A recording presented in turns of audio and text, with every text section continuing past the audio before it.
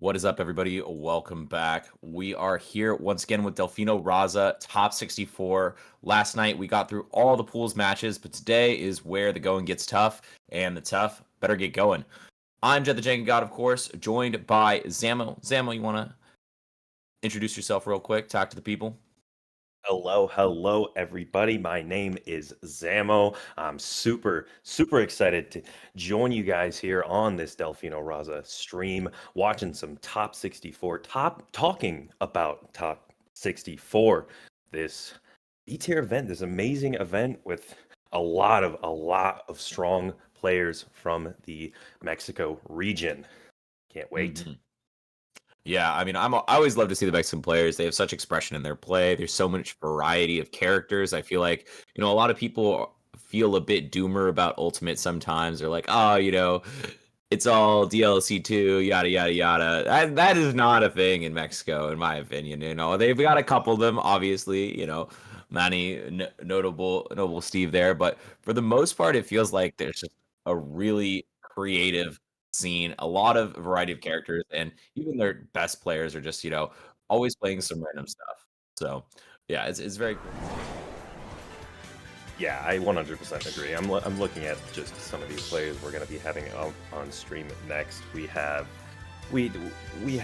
just Blues on the Inkling. We have Evil M on the Sheik, Nolito, Whiskey, players like that. We have Land, huge Whiskey fan here. Oh, Whiskey's huge so Whiskey sick. fan. Unber, Skele, Danny. We have a DK. Come on, just absolutely incredible players, just showing off these more odd characters and just showing that they can make it just into top 64 of Delfino Raza with these characters. Yeah, and on the winner's side here, we're gonna have our first match. It's gonna be DK versus Terry, Unber versus Skeldani, and I'm looking forward to seeing how this goes. It's always a little bit weird when you're fighting against a character like one of those fighting game characters, and you actually have to like be up close and personal. And DK, while he has some big legs, definitely has to get in the fray. You have to get in the fray against the fighting game character, but you also, on the other side, you have to get in the fray against a Donkey Kong. This is true. If he gets his hands on you, that could be a stock at 60-70%, getting those ding dong timings down. Yeah, definitely stage dependent. We'll see if we have a ding donger on our hands. It's interesting. I feel like there's some DKs who are like, I am dialed in on the ding dong. This is what I do. I ding dong people. And then other ones, it's like, yeah, most of the time I'm doing whatever, and then occasionally they'll pull it out, and you're like, whoa, I didn't think you did that. They're like, yep, I got that too. So we'll see what type of DK we got on the Skeldani side. Yeah, 100%. And I was looking at Unber's Super Major account, and there is a Ryu in the back as well. Could be seeing a Terry or a Ryu. We'll see if that extra, more prominent projectile on the Shakunetsu side will be coming out, or if just gonna stick it out with the Terry. Just want to scrap, get in there, press some buttons, get some moves out. Yeah, I think Terry is actually a really popular character in Mexico. I see him picked up a lot. Yes.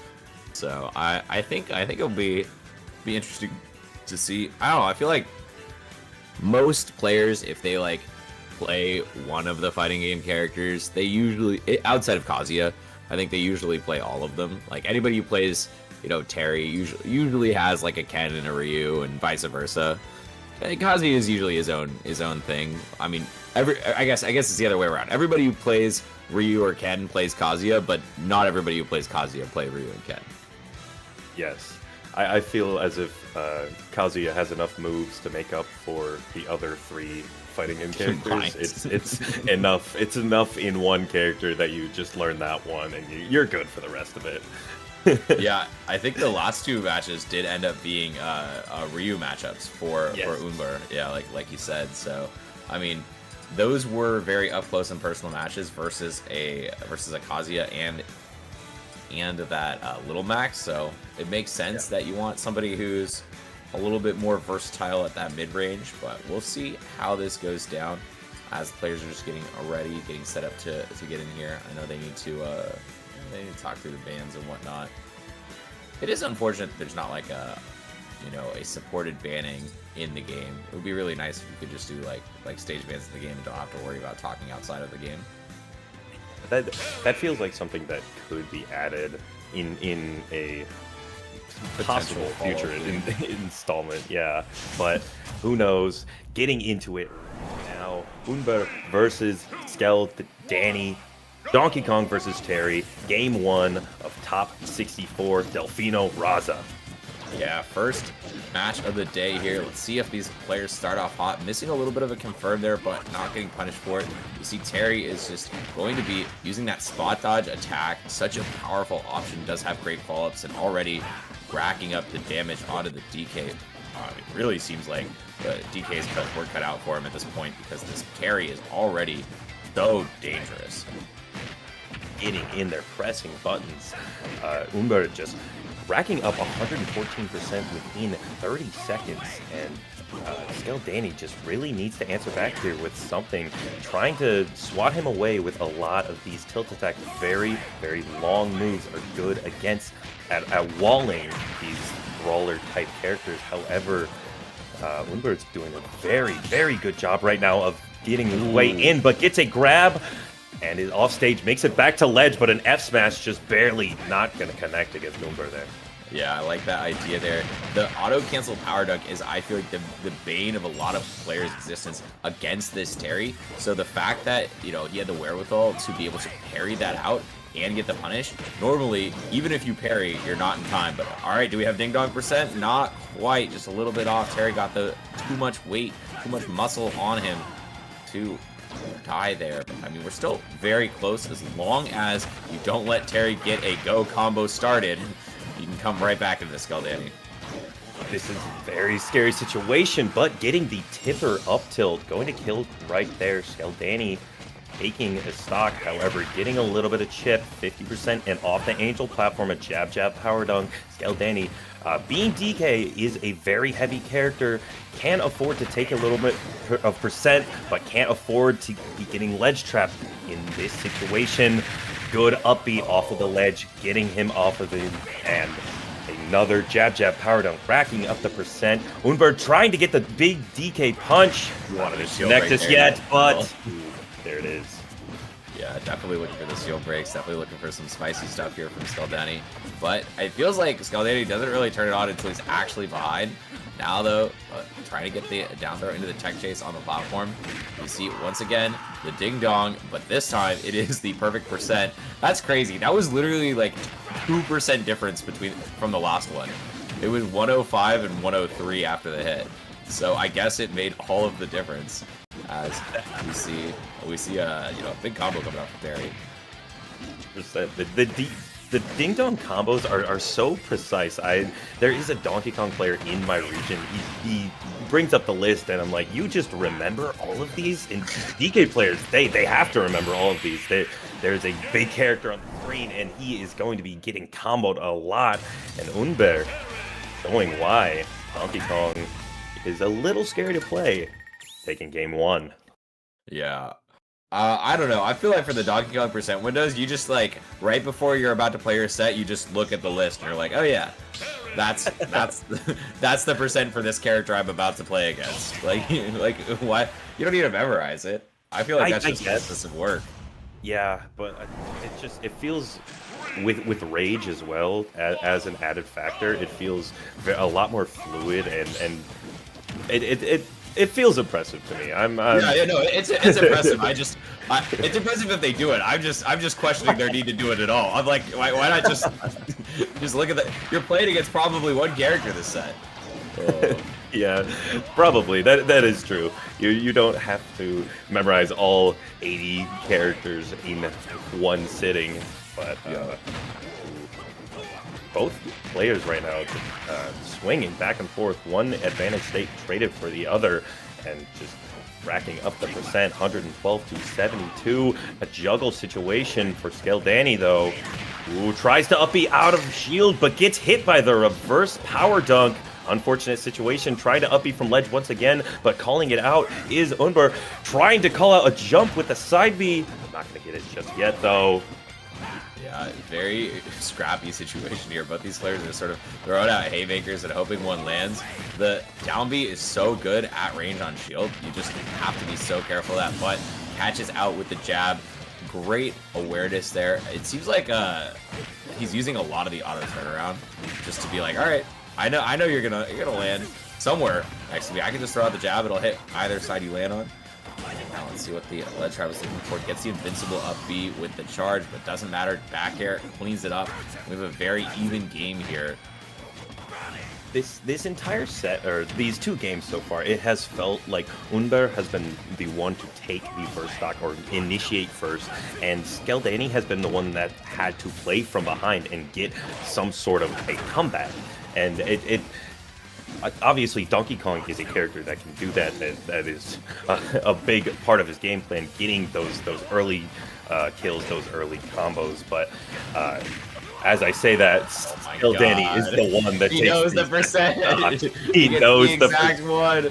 That was the first one was at 103 after the hit. The second one was at 105, and this one was at 104. Like these percents are literally just within a couple percent, knowing the exact window, but just finds the openings perfectly. However, a perfectly placed back air leads into a stock, and we are even on this final one as a huge second combo comes out. Terry is just really coming back in. This is not gonna kill, right? Just you're dead. 64% on the grab.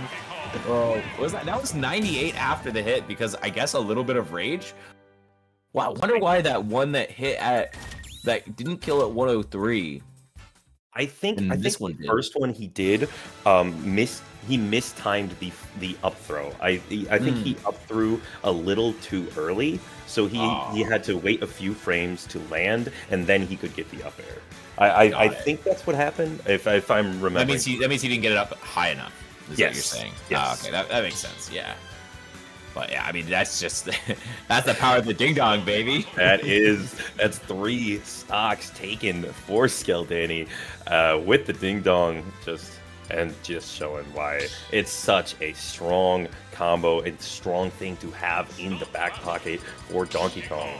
And recently a lot of people have been saying DK is a really strong meta threat, just has a lot of good into these stronger characters.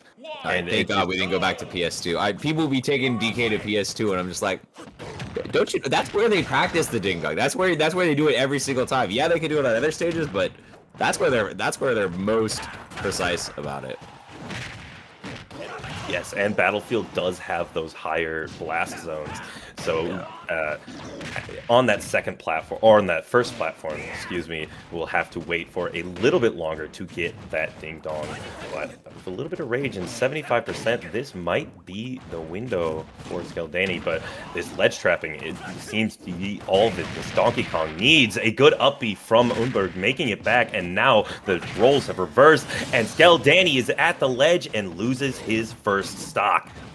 Man, that burn knuckle is such a good lasting hitbox, but the up B should be able to clean up the stock. Yep, spinning Kong does the trick, and now we are very even on the second stock. Just a slight lead now after that initial combo as well. I mean, it just really feels like the movement has leveled up from Skele, who I feel like in the first game was sort of getting his feet underneath him, but now it's just like really clean movement, making sure he's always in range to make it happen. And yeah, at that time, the up air not going to be able to kill. Not quite the ding dong that we saw in the last one, but I mean, it doesn't matter with the way he's moving right now. I agree, yeah. Skele has been just really, really strong right now in his movement and in his confidence. And it feels like Unber's just, as I mentioned about Skele last game, Unber is now the one that needs to be on the back foot and has to make some sort of play in order to find an opening, find a stock, find this percent. Oh, the forward air catches out a jump. That's such a big call out option for DK. You only do that when you're fairly sure that your opponent is going to be in a certain spot. Otherwise, it's such a risky option. But another spike just catches out DK's head. We see the tables turn completely on Skele, where last time he was able to rob 2 stocks at 70%. This time, it was Terry who was doing the robberies. That down air reaches reaches out and down really far, going past the ledge and that massive head on Donkey Kong, which allows him to get these ding dongs. Actually, a bit of a blight in this case, just allowing for that massive hurt box that Donkey Kong has to be hit by Terry's down air, which will put Unber up 2-1 in this set. Yep, so best of 5 territory here on day 2 at Delfino Raza. I think we're going to see a run back of the same characters, but I mean, what do we think we're going to see at Donkey Kong stage-wise? Did you see what he... I believe it was Battlefield once again. Battlefield again? Oh, man. All right, I got a bone to pick when this happens. Every time your opponent counterpicks you to a stage, and then you go back to that same stage after losing on it, I think you've made a mistake. I don't know. It just seems like there's a bunch of stages out there. There's got to be at least one that's better than the one that your opponent thinks is their best stage. Yeah, I agree. Even no matter how confident you feel on the stage, you just lost on it, and your opponent thinks your opponent picked it and then proceeded to win on it and prove why they pick it. So I agree, but this is a scary situation with a ding dong. Not gonna kill just yet, but a back air and the F tilt timing around the power dunk, getting the first stock one offstage scenario is all Skele needs. Yeah, incredible just spacing there from Skele. Lots of just precise aerials, finding the weaknesses in the recovery, and also just finding an F smash. This is just a disaster already for our Terry player here. Oh no, a miss on the aerial spinning Kong means that Unber is going to get a little bit of a break, but the grounded one was just work. Oh man, I can't believe that one just called out the empty hop. Sometimes you guess right, man. Is great stuff from Skele. As you said, this has just been a really strong showing from our Donkey Kong player, and one offstage scenario, getting the reversal with the up B start, and Skele takes that stock at 0%. Absolute robbery. My man just went straight behind the cash register, stole that stock out, was like, don't call the cops on me, he's out. Oh man, that was crazy. Oh, that was a terrifying situation to watch. That must have shaken Unber a little bit, making him even more scared to go for those edge guards. Back to Battlefield? Yeah, we are. Yeah, we're back to One of them is wrong. I don't know which one, but one of them is wrong. Someone's wrong. They're both picking it after they've lost. But I feel this is a pride issue now. They both won once. They're like, Battlefield's the safe. We got this. Come on. Yeah, exactly. It's like, all right, we both won once on PS2. We both won once on Battlefield. This is for all the marbles, Who's going to go into that losers bracket with all the sharks down there? We got to make it happen right now. But, I mean, this is just a slobber knocker already. Trading back and forth combos, going for those down airs, really trying to set up an edge guard situation. Great kick there. And, okay. Just goes for the down throw at the edge of the stage, trying to set up a ledge trap situation. DK used 4 back airs in a row. The 4th one does manage to chip out the shield and work out. But let's see, just able to kick straight into the center stage and not get that go follow-up here, Zambo. Oh, this is crazy. Oh, just both players just absolutely wailing on each other's shields, and just throwing out moves, and finally one is going to take it as Skele takes the first stock, trying to rack up a little bit more percent and uses the uppy to go past. Good drift, going past again, tries it, but Unber's not falling for it 2 times in a row. That was a crazy mix-up. I have not seen that one before. We saw why you don't go for it very often, as it seemed like there was a big punish on it. And the moment we come back into this second stock, it seems like Unber has really dialed in his advantage state, as we see another ledge trap into a power dunk. Just 2 stocks to 1. Does not care about how that first stock went. He is hunting for even more. Terry looking for that down air in the corner, really putting the pressure on here, Zambo. these ledge situations are so scary, especially as DK. Terry has so many moves that can lead into a down air, lead into a down tilt, side B, any of these kill options at the ledge. And for such a big body like Donkey Kong, we are seeing Unber just absolutely capitalize on the poor disadvantage state that he has. And a jab at the ledge, just barely not going to do it. Skele finds a grab and gets the back air. And now edge guard situation, ledge trap, forward tilt, sending him off again. He has 140% and a dream. This is a super scary situation, and Unber finally losing their second stock, 140%, and the armor of the big DK punch goes through a couple back airs, and the F smash just barely not going to connect into the up B. Does Skele die? He does, and that is going to be game 5 going to Unber. Wow. What a crazy ending there. It seemed like all of the momentum was in Skele's favor. He finally was starting something strong, had that whole sequence leading all the way to the left, but at the end you get caught by a jab, and that's how it goes against Terry.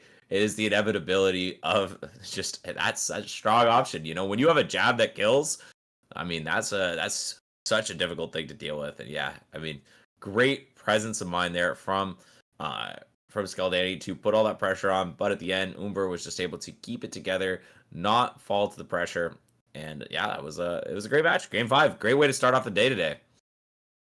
I agree, and obviously it was a great match. Just both players just holding forward, going in, getting their combos, getting those kills, racking up the percent. That was a very fun matchup to watch. That either player could die at any point. Yeah, certainly a tough situation to be in for either side. I mean, you see somebody who's like, you know, just armor straight through your big move and hits you for 30% off the rip, and then you just start getting obliterated with some combos. It's tough. It's tough. But that is going to be that for that match. We have our next match coming up. We're going to be seeing one of my favorite Mexican players, AlanDiss versus Blues. Hey, yes. Alendis versus Blues, 2 incredible players. Yeah. And how do you feel about Snake versus Inkling? I mean, Inkling gets their teeth knocked in is how this matchup usually goes from my experience. But hey, you know, maybe Blues is gonna be able to prove me wrong. Well, I ain't gonna sugarcoat it. That's not how I see it. I see this going down. It's even tougher. I feel like when you're playing a difficult matchup into like a higher seed, sometimes, you know, you're like, all right, you know, I know the matchup better. Maybe I'm playing a more unique character, but like when it's I don't know, when it was into Alendis. Hold on a sec though. I just checked the set history, and it seems like the last time these two met, Blues managed to beat Alendis. What is this? That's crazy. When was this? A bit of a grudge. Okay, that was a bit ago. That was 4 years ago. Oh wow, that's the last time they played. 4 years. Wow, man. 4 years since you played somebody in Ultimate. It's crazy. This game has been out for so long. It's like, all right, you know, sometimes you'll have people who are just you didn't even know, like you didn't even know they existed back then. You're like, whoa, this person's been playing the game since it came out. I just heard of them recently, and that's because they had like some huge come up, like, you know, 4 years into the game, they finally locked in and figured something out. That's why I love this late stage Smash Bros. It just feels very. It feels not figured out, but it feels every character has their niche, and every person has figured out something, and it feels really just. I'm still learning new things about this game. Yeah, 4-5 years into playing it, and it's always fun to watch. Always fun to watch. Yeah, no, I agree with you on the, like, every character has like their niche figured out at this point.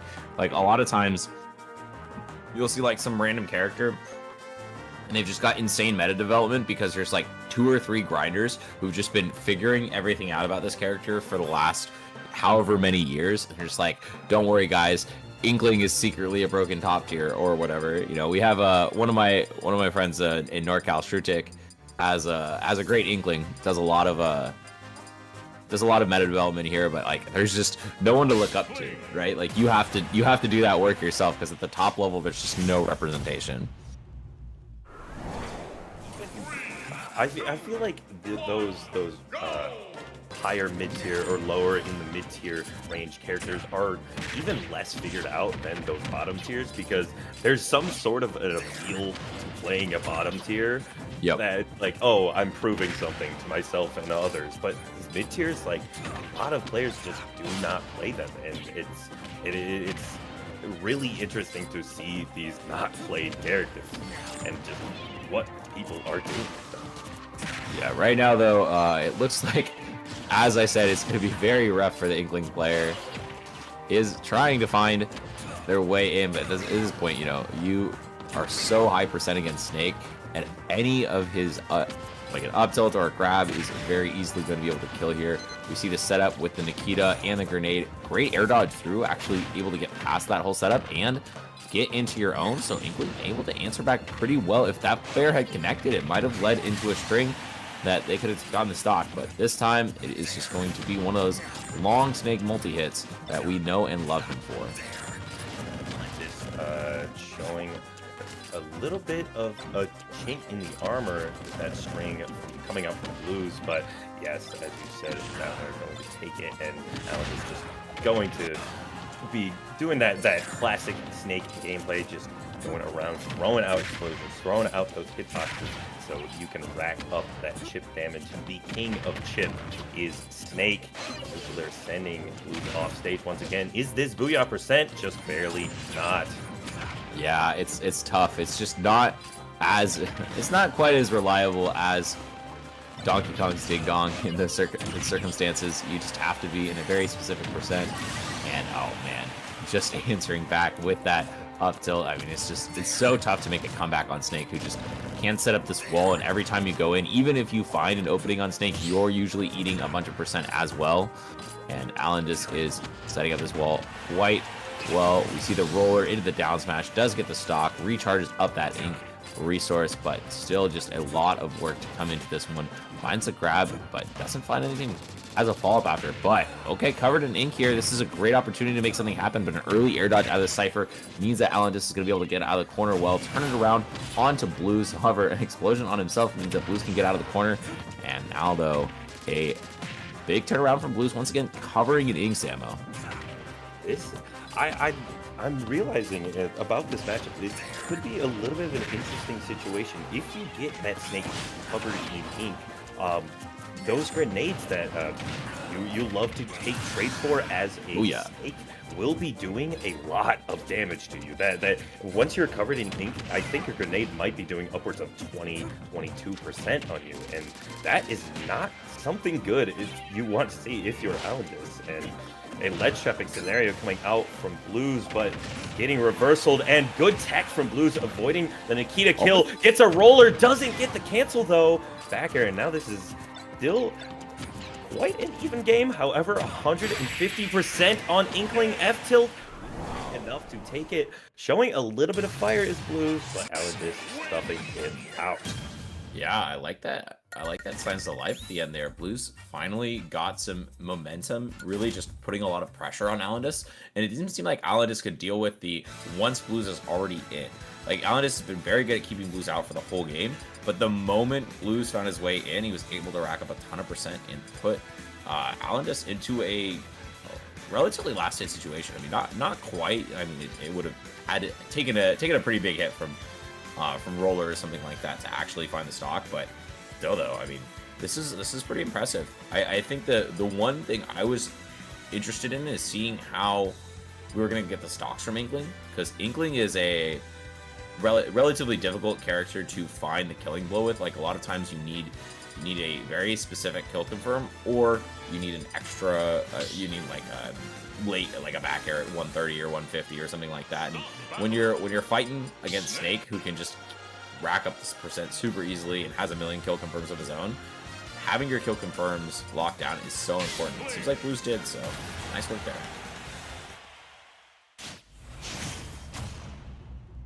Just not the best character at finding kills. Snake, on the contrary, one of the better characters at finding a kill because he racks up the percent so well, and two-thirds of his tilts are killing options with a grab that will lead into a kill as well. This is just a very scary situation. Can Inkling find the opening, or will Snake chip them down? Getting a big up throw combo though is Blues, and just even percents. AlanDiss back to the corner, back in that situation. And it's the Nikita taking the first stock. Yeah, I think basically Snake has a sense of inevitability, where like you're gonna take damage. Like you can't avoid taking damage from Snake. It's not possible. And he also has an ability to kill you eventually. So if you're not putting the pressure on Snake, he will eventually rack up percent, and he will eventually find a kill on you because that's what he does. You know, so. Great set there with the forward air, going super deep, isn't able to find the other one, and now we see a super high Cypher, and able to get back to ledge. Just gets the up throw though, and the booyah. Wow, that was like 135 that worked on. That was actually pretty impressively high, and maybe this matchup isn't quite as bad as I thought. Yeah, if that booyah, if that kill confirm is working upwards of 140%, that is a good situation you want to see. And what I've been impressed with so far is Blue's recovery. He is absolutely doing an incredible job at avoiding Nikita and avoiding all of these hitboxes that AlanDiss is throwing out. However, AlanDiss is doing an incredible job at that ledge trapping, that next phase of disadvantage. But I still am super impressed with what Blues is doing, and this reversal is really scary. Does make it back with the Nikita, trying to break out of that Cypher armor, but this advantage state is still going for Blues. But now AlanDiss finds a way to make it back to neutral and find his home. That was so unfortunate for Blues. It really felt like they had the whole kit and caboodle, but unfortunately at the very end, caboodle slips out of their grasp, and now it's a back to neutral start, and it's such a tough ask to make this comeback of a full stock when you don't have like some ability to make a camp happen there. And the trade with the up tilt. Yeah, a lot of times it feels like Blues has been predicted on the timings of run-in, has not been mixing up the approach timings a lot, and when AlanDiss needs it, he pulls out that counter attack up tilt, just like, oh, you're running into me? Cool, I got you. Have this leg. And that leg ye shall have. That up tilt is so scary to go up against when you have that character that we mentioned has that inevitability. You will take damage, and there is that threshold of once you're at 90%, 95, that up tilt is going to start killing, and it's so scary to land. It's scary to approach. It's scary to sit there. Snake is just a terrifying presence that is felt everywhere. And AlanDiss, one of the best Snakes in the world, will utilize that to the best of his ability. Yeah, great. I don't know. We'll see on the stage counterpick, the Hollow Bastion, if it's going to make the difference. Getting a little bit of a parry start off, but the grenade was there to disrupt the whole thing. And that always sucks when you're like, I finally found the opening, and then you just are like, oh, never mind, grenade interrupted me. Oh look, it did it again. You know, like even if you're getting some hits on Snake and he's taking the grenade damage too, it's just like so demoralizing to have your combos interrupted like that. It's an unfortunate situation to be put in, and a lot of your combos just stop working, but that combo is going to be working at that percent. Blues finds the booyah, and this Hollow Bastion does have low ceilings, so that booyah is going to be killing at lower percent. Very, very threatening. But a parry up tilt just barely not going to be killing on the side of AlanDiss. Dash attack sending him off once again. Can Blue make it back from the depths? And avoids the C4 as well. Scary situation in the corner, but gets a jab. Doesn't go for the rapid jab. Yeah, I'm a little surprised on that one. That's like sort of the Inklings go-to, but right now they're looking very, very poised to take this game. Another rapid. This time the rapid jab comes out, and the has a decent amount of ink on. Yeah, just having to charge that one up. I think maybe the Rapid Jab earlier wasn't used because they didn't have enough ink.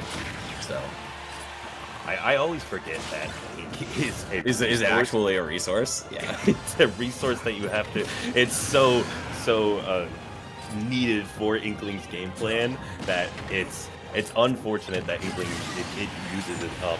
However, Blue's using the resource to the best of his ability as he's now up an entire 2 stocks. Yeah, 2 stocks to 1 now, as we see AlanDiss adopt a very defensive posture, but this time the grenade breaking him out once again of that jab combo. Still, when you're ahead, you're happy to trade these grenades with Snake. You're a whole stock ahead. You're throwing out your own bombs, and just really hunting down Snake up in the sky. Just looking pretty good. Gets the jab after the grab release, going so high for the forward air. Would have worked out if it connected, but now we see another booyah, and it does on this low ceiling stage. This is exactly what you were talking about. Dominating performance for Blues on the counter pick, but I don't know, man. This is gonna be a counter pick for AlanDiss now. Do you think he's gonna be able to perform as well on a counter pick stage? I do not know. I feel as if Blues is going to be banning those larger stages like Kalos, Town, maybe a PS2. We'll see. So it allows him to apply that pressure that we saw in that game 3. But AlanDiss does then still, okay, maybe not a PS2. AlanDiss has so many options to do well on. Snake has just a plethora of tools to utilize every stage, and Blues now has to play on that back foot and play on PS2, which I believe they started on. I'm not, but we'll see if AlanDiss is going to be doing a repeat of Game 1 or Blues find a way to continue this dominance that we saw from Game 3. Yep. Already though, starting off with a couple dash stacks means that AlanDiss is going to find a little bit of a lead, but nothing that can't be made up for in a single combo. And a lot of splatter shot right now be used to clean up these grenades, making sure that you can't safely pull them in every circumstance. Very similar to Fox Laser, that can just explode them if Snake is holding them too aggressively. Great tech chase. Oh, almost catches the roller, which is a huge opening here, but great trades out right now mean that we are just kidding. You lands an up tilt.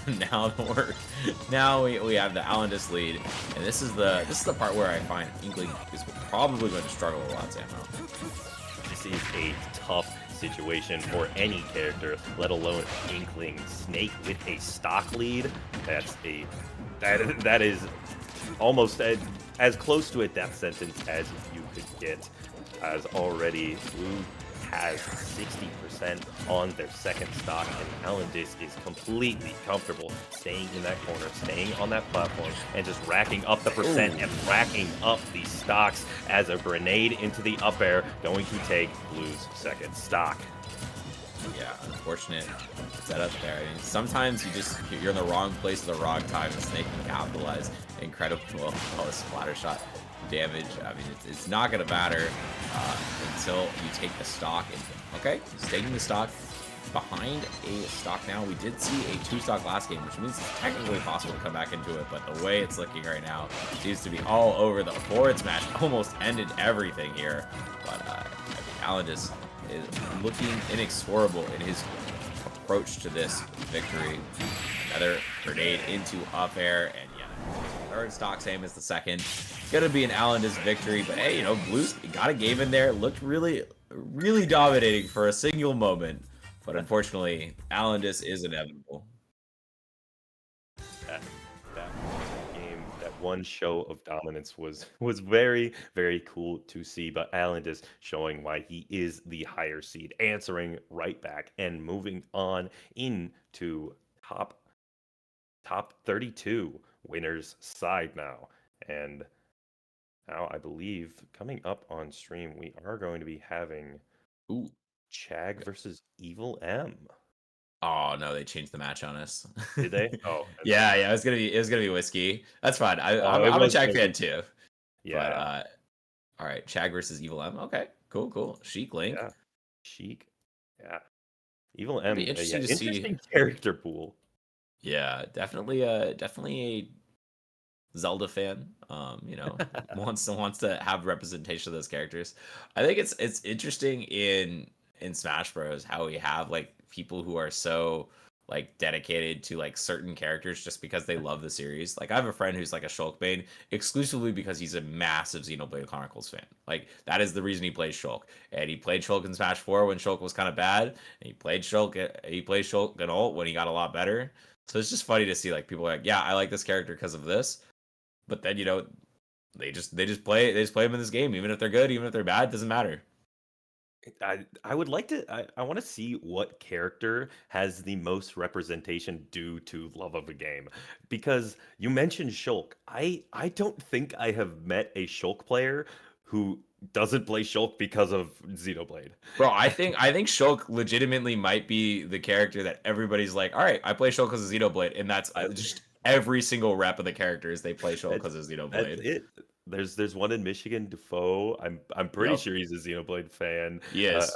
Elijahman from Canada. I'm pretty Yep, sure he's a he is. Xenoblade fan. Um, I bet in the I Shulk Discord they're just like talking about Xenoblade. They're not even talking about Shulk. They're just like, yeah, Xenoblade. They're talking about Shulk from Xenoblade, not in Smash Bros. Not even not at all anything about Smash Bros. Somebody comes in and like, hey, can I get some matching experience with Shulk? Oh yeah, you just download this game. You have Xenoblade Chronicles 3. That's my favorite one actually. Yeah, and then I feel like there's like the whole antithesis of that is like the people who play the Mii's. They're like, I'm not in it for the character. I'm in it because I hate fun. I am playing myself in a game with 82 other characters. I will play myself or whatever horrific amalgamation I have created. Yeah, they always do some weird thing too. Like it's not like a normal me. They can't just be like, oh yeah, I made a person. No, it's like I made a mushroom man or I made a dragon or something. Yeah. There's no in between. It's either a character from a just show or something or game or some horrors beyond your imagination. True. Oh, yeah, the Sans Me Gunner was a great inclusion. I always like when people play that one.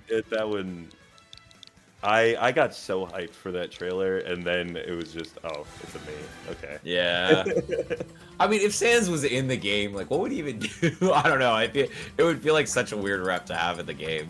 I feel like he would be like the lightest character in the game, and just like a complete zoner. Just he just do not touch. Creates bullet hell on the screen. Exactly. Yeah, that'd be kind of fun. Yeah. And then like his final smash could be like the opening move of the Sans fight. Yeah. I can. All right. You're cooking over there. I like it. Nintendo, where you at? Come on. Move into the screen. Get me on the team. Come on. Get Sans in there. No, Smash 6. All right. Let's do this. Okay, but we've got our players all ready to go. Like we said, we've got Chag versus Evil M. Sheik/Link versus Palu/Min. I wonder who Chag's gonna be going here. I know he's been kind of fronting the Min a lot. Like it hasn't really been the Palu lead like he used to be. He's sort of switching it, but okay, now we have. It looks like that's selected up. We are going to be seeing Palutena from Chag. Is it going to be Link or Sheik? I have no idea how either character does against Palutena. It can't be good. Yeah, Link does like okay. The biggest problem, in my opinion, with Link versus Palu is if you get off stage and just like up B, you just get dunked super easily. But the matchup is like relatively okay. Like your Nair is really good in the matchup, like it is in all matchups, and like the reflector doesn't really matter that much. You have good kill confirms on her. Like it's a solid matchup. I've seen it played a decent amount. And also the ledge trapping is really good for Link. So that's one of the things I'm going to be on keeping an eye out for as we see the neutral going pretty heavily in favor of Evil M so far. tough. I'm loving these conversions off of all of the projectiles that Evil M is throwing out. We saw a really cool conversion off of that bomb into the boomerang, and just keeping up that dominance right now is Evil M. Finding a grab, looking for the air dodge, trying for a big read, not going to fall for it is Chag though. And now Evil M is off stage, avoids that second explosive flame, gets a forward air off stage, and now we are in a better situation. Using that bomb to try cover the teleport cancel. I think that Evil M has been on the mark with like what a normal Palu would do, but then Chag is just like one level ahead at the moment, using some pretty good mix-ups already, despite it being very early in the game. And that time, managed to catch the warp straight down, but still has to find the stocks somehow. Let's see how the final killing blow for this goes for either of these players. As we see another forwarder, any of these can connect into a killing blow. As we just see a lot of back and forth in the neutral down tilt as a get off me tool, and just the up B back to ledge. Not too worried about anything else. The bomb, just a weak throw, almost working out.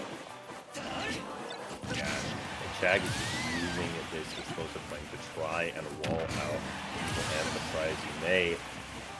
Comes for you all the same. Forward air from Evil M, taking the first stock, and then a back air off platform, taking it for Chag. And now we are back at 2 stocks apiece, beginning of each stock. And once again, Evil M is the one finding these initiations and finding the beginning percents and combos.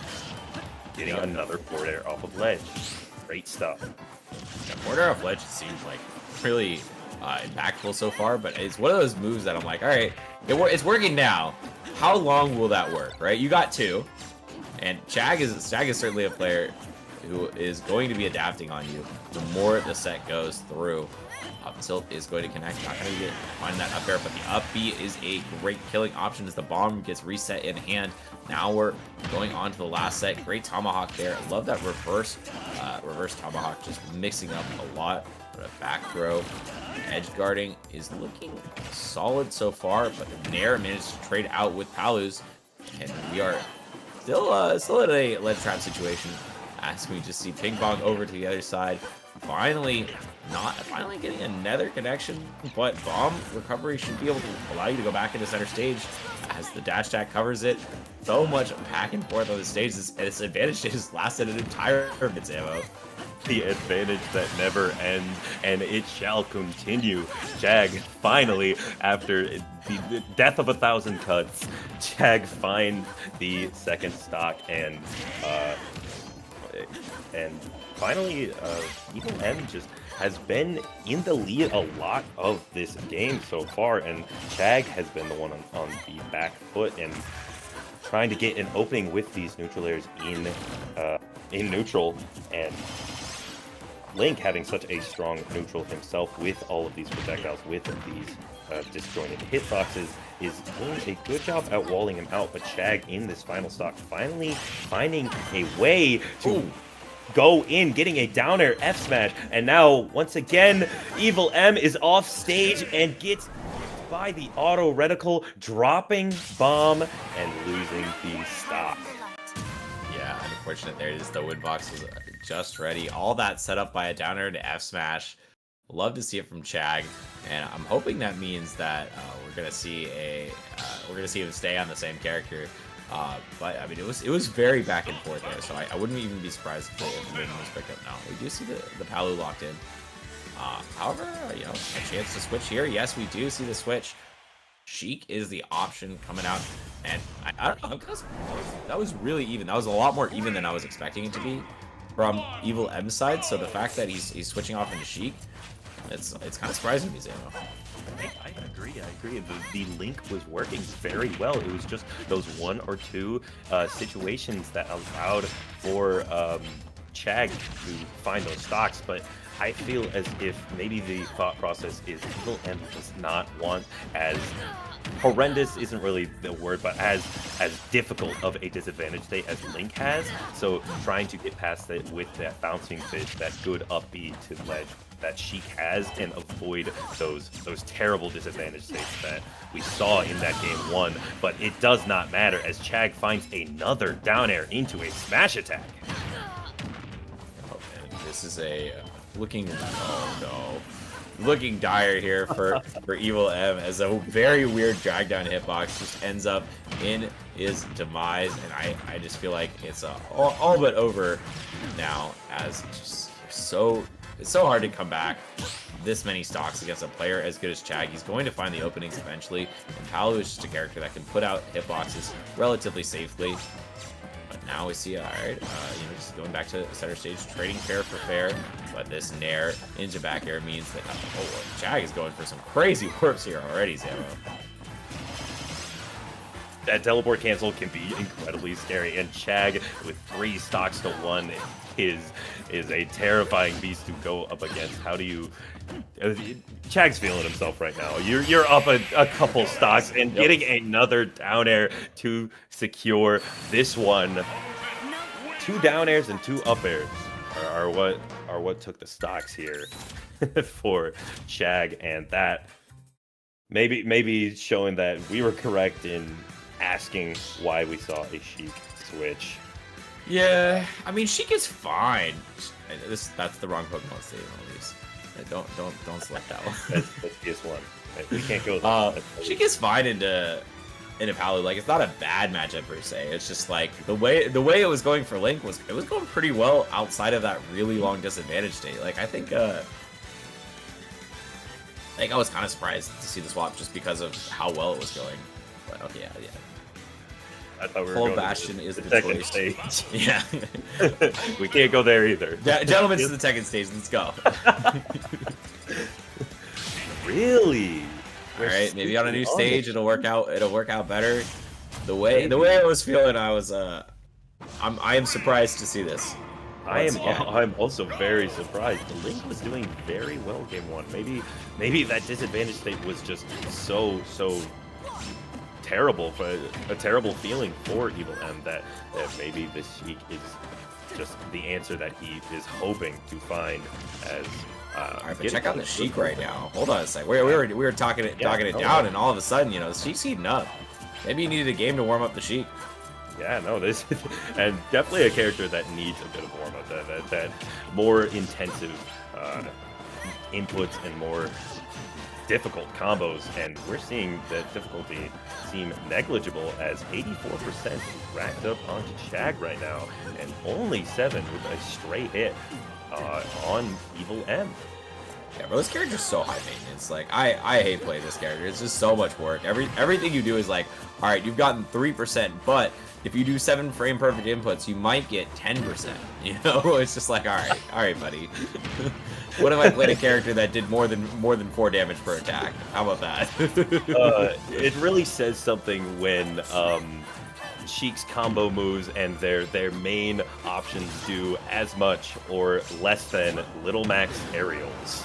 Yep, exactly. It is a sight to see, but Evil M showing why it is still possible, and Sheik is definitely a strong character if you can maintain it.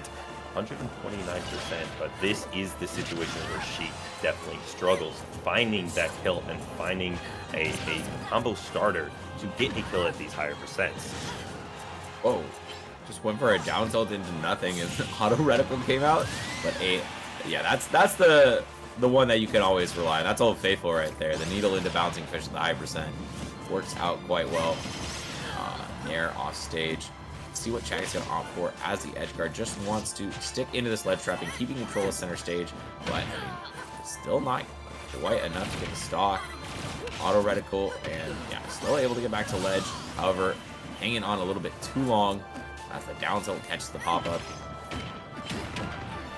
Getting an F tilt into F smash with Evil M, opening up a little bit of an advantageous situation, trying for the drag down with the up air, not going to lead into much, but still in the driver's seat is Evil M, trying to get a read, but spot dodges the grab and still in advantage. Seems like the roles have been reversed as this advantage state is going on for a while for Evil M. trying to get something going with this Nair. Is Chag not going to get too much? As a forward air for Evil M, has to air dodge back to ledge. Not going to get anything, going back to neutral. Yeah, going with these teleport cancels really making it difficult to track down in this vertical advantage state. However, it still seems like Evil M has been in control of the neutral this whole time, winning pretty much every neutral interaction, going for these frame traps, just getting a forward air out of it, but it's still like percents mounting. It's always a threat that a kill will come out. And not even getting a punish on that portal. It's like, I don't need it. But oh no, not what you wanted from Chag. Doesn't throw in time, so no throw invincibility means that the grenade is gonna get the kill. One of the moves that I feel like is so rare to get a kill with. Like you almost never see that move connect. Yeah, you see a lot of Sheik thrown out at that ledge situation, but the game has been out for so long and people have played against every character so much. Not many people are getting hit by that grenade, but in that awkward situation, yeah, finally finds it. But an up smash in neutral, Chag throwing out a kill option, trying to call out an approach, but a down air out of disadvantage puts Evil M in a good situation. And now, yeah, we're seeing that grenade once again, gets an up tilt, gets the raindrop, not going to lead into the up tilt, and these needles now coming out. Just such a strong neutral option, especially against a character like Palutena, who doesn't have the greatest projectiles to swat needles away or to really challenge it. Has that reflector, but it's still it's needles. Those are an incredible projectile.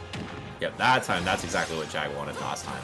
So he uses the throw invincibility to get through the grenade, but it's still, I mean, is behind in this stock.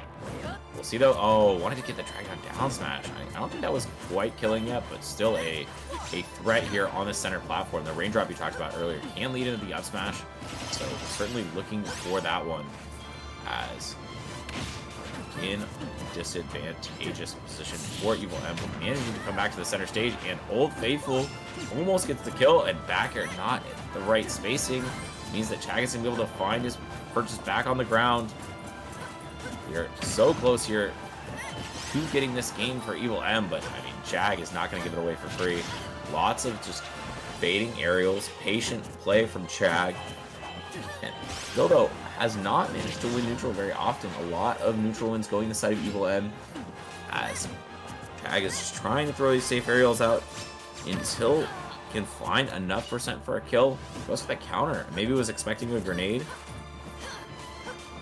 We're back in the center stage. There's so many aerials being thrown out on both sides. It's like, all right, one of these has got to land, Samo. One of them has to land, as finally a forward air trying to lead into this explosive flame, but the third one not going to come out and being punished by Evil M. That ledge trapping situation was really scary. 165 on the side of Chag, gets that last hit in there, and once again, Evil M has to make it back, trying to get a call out, but gets the grab at ledge. Back throw is going to take it. Chag winning 3-0. Oh man, Evil M, you had that one. Come on. Nah, she sucks. I'm gonna be real. I'm gonna be real. This character sucks. It's so hard to play Sheik nowadays when you have all of these characters that win one interaction and get the kill, or they deal so much damage in that one interaction you only need one, maybe two more to get that kill, when Sheik has to be constantly getting either these cutscene combos that would deal 40% and last 2 minutes, or and you just need to get that over and over again with your superior frame data, yes, but it's still just so little so late, as Chag will be taking it 3-0. Yeah, I mean, not having a kill throw, having to really find.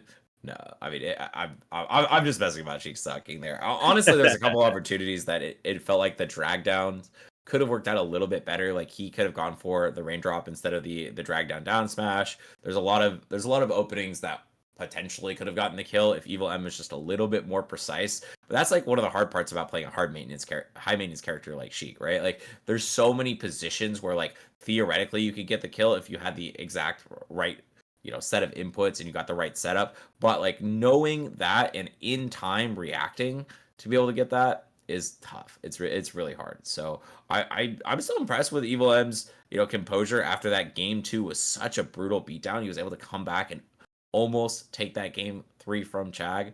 Still a pretty good showing. So I like what I see, but still a little bit more that needs to happen for Evil M to be really able to contest with somebody of the level of Chag. Yeah, I 100% agree. And as you said, with those high maintenance characters, it is also really tough being a co-main with that high maintenance character because you have to keep up with Sheik, the character that probably has one of, if not the most inputs per minute in the game, and playing just so precise. As Number you two, said. number two. There's ice climbers exist. True. Yes, I did forget about ice climbers. You are pressing. I feel bad for every single ice climbers controller. Pray for those. But yeah, you have this precise character. This just character. It requires so much maintenance that having another character on top of that is just it's very scary and very difficult. Yep. Big respect for having both characters and playing both at such a high level. But yeah, it's hard.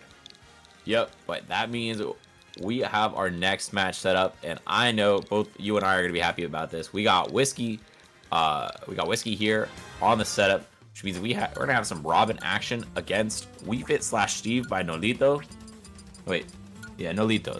I think that's how you pronounce it. Chat, if I'm pronouncing it incorrectly, please let me know, but I'm pretty sure that's it. Yeah, and WeFit/Steve, interesting combination. I feel like there's a lot of characters that are like, at this point, like, all right, I'm not liking my character anymore. I'm gonna get a secondary Steve, like for the bad matchups. Why not? But then at that point, when you have that backup Steve, like, there's always going to be that voice in the back of your head, just like, I can play Steve here. Yeah, just like, why just play it for the bad matchups? Steve doesn't have bad matchups. Yeah. I don't know. I still think Sonic beats Steve. I'm in the camp that Sonic beats Steve, but maybe I'm in the minority. that is a contentious topic in the realm of Smash Bros. So many people are like, oh, Steve wins everything, unbeatable character, but there are some chinks in his armor. It is possible to make it and to beat Steve, as obviously the best player in the world right now is not a Steve player. So all right, but we are going to be talking about this game that we have here. No Steves to be seen, just a couple of mid/low tier heroes with Robin versus WeFit. I've actually played a lot against this WeFit character. There's a couple in NorCal who are pretty solid. Varun, not as common anymore, but yeah, it's a very, very powerful character. On the other side, Robin is one of those characters that has high potential if you hit the right stuff, like the ladders from the side B, as well as just the setups with the up B cancels are so good. And oh my god, going for that dare, maybe potentially looking for a double dip. But yeah, I mean, these are characters that I feel like are very powerful, but they just don't have the right stats, right? Like Robin's just move speed is so slow, and the fact that he doesn't always have the 11 sword is like a really big detriment. And WeFit, when you have that deep breathing on, when you have that Kaioken powered up, bro, this character is terrifying. You can kill it any percent. Put deep breathing on any character, immediately becomes a better character. That is such a strong move. Always having that stat boost, that ability to deal more damage, be faster, and do more knockback. And yeah, as you said, both these characters having that odd resource. I mean, I guess WeFit doesn't really have a resource mechanic, but that WeFit, or that deep breathing kind of can be treated as one. I count it. You can for sure. Yeah. You have like a timing on it, and you can't use it all the time. But just absolutely, just both these characters having those odd mechanics, and both of these players just using them to their full potential as Whiskey right now, showing some absolute dominance. Bro, Whiskey knows this matchup. That's crazy. Like, I always love when you see a matchup and you're like, all right, there's no way this character knows this random matchup, and they just do. And you're just like, oh, okay, you know the Wii Fit matchup. Good for you, Go. Like, you got that, dude. Well done, and still well done from Nolito. I gotta stretch it out first. He's Throws out. Stretch it out. A little bit of a taunt coming out from Nolito as the Nair back air killing at, I believe they started at 70% before the Nair hit. Great stuff, but you are at ledge against Robin, and that Arc Thunder is going to take it. Whiskey winning game 1. Yeah, Whiskey used to beat Baby Thunder really well. I mean, I think that's one of the biggest things I think in this matchup is using Baby Thunder to disrupt the startup of. You can use it to disrupt the startup of Deep Breathing. You can use it to disrupt the startup of Header. If they're charging their Sun Salutation, there's a lot of ways that Baby Thunder can disrupt that super well. So I like how Whiskey was utilizing that. But also there's there's on the other side, if Wii Fit Trainer can manage to find that opening with Deep Breathing, like, you're just gonna explode as Robin every time. So you have to be, you have to play a very patient game as Robin throughout the set. Yeah, 100%. And I was thinking about this. Both characters are kind of on opposite sides of wanting to be in ledge situations. Wii Fit, known for their ledge camping or ledge planking, all of that, using the soccer ball and Sun Salutation on that ledge, and Robin actually a very strong ledge trapping character. So I'm interested to see, as we are planted at that ledge right now, and which will win, ledge trapping or ledge planking.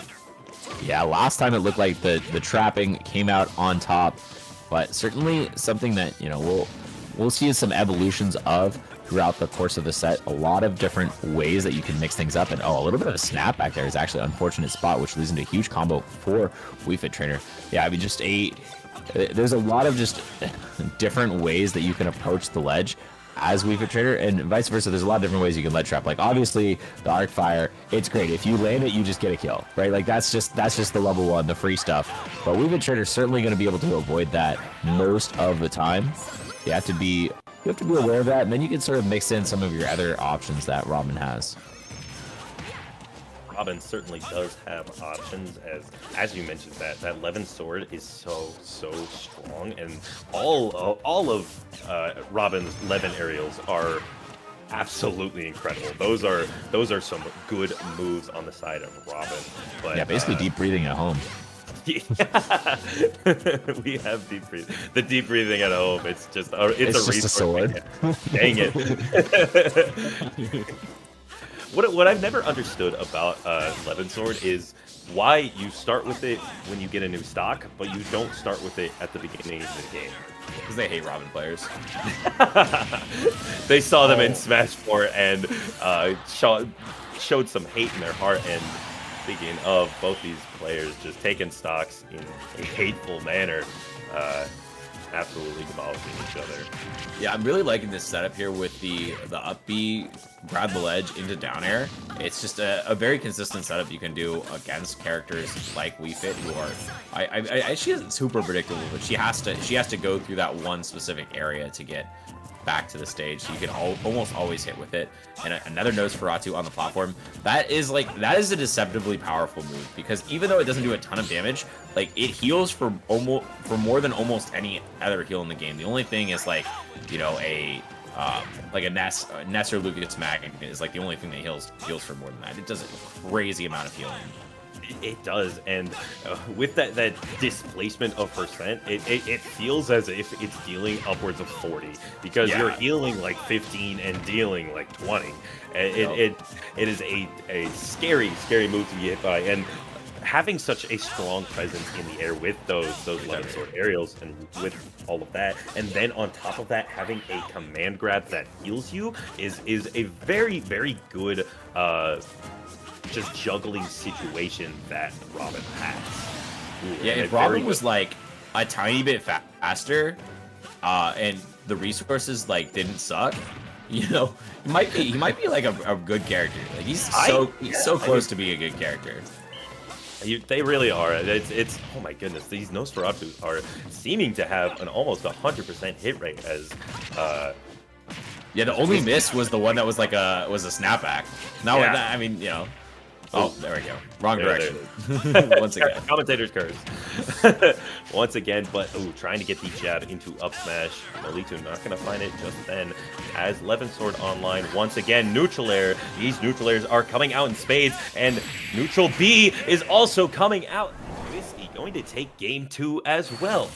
Bro, level 2 Thunder has been absolutely destroying Weepin off stage. Like, Nolito has not been able to figure out how to get this move off of him. Like, just a lot of times it's like, all right, your normal go-to option in the corner is going to be stall with soccer ball, or, you know, stall with deep breathing. But the thing is, Whiskey can just track that down and just follow you down with it. So really impressive showing from Whiskey, just using that to mess up the recoveries here. And I'm wondering if this wait here is because we might be considering a swap with Steve. No, okay. We are sticking on the Wii Fit Trainer on the potential final game here. Side, Top 64. I do know one thing about that lack of a Steve switch. I'm pretty sure Robin has actually a decent matchup into Steve, surprisingly, which is there is a Robin player in my region, and she has many a Steve experience because Anin also comes from my region. So there's just Wait, who's there's the Robin this, player in your region? Challenger Lily. She's a somewhat mid-level Michigan player. Very solid though. Very strong gatekeeper-esque level player. And also, I mean, Anin also they did used to play Robin, so they have that in their back pocket. But it's just that strong Levin Sword and the Arcfire actually activating on blocks does really well at pressuring Steve. So I feel as if the Steve is not the option here, and Nolito has to stick on that Wii Fit Trainer, but it does not seem to matter as Whiskey right now is absolutely dominating. Yeah, that's crazy. You also have like a gatekeeper female Robin player, because we also have a gatekeeper female Robin player in our region. I was like, oh, that's kind of sick. Nice. Let's go. Shout out Fletchling. She's really good. But all right, we're back into this game, and I think it's just like a testament to Whiskey. You know, just I mean, Whiskey's kind of outplayed here, right? It's like a lot of just knowing the matchup and being able to get kill confirms in situations where the reverse isn't true, and throws the taunt back. It's like, all right, bro, you hit me with a taunt, I'll hit you with a taunt. Like, we'll see how this is going right now. You know what's up. Goodness, Whiskey is Restock? on fire, looking for a spike with the up B, and another setup with this up B. There is the Levin Sword going past the ledge there, gets the regrab, but following it is Nolito not going to allow a 3-stock to happen, and now Nolito is going to have to try and bring something back here. Looking very in Whiskey's favor. Yeah, these level 2 and Baby Thunders have been really just shaping the course of the battle. Just like the Baby Thunders force you to just not use your normal resources and not like get your normal setups, and it's just like, how do you actually get through this wall without deep breathing, without being able to use your projectiles? Yeah, and this wall seems impenetrable right now, as anything that Nolito's trying to do is immediately getting stuffed out. Try to shield, get Nosferatu. You try to side B, you get neutral B. You try to down B, you once again get neutral B. There are so many options that Robin has at his disposal to stuff out what we could want. And trying to get that shark, it does not matter. Continuing to swing out aerials, a back air, taking it 3-0 for Whiskey. Yeah, Whiskey was dominating that game. I mean, it was pretty clear he was gonna run away with it. But yeah, I mean, it really just was a tale of those Thunders. Like the Baby Thunders and the level 2 Thunders disrupted the entirety of the game plan from Wii Fit Trainer, and it didn't seem like there was a backup plan, right? A lot of times, you know, when your main game plan is like disrupted, you have something that you have to fall back on. But Man, Nolito didn't. It didn't seem like he had anything. Yeah, that was definitely a whiskey centric set, and everything was going in his favor. It was Robin seemed like a character that just definitely is surprisingly well into Nolito's cast.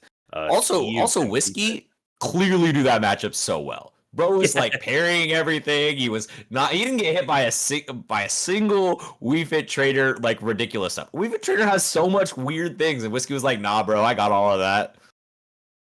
One exactly. Nary a combo, nary a setup. It was all on lock. Whiskey. I have no idea who their practice partner is for Wii Fit, but I think Whiskey needs to go and give them a big hug right now, as that definitely allowed them to play that matchup just so well. That's like when you play against somebody and you find out their brother plays your character, and you're like, "Oh, I'm screwed." Ooh, that's Yep. It's happened to me, a couple times. I'm just like, "Oh, all right. Well, I guess that's how that goes down." That actually happened to me at Riptide this Yeah. year. Yeah, I I played against Apple, the Indiana or Rob Gucci, not Rob Gucci, excuse me, but Apple, the Snake player, and Mhm. apparently he plays Little Mac as well. I play Little Mac. I was Oh just like, no. what in the world? Why I do mean, you you're both? already in a terrible matchup, and then they also have matchup experience. Like, come on, Come bro, give me something. Oh man. Uh, yeah, no, that's just it's always just a funny situation to be in. It's like, oh, you have experience with my random bottom tier. Oops. Yeah. Oh. Fun times. All right, but speaking of random bottom tiers, we've got Banjo, who's gonna be on the screen. Back CD25. Oh, sorry, no, Bayo. That's not a bottom tier. I misread. Misread. Bayo's pretty good character versus Jojo on Falco. So Okay. it'll be interesting to see. We're in the losers bracket now, trying to make losers side top 32. This is definitely like the break point for a lot of players. I feel like when you have a big tournament like 300 plus person tournament, breaking into that top 10% of the event is always like a very satisfying thing. So if you're in like one of those big, you're in Genesis with 1,000 players or whatever, breaking in the top 128. Here breaking into that top 32 is really like I think the deciding line for some of the better players. So I'm going to be interested to see how this goes down in the losers bracket because I think it's a goal for a lot of these players to make it into that spot. I 100% agree. And coming on next, we have two characters with cutscene combos, if you may, those long strings that are dealing upwards of 60-70%. And both of these players will be looking for their one opening and their one chance. And it looks like maybe Jojo will be finding it first, but no, we are back and forth right now, just getting that neutral play in, just looking for those one situations, those one moves. And Jojo's going to get a up tilt into back air, and now in a ledge trapping scenario, and Mustain will find a way off. Classic. Yeah, they always love doing that where, you're like, all right, I'm going to be anywhere near the ledge. Or like ABK off the ledge, witch twist off the ledge. Like, these hitboxes are huge. Good luck contesting them with your stubby little arms, Falco. And contest them. He's trying right now. These smash attacks are flying out, but none of them are going to hit that up smash, charging it in center and getting punished with an F smash from Akini. And now these percents are a lot more even, as both these players just looking for, once again, their one opening, and not going to get anything going right now. Trying to punish the side B at that ledge scenario. Jojo throwing out these kill moves and these stronger attacks, and it seems like they're being punished, but that one will not be forward air, just barely not going to kill. However, Bayonetta, lighter character, with a weird bounce from that down tilt, be in the ledge again. Gonna make it back though. Yeah, down tilt's a weird move for Falco because it like kills off the top at those higher percents. So the fact that it like sent into the stage was actually, I think, saving Bayo. but now we see the heel slide almost connecting to something, just a 127%. Now we're looking for our big cutscene combo, like he said before. Just goes for an up air, not trying to get a follow-up. Smart, because knowing that that wasn't the right situation, but Nair, you can go for a down air. I feel like a descending down air there would work really well into an up tilt, but still, lots of damage coming out onto Bayonetta. 50% is totally fine, though. You can make this up in a single hit, but a great parry. Wow, what an option and another one. Bro is on point with these.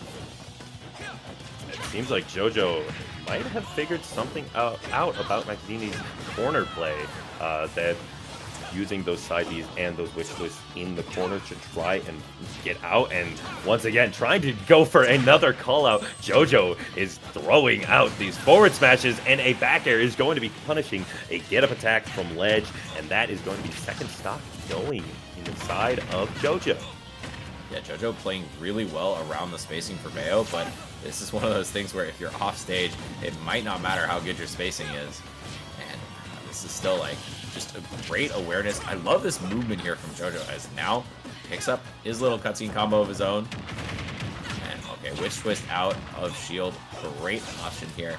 And forward smash is like, all right, you want side B? You want side B? I got you. I got you for coming in. All right, still though, very doable game, but as time goes by, as these interactions go more in the favor of Jojo, it's looking less and less like the Bayo is going to be able to come back into it.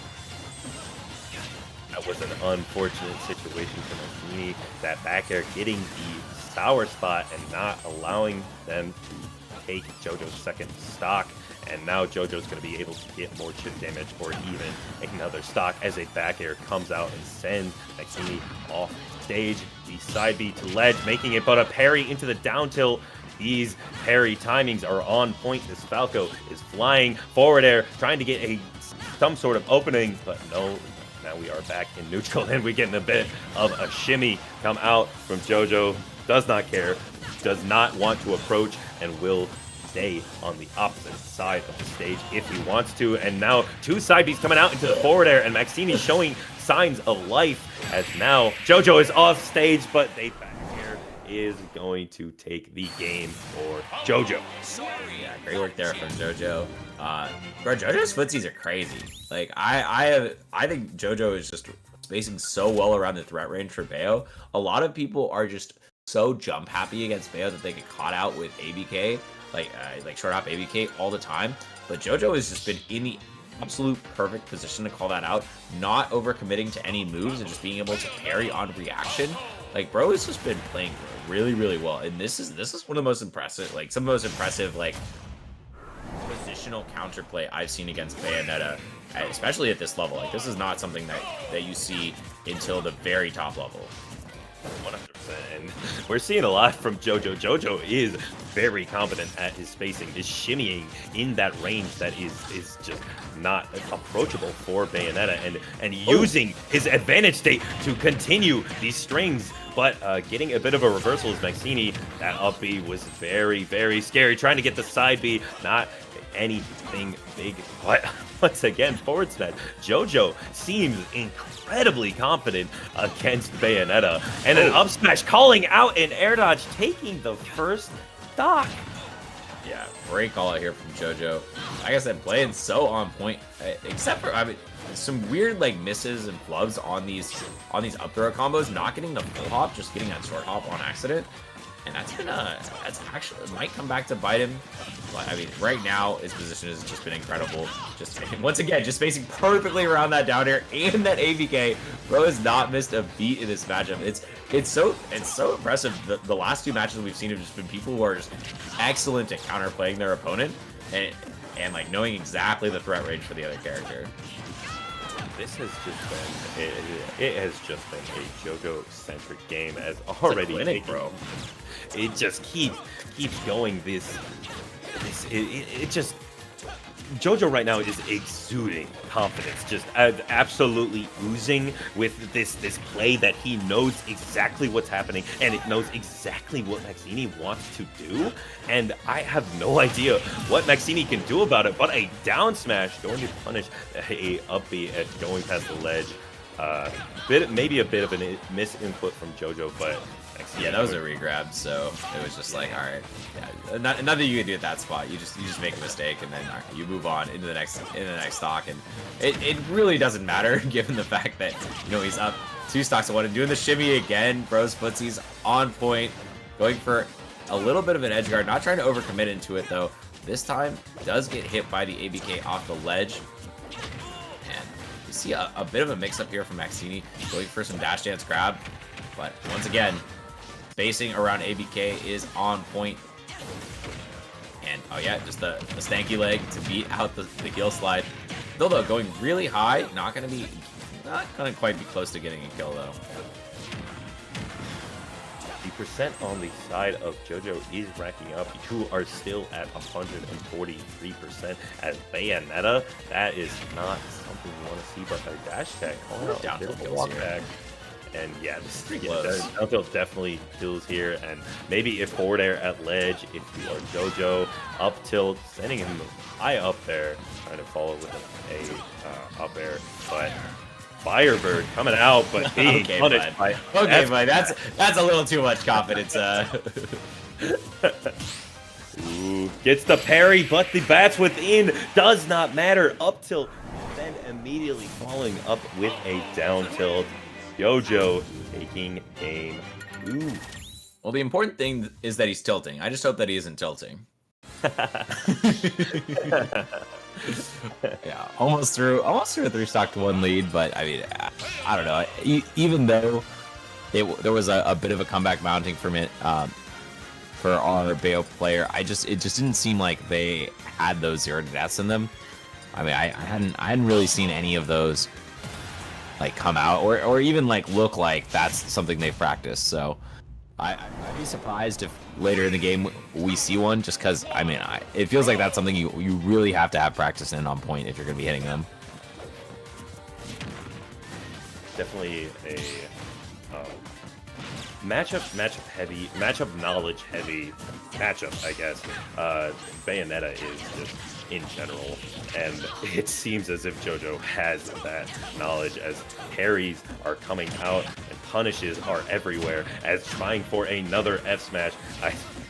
Jojo just loves that move, trying to call out something down air. She's barely not going to hit, but a missed tech on a back air is going to give Jojo the first stock once again. Yeah, Jojo once again on point here, has not really fallen prey to any of the main Bayo setups, and is just hunting down in the corner, really finding a bunch of openings over and over again and just spacing perfectly around both the heel slide and the dash attack. We're going to see a regrab on ledge. No, just go straight past it, but the bat within is not even enough to get a punish on that side B as a spot dodge comes out, and yeah, just tracing down once again, and a down air gets the stock. Great work here. Wow, I don't even say Jojo is absolutely dominating right now. This is terrifying. This is a scary Falco to watch, as just constantly it's punishing the correct option, finally finding a witch time, but it really does not matter as Jojo is up 2 stocks to 1 right now, and another parry coming out, punishing one of Maxini's approach options. Oh no, and this is looking disastrous here for Hansidi, who's just stuck in the corner.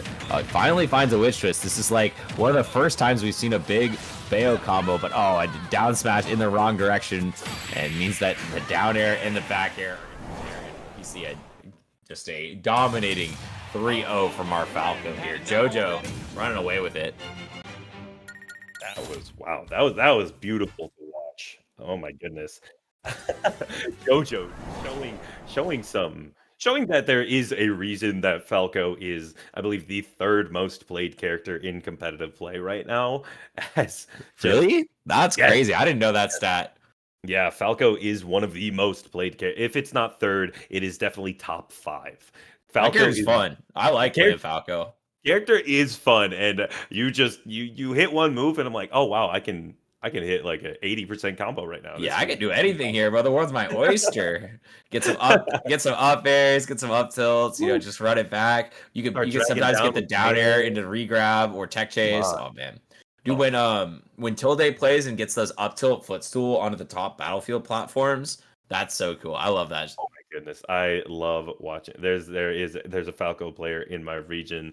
Just you love to cheer for him, but you hate playing against him. Oh That's yeah, that's yeah, how yeah. it is. It's oh my goodness, just absolute dominance all the time, and Jojo showing and embodying that word in that set. But coming up, I do believe we have Nair versus Phoenix, Ridley versus Snake. Yeah, I'm looking forward to this matchup actually a I lot am. because both these. Well, so Nair was on the receiving end of an upset, 20th Mm, seed, so definitely expected to be in this top 32. And on the other hand, Phoenix made the second biggest upset in the tournament, beating out Javi with an upset factor 6 in the pools. So it was really cool to see. Great play by Phoenix, who just had incredible adaptations. Javi kind of dominated game one. It was something that happened last night, so I managed to cast it. Um, Javi kind of dominated game one, but then just Phoenix was really just had really good adaptations, was able to figure out a game plan that worked well against Javi, and just was able to set up a lot of rock or hard play scenarios where it's like, all right, I'm taking damage. Which one I'm going to take? And then it's so difficult against Snake when you're set up when they have their full setup together. 100%. And we'll see if Phoenix can make another big upset as, yeah, Nair, absolutely incredible player. And this matchup in particular, I have way too much experience talking about, I'm going to be honest. In the Michigan region, we have Rydra and Rob, both at that top level of Michigan, the top five in that top five range on the PR. So we have Wait, you Ridley have and two Snake. Ridleys in your top five No, no, PR. no. We have Ridley and Snake. Oh, One Ridley and Ridley, Snake. Sorry, one sorry, Snake. sorry. That makes sense. Playing against each other all the Cool. So time. you know this matchup well. I know this matchup way too well than I should, and it is a very very interesting matchup. It is in my opinion. Ridley definitely has a lot of options to deal with Snake. Has those incredible just has that incredible edge guarding and ledge trapping, but obviously being such a big body, Snake is going to be hitting a lot of moves against Ridley. So it's just that back and forth. If Ridley gets his hands on, we saw it earlier with Blues and AlanDiss. If Ridley gets his hands on Snake, then you're going to be in that advantage state very, very for a long time and extending it a lot. But just will Snake be able to get that chip and continue racking up the percent? Cool. Yeah, I mean it's something that I'm definitely looking forward to seeing. I if you get hit with grenades, like I just feel like it's so disastrous because any grenade anywhere is like a super free fall up for Snake because of how how big of a body you are. There's so many options that you could just follow up on, and then obviously it's even tougher to evade grenades. But there is like the plasma breath, which can go and like sort of disrupt the grenade wall, and you can just sort of like do like a full hot plasma breath to get over some of it. But then there's the counterplay of the cooking grenades and throwing them up so that avoids it. So it seems like there's gonna be a lot of back and forth. But I think one of the big things I like about big bodies in this matchup, even though they get hit by a lot of grenades, you can break Cypher super easily. Like just Nair breaks Cypher, Bear breaks Cypher, and you just absolutely murder Snake if he's in the wrong position. So I think that seeing the offstage shenanigans, how that goes down with Ridley's extra jumps that he can do, is something that I'm going to be looking forward to. And one interesting interaction in this matchup is how Grenade and Space Pirate Rush interact. That Ridley side B. Yep. It's very odd. If the grenade is in a specific position in his hands, then the dragging is going to activate it, and it's going to be a weird situation. But if Nair can find these Space Pirate Rushes, because a big counterplay to Snake in general is grabbing when they're pulling their grenades and stuff like that. But if Nair can find these Space Pirate Rushes or these grab confirms these grab extensions, then then we'll see that Ridley gameplay shine. But Phoenix is definitely going to not allow him to do that. Wait. We are not going to be seeing a Ridley come out from there. We're seeing the hero. Interesting. Yeah, shout out to Dog Cow. He's my hero. For now, I think that it's gonna be a very different matchup. Yeah, I mean, Nair is actually well known for hero as well. That's his other character that he plays the most. So I'm not super surprised here, but because I think that what we talked about at the very beginning, just the fact that if you get caught with that, you get caught with grenades, like it's gonna be really tough, and it's really, really hard to avoid. Hero, on the other hand, has a lot of good options around them. Normally, you know, swords have a tough time against Snake just because of the fact that, like, you know, you try to go for a fair on shield or whatever, or a bear on shield, and it breaks the grenade and kills him. But Hero has just that level of wonkiness that he can get through a lot of those options with his own projectiles. He's got like boom, he's got sizzle, you know, and then he's got his neutral B and side B. Side B specifically, the level 2 side B where you do like a long zap is great at disrupting when Snake is going for that. Also, if Snake is going back, setting up grenades, you have all the time in the world to get these buffs, baby. It is true. If Snake is setting up, Hero is setting up faster, as if you get these buffs, Hero becomes if not the most terrifying character in the game, one of. Hero, Christmas Tree Hero is absolutely terrifying. The fastest character in the game with some of the strongest willpower, and if you get that bounce, a lot of your game plan becomes just null and void as Snake. Yeah, you don't have to worry about no grenades anymore. You don't have to worry about no C4. You're chilling, bro. Ooh, and Harry dragging him across the stage. And yeah, getting hit by the whip box is always scary, but great tech from Nair, but still actually has to look for this. Oh no, he doesn't find the... Oh, that's tough. Doesn't find the zoom, and that means that we see Phoenix with a big lead now. Still, despite all of these strengths we talked about for Hero, it is incredibly difficult to come back on Snake. It is not something that can be overstated, as now a setup with this Nikita and another unlucky zoom pull. You know, you have like, if you do 2 selections, you have like a 90% chance of getting zoom, and he just missed it twice in a row. On. The combo, yeah, the luck is not on our hero's side. I know he was on zoom there. He was. Oh, that one he was. He had zoom on. He was hovered on zoom in the selection for at least half a second. I'm not sure if he was stalling a little bit to maybe bait out an option, and he must have hit the blast zone. But I do believe that was zoom on the screen. But maybe a fortunate situation for Phoenix, an unfortunate situation for Nair, as now Phoenix is in the lead and poised to make another upset in this bracket. Yeah. Great work for Phoenix so far, and Nair, I mean, Nair has not seemed very comfortable in this matchup. Like, a lot of times, you know, you see somebody have like a specific character for a matchup. They're like, oh, you know, against Snake, I play hero, right? And then you see like reasons why that happens, right? Oh, what's happening here? Is this the game? Oh no. Yep. Reset. Okay, they're gonna reset. That is nice, Phoenix. Yeah.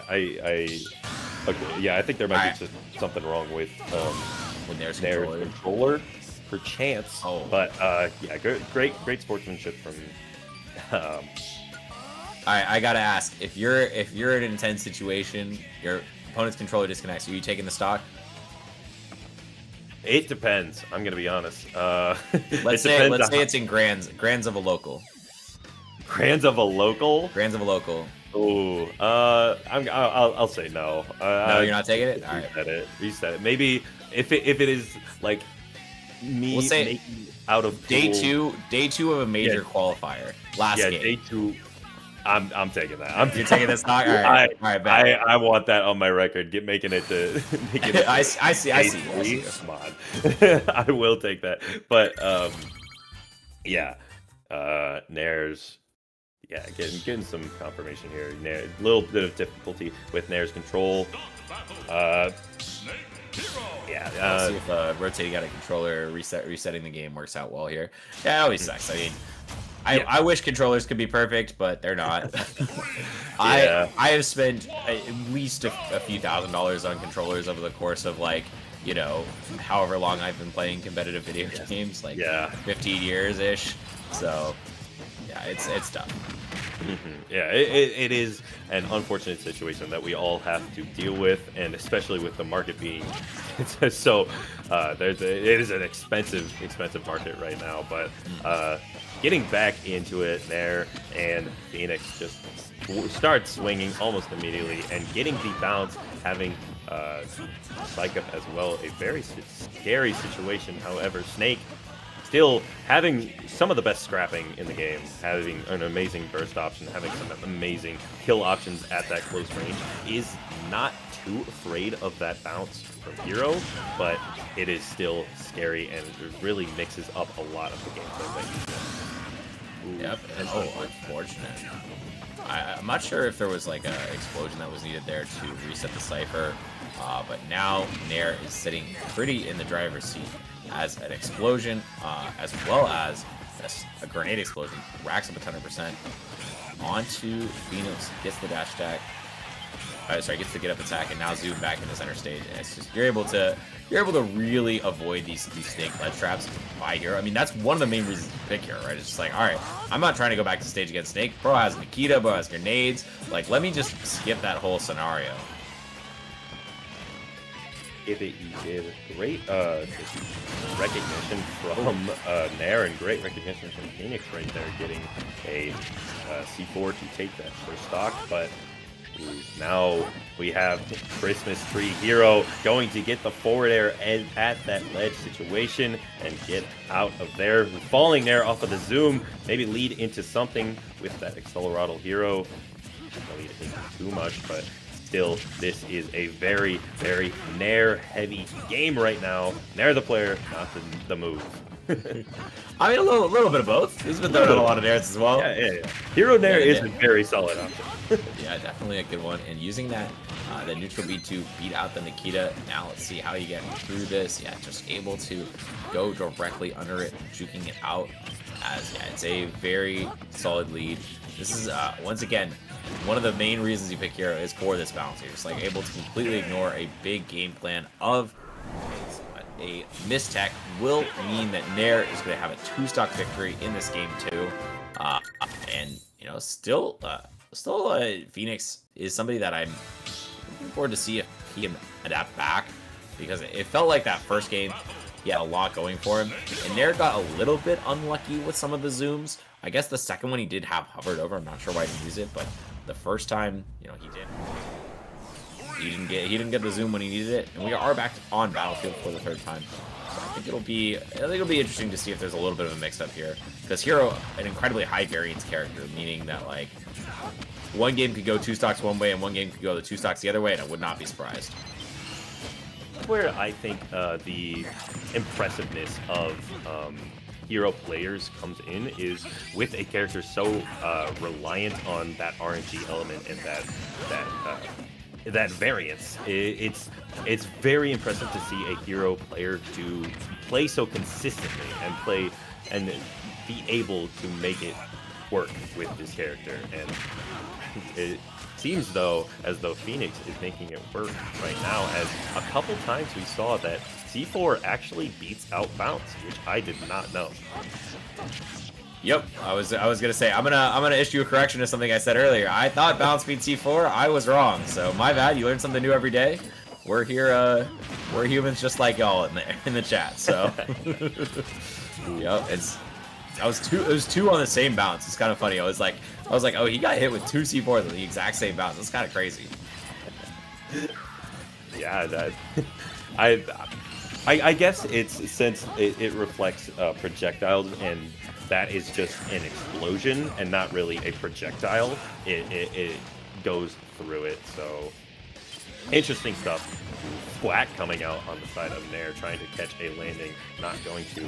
And we saw this situation earlier. We've seen it a couple times on this stream. Snake with a stock lead is a force to be reckoned with, as Phoenix is showing that force right now. Bounce coming out once again. Back air going to hit the tech that time. Phoenix not making the same mistake twice, but getting back aired off of ledge anyway. Yeah, this is still this is still an accelerated hero to deal with. Just getting a ton of damage right now. Chasing Snake up into the top lasso, 55% off that combo.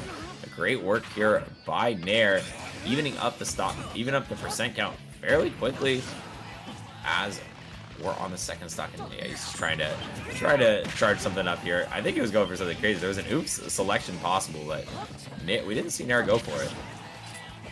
No, Nair just trying to play it safe, a little bit safer there. Wants to get back, get those buffs, get bounce, get Accelerado.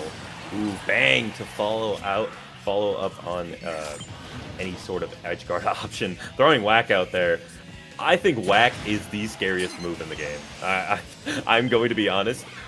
Not WaK, just WaK in particular. It being so slow and so small, getting hit by it and getting killed by it is terrifying. Yeah, it's just like, all right, I don't want to be anywhere near that, man. That is a scary thing. And Tomahawk up tilt. Great showing from the Phoenix Force right now, as it's just. Oh, it's fair. Okay, all the way in the corner. And now we're even on the stock 3. Finally, we get a little bit of an even match this time. See if Nair can make something happen with his Accelerate, or instead, he's just opting to use the Accelerate to get more menus. He's like, you know what? Accelerate just means I have more chances to avoid all your stuff, so I can get more chances at bounce. Taking a leaf out of Sonic's book, just using that high speed to disengage rather than engage, but we're finding the engagement right here as a down air comes out, but a good tech from Phoenix, not going to kill, but 122% from one situation, does not recognize that C4 is right there, gets hit by it, psych up tilt, just barely, not going to kill, gets a bounce once again, and now kaboom. And yeah, we're just seeing these menus, and Nair is going to be sitting back and just not wanting to approach at all. But ooh, scary. That roll could have spelled his doom. Another C4 coming out from Phoenix, catching Nair. F tilt, does it kill? It will, and Nair is going to be taking game 3. Yeah, Nair does narrowly clutch out that game, but the Phoenix Force is something to be reckoned with. I mean, I think that a lot of times there were openings where Phoenix could have really cemented his lead, but Nair was just able to come back in with a couple accelerates. And like I said, very high variance character hero. There was a lot of chances where, you know, if Nair had made one mistake, like he could have ended up losing that game by a mile. Yeah, and give an inch and take a mile is seeming to be the theme of this set, as Nair gets one Accelerado, and it is curtains. It feels just you are taking so much percent, as once again getting Accelerado. It feels as if Nair has been green this entire time. Green light means go, as he keeps going and going. Yeah, and then now that the bounce is up, does not have to worry about being threatened by the grenades. Although avoidance of the C4 means that we still have a chance to come back to this game for. I mean, I guess Nair is just sticking even with it once he has that heal and the accelerate. But super save percent coming out from our Phoenix, but now still has to get out of the corner. And the kaboom, no MP left. Now going to be forced into, you know, actually landing some aerials, and this is a big opportunity for Phoenix to strike. As the bear does mean that he gets a lot back. Phoenix is just so much pressure right now. It feels like a big tempo change from the last game. This definitely feels like Phoenix is playing a lot more, a lot scrappier. Does not want Nair to set up with all of his buffs and all of those menu options, and Nair is answering right back. Is definitely willing to scrap and is doing so with efficiency as this Accelerado Nair once again comes out. The Nair into forward air just barely not connecting, and Accelerado running out just as he lands on stage, which gives him a little bit of a timing mix-up. Does have that C4 on him, tries to menu and gets hit with it. Grab just barely not connecting, and Psych Out just in his face. Oof, this menu is just so scary to approach against. Don't shield. Yeah, both Psych Up and Oof on, but now we see Nikita going so low, and once again gets unlucky. Nair is not able to get the zoom on the menu. Let's see what the option is here. Goes for a grenade explosion to re-get the Cypher and isn't able to get back to stage, but the... oh no.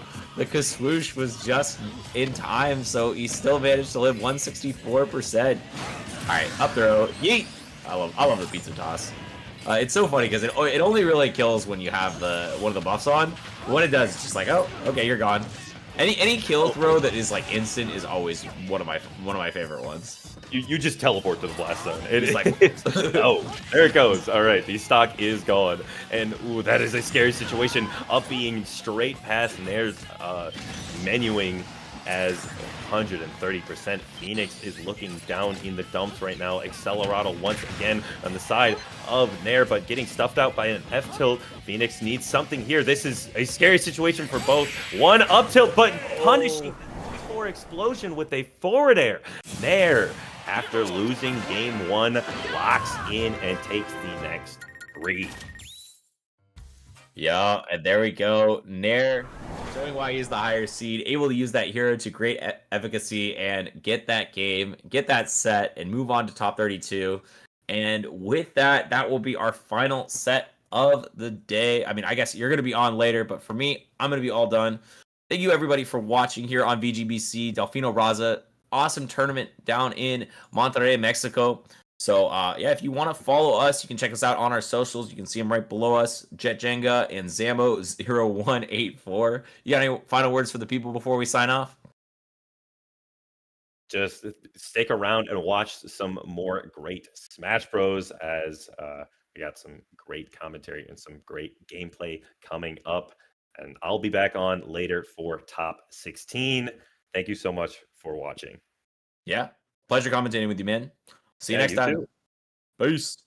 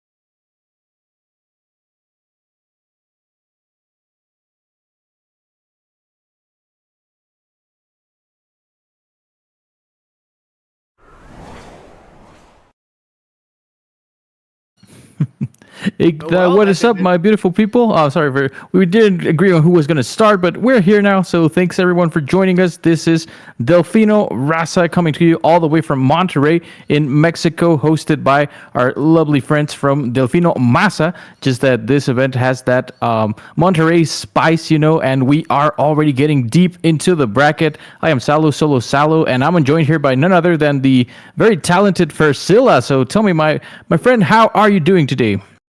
Oh, my dear friend Salo, it is always a pleasure to be here today. We do be enjoying some really amazing Smash Bros. It doesn't matter where you're from. Like I said yesterday that I was casting here, everything that really puts us as a community together, it's some good Smash. And in this occasion that we're talking about, well, some really, really great carne asada because our friends on Delfino Masa have really cooked up this tournament.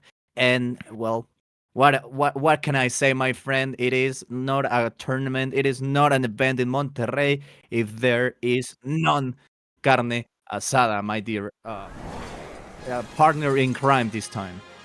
Oh, wow. Well, and yeah, you're saying that we have some good carnita asada, but we're about to have some really good Smash as well because this is, ladies and gentlemen, the top 32 already. So like I said, getting deep into that bracket, and what better way to kick things off than with one of the top players, not only in Mexico, but in the world, that is FaZe Spargo, representing Tijuana. And right now he's going to be fighting against Nero's own Riby. So this is interesting because this is a matchup that we've seen a lot of lately. It's the Steve against Spargo's Cloud. But you know how this usually goes for Sila. Spargo is probably the single best player in the world when it comes to fighting Steve, especially when he's rocking that Cloud Strife. Absolutely, rocking up that hashtag face up shirt, rocking up that Cloud Strife. And if there's something that would stop Spargo here today, it's not going to be a Steve. He doesn't want Steve to be it. He doesn't want it. We saw it happen on S Factor a couple of months ago. Oh, that was just a couple.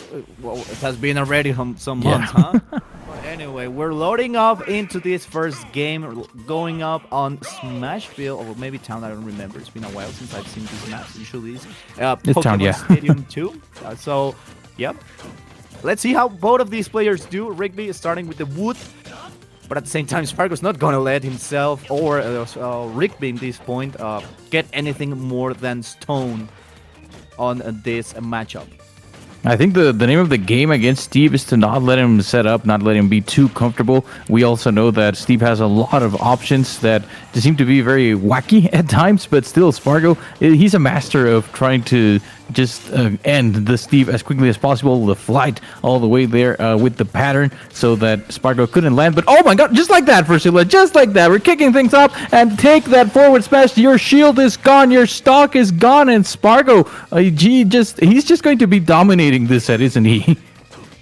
I mean, already putting up a statement, making sure, like I said, not pulling through. Look at that. The air dodge barely on time, but look at that. Riby trying to stall for time. That downer is not going to be enough, not going to connect the way Spargo wanted, but still, look at that control, look at that aggression. Spargo not allowing any single moment to Riby even touch the ground. Now that he allows it, it's going to be once again back to square one and not allowing to even remotely think of the possibility of that crafting table. Look at the parry at the side, a tilt, the dash attack that wouldn't connect, but still great parry by Riby, now trying to gather as much materials as possible. But look at that footstool into a downer. Spargo, look, oh my god, doing absolutely nasty stuff, disrespecting the character. And that was just the limit blade beam to the face, not even able to get to the ledge before he got caught with that. And you know what's crazy? That Spargo right now is fighting for top 16 in Ultimate, but he also already won Rivals of Ether too. So Spargo, again, a man of many talents, able to use, that was a great use of the cross slash to get rid of those blocks, be able to make it back, not even after getting hit with that little bit of lava. He's going to be losing that stock. And the stage is even on his side as well, the up B, to make sure that he's back safely. 138 and working for Sila. He's working right now. He wants the 3 stock. He wants it. He's working for it. 138%. Look at that. He just wants it so bad, but that back air is going to stop that. Riby said, hold my pork. It's not going to be that way. Not going to allow a 3-stock. 4.2%. Spargo might be able to seal it up, but great awareness by Riby, now able to bring him up just a little bit. But that up smash, I mean, raw up smash. If you ever feel in trouble, just remember Spargo. Just remember up smash. And No he just tech, went no for shield, it, yeah. Nothing, just up smash. Yeah, exactly. He got it, and with that, he got himself game number 1 going to his side. And the thing is that, what do you even do right now if you're Riby? You know, you're fighting possibly, like I said, the best player in the world against your character. He knows the matchup to a T, and he was able to show that. I think there's something going on right there, whether they can use this stage for the counter pick or not, but at the same time they're smiling. You know, at the end of the day, that's what's most important. We're having fun, we are having a good time, we're feeling that Delfino vibe, because it's, you know, one of these wonderful events that we get from Delfino Masa, and we're getting right back into the action. Now we're going, oh, I guess that's what they were talking about. We have the triplets, but we have it Final Destination style. We are heading into a triplet, but we final, like you said. And now, well, Riby starting really strong, but Spargo making sure that Machete gets put up to good use. It just like that, 77%. Trying to go for that fair to maybe end things quickly. I like what you're doing, Spargo, but just wait a little bit more moment. That sword looking, there's some parote with that big distance between the blocks and Steve. So that actually makes it Steve reachable, but now with the back throw, 66%, 81, setting up the trap, and great recovery right there by Spargo, but the anvil and the card going to disrupt the recovery for a little bit. Spargo knowing how to, manage around it, and now, well, this might be looking for a little bit of a upper hand in the side of Riby. He's starting to set up, but a backer, not going to be enough. Spargo bringing up the DI.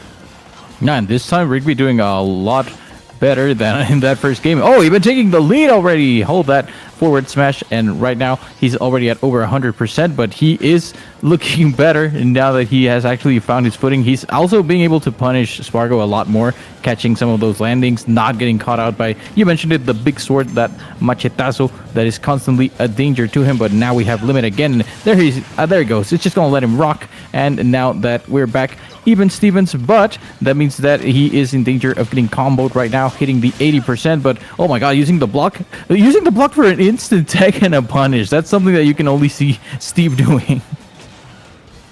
Look at that. I mean, just Spargo looking a great parry, but still, wanted to get that charge down smash. Unfortunately, won't be the case. Not a lot of materials to work with. I like what Spargo was doing. Wanted to get up in that platforms that Steve provided, but unfortunately won't be the case. And now no, just like that. Yeah, exactly, with a swift up tilt to upper. The stocks are leveled, only a 20% difference, and now, well, just, oh my god, just how many pairs do you want, Spargo? We can give you a little bit, okay? Okay, Steve. Side shield.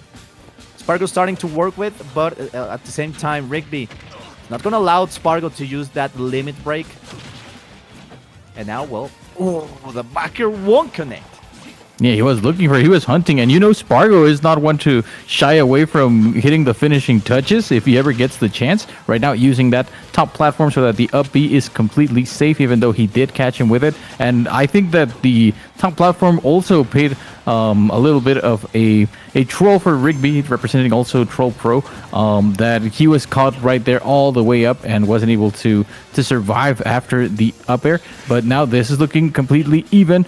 All of them, both of them actually, are just going to be at over 100%. And, you know, Spargo won last game just going for the random up smash, and it works. And if it works, it works. But this time it went the other way. So it's Riby who's going to be now getting that one game on the board for himself, tying things up. And I'm actually looking over at chat where they were asking if this matchup is actually Cloud favored, or is that because of Spargo? And honestly, I think it's mostly because of Spargo.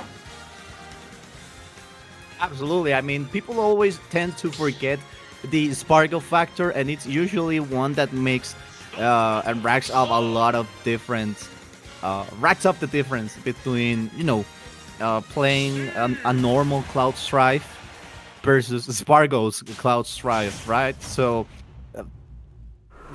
really big to consider as we are loading into the third game, and we are looking at an even 1-to-1 ratio. So it's going to be tough, not for Riby, but No, whoa. What are you doing, my boy? Never mind. Never mind. Spargo absolutely disrespecting 0%, 0 to dead, and with a style, he didn't like what happened last game. He said, hold on, hold your horses, hold your iron, because this is now Spargo's territory, and I'll do it again. And I'll do it again, my friend. Okay. Another one of those Spargo's moment. Spargo popping off. He's not oh my goodness gracious. He is not allowing Riby to touch him in any single form or capability. Allowing him to farm, and okay, Riby starting to rack up some damage. Okay, this could be good. This could be great. 0 to 74%, but still, he needs the kill 2 times in a row, but Spargo is not going to allow in limit break. This could be it for the third game. If the Spargo plays his cards correctly, this might be it before we know it. It's just so funny how that goes, that Spargo wins game 1 super convincingly, then loses the second game, and then starts game 3 with getting a double spike twice, just ending him like that. Riby trying to answer and trying to do something at least for this game, but look at the aggressive options. That's one of the things that I love the most about Spargo. He makes it look like Cloud actually has good options when recovering, but then you try to do it yourself. I kind of suck at the game, so that's just a big factor as well, but you try to do the things that Spargo does, and it's just really difficult right now. Again, holding that limit, looking for a way to end this game. He's going to get grabbed again and catapulted all the way into the sky, but still looking very comfortable. 2 fresh stocks, and Riby already looking to be on his last foot for this game, and there it is. Pursue out the dash attack, and Spargo once again putting himself ahead on that scoreboard.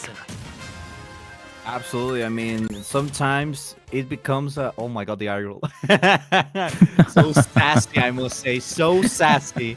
Spargo, oh my god. He's angry that he lost that one game. That shouldn't have happened in his mind. Yeah, I mean, just you know how you are basically going up against primetime Spargo when he just like shows up with those expressions, the way he plays, or even like 10 times more aggressively, doesn't let a single mistake go through.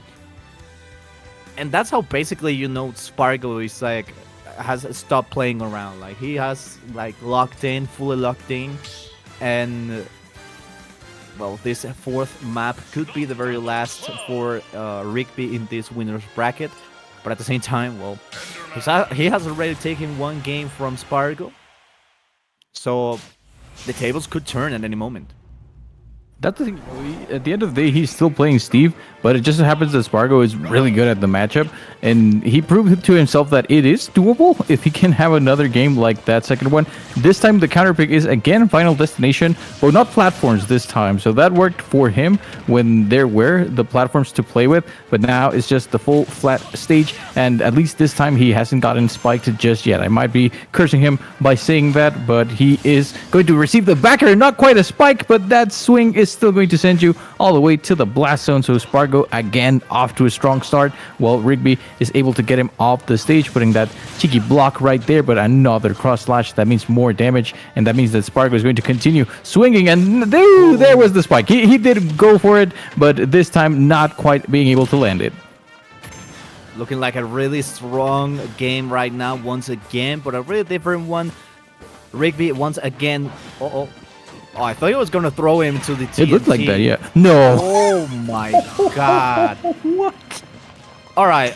If you want to attack Spargo, make sure you don't have a high percentage and he doesn't have the limit break, because you already know that you are going to go through so much pain. Spargo making sure he might have maybe run out of weapons, but not out of options, because this man can use everything when you least expect it, and that down B with the limit is one of those. Rigby Oh my upgrading God. their last stock. The side B not gonna be quite enough since, well, we're on the other coastline of the stage. Wanted to go for that trump. Fortunately, won't be the case. A quick machetazo right in the face, but still, Rigby in a lot of trouble. That Ooh. still, it's Spargo moves on to the bracket with a 3-1 in a really, really strong game. 3 and 4, I must say.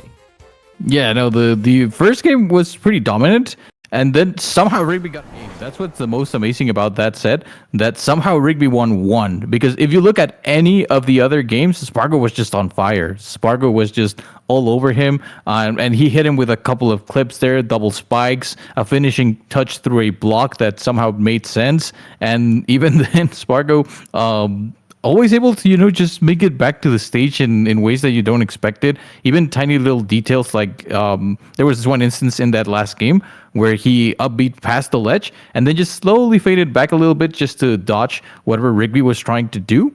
So Spargo just being clinical, already cementing himself in that top 16. So just one more set for him, and he's guaranteed winners top 8. He is the seed number 1 for a reason. But having already seen Spargo, Versila, there's a lot of talent still remaining on this bracket. We have some big names for the people, from the States. We have Mr. E holding it down.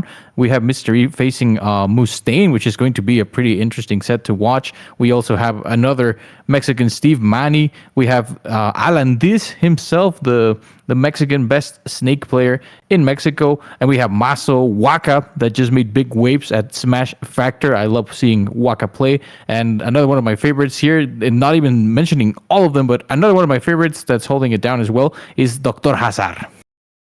Absolutely. I mean, we have some really, really heavy hitters named, like you mentioned.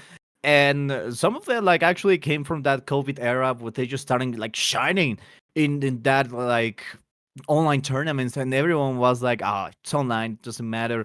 But when you take them from the online ecosystem and place them into, the LAN ecosystem, they started being 2 times as strong as they were in online. So really silencing those haters, if I say it that way. So I mean, yeah, we have a lot of talent. AlanDiss, the best snake in Mexico that has to offer right now. And it just, like you said, it's a really stacked up tournament. We saw it yesterday with all those, singles matches and those doubles matches that there were there. And, well, of course, having to mention once again, WaKa, that really made a huge surprise in S Factor this last July. Absolutely making the biggest run, defending Nuestra Patria against the invade. Outsiders and winning the hearts of many. I mean, he literally went and completely overthrown his seed by, I think it was 15 places. So WaKa really started making big moves, like you said. And now that we're on Delfino Raza, well, things will change. There's more. And just as Delfino starts putting out more of these tournaments, we might be able, we will be able to see just how much far these players, in general, right? How far these players can even go in terms of, upsets, in terms of, growing as players and everything. So it seems we have our next match ready to roll. As you said, Mustain against Mr. E. It is going to be one to remember, my friend. Well, it sure is, because, Mustain, he actually had a bit of a break. After the Team Astros, the reset, stopped operating. They are now only operating as tournament organizers, Iniciativa Reset. So shout outs to them. But Mustain decided to take a little bit of a break. And before that, he was one of those players that you would see grinding constantly, online, offline. Mustain was there ready to roll. And right now, he's going to be facing against a player that is such a veteran. I remember watching Mr. E sets all the way back to Smash 4, in Evo and doing some work. Mr. E is pretty cool, pretty chill dude, and I like to watch him play with the Lucina. He has been steering a bit more, though, towards the Aegis. So that has been working out pretty nicely for him. It's pretty much a similar situation. You got your swords, but you also have to be playing around the Pyra Mithra switches, knowing when to go for more power or more speed. And right now he is facing the Mustain Terry, so such a classic. I think they're just waiting to make sure that this is just a button check because something is wrong, but I don't know if they will actually start in Final Destination. That would be interesting.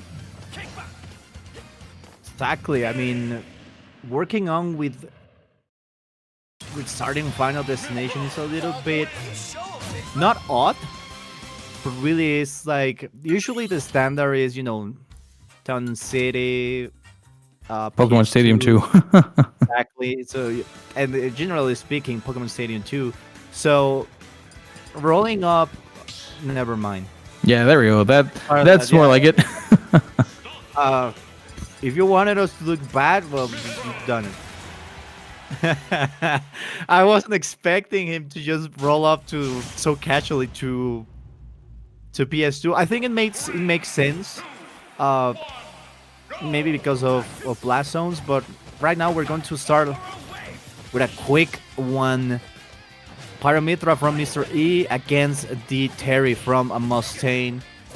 So let's see how they're able to do. Right now we're looking at an offstage situation. Oh no, just like that?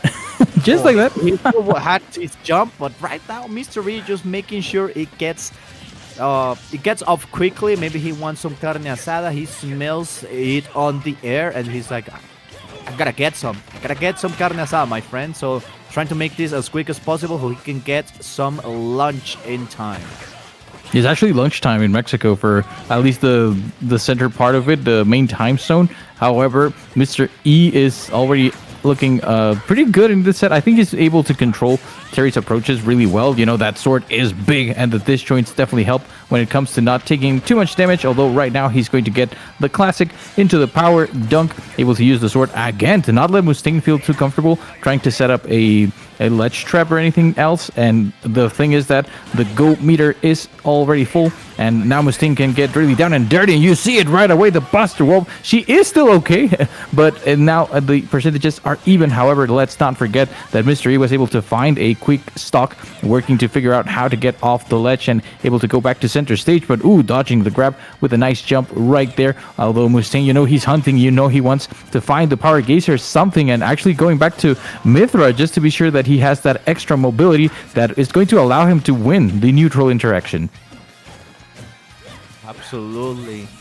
The goal is already in play. One mistake and this could be over. Look at that. The conversion, it's going to be up and beyond. First stock from Mr. E is going to be taken, but look at that. Mustain is not losing time. He's starting to rack up as much percentage as possible. Oh, try to read. Oh my god, but the up smash. The up smash is not going to stop. Well, it's going to stop momentarily Mustain as he is now on this last stock.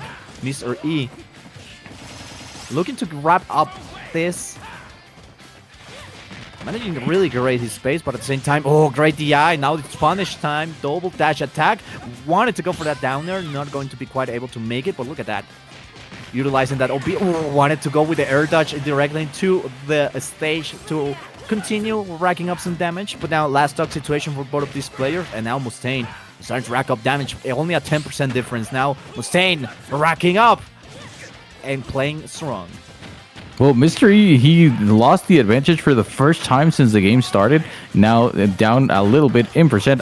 There's no way that this is going to go to a timeout because both of these characters are highly explosive. However, Mustain clawing his way back, and now with a 15% lead. That was kind of risky, but able to get away, and now just a bit of those flames to keep him at bay. However, the big sword also coming through, and that was very risky, but at least he farmed the go meter, so that is now an option that he's got. If he had that one read on the Buster Wolf that he went for before losing the last stock, that could have killed Mr. E at like 50, so those moves are strong. And speaking of, just to confirm, into the Buster Wolf, this time she is not okay. Mr. E is going to be dropping that first game to Mustain, that even though he was at a disadvantage for most of that game one, he knows it. He knows that he just has to make use of the go meter whenever it's available. And as long as he's not too far behind, he can always catch up. What a way to absolutely turn the tide. This could have been just a quick 3-0. Especially talking about Mustain was handling the first 2 stocks, but right after, what a surprise. Just switch of events. Now we're heading to the second game once again into Pokemon Stadium 2, and it really depends on how Mustain plays this again. Oh, the roll in, but it immediately punishes the punish and denies even more damage from Mr. E. We'll see the switches, and I just love how Mr. E is able to really make his switches in time. Oh, wow. What a great conversion from Mustain, taking that first stock from Mr. E. And he looked like he knew exactly what he had to do and executed it with such precision that I didn't even know that was actually going to be able to connect. But he just took it like it was like a manual of instructions. Go from here, point A to point B, and then you end it like this. So this time it is Mustain that's going to have an early lead, and now he has the go meter to work with. You know that he's not afraid to use it, since that's what got him that last stock during game 1. Mr. E looking for a way to not let him capitalize on it. But oh my god, just as I say that, the power geyser, that is not enough. But you know how it goes for Scylla. It's not about necessarily getting the KO, but that definitely did send a message. And oh, that was the game 1 special all over again. That was not a message. That was a statement. A whole statement for everyone to see. Now it is a completely different scenario for what we were seeing on that first game.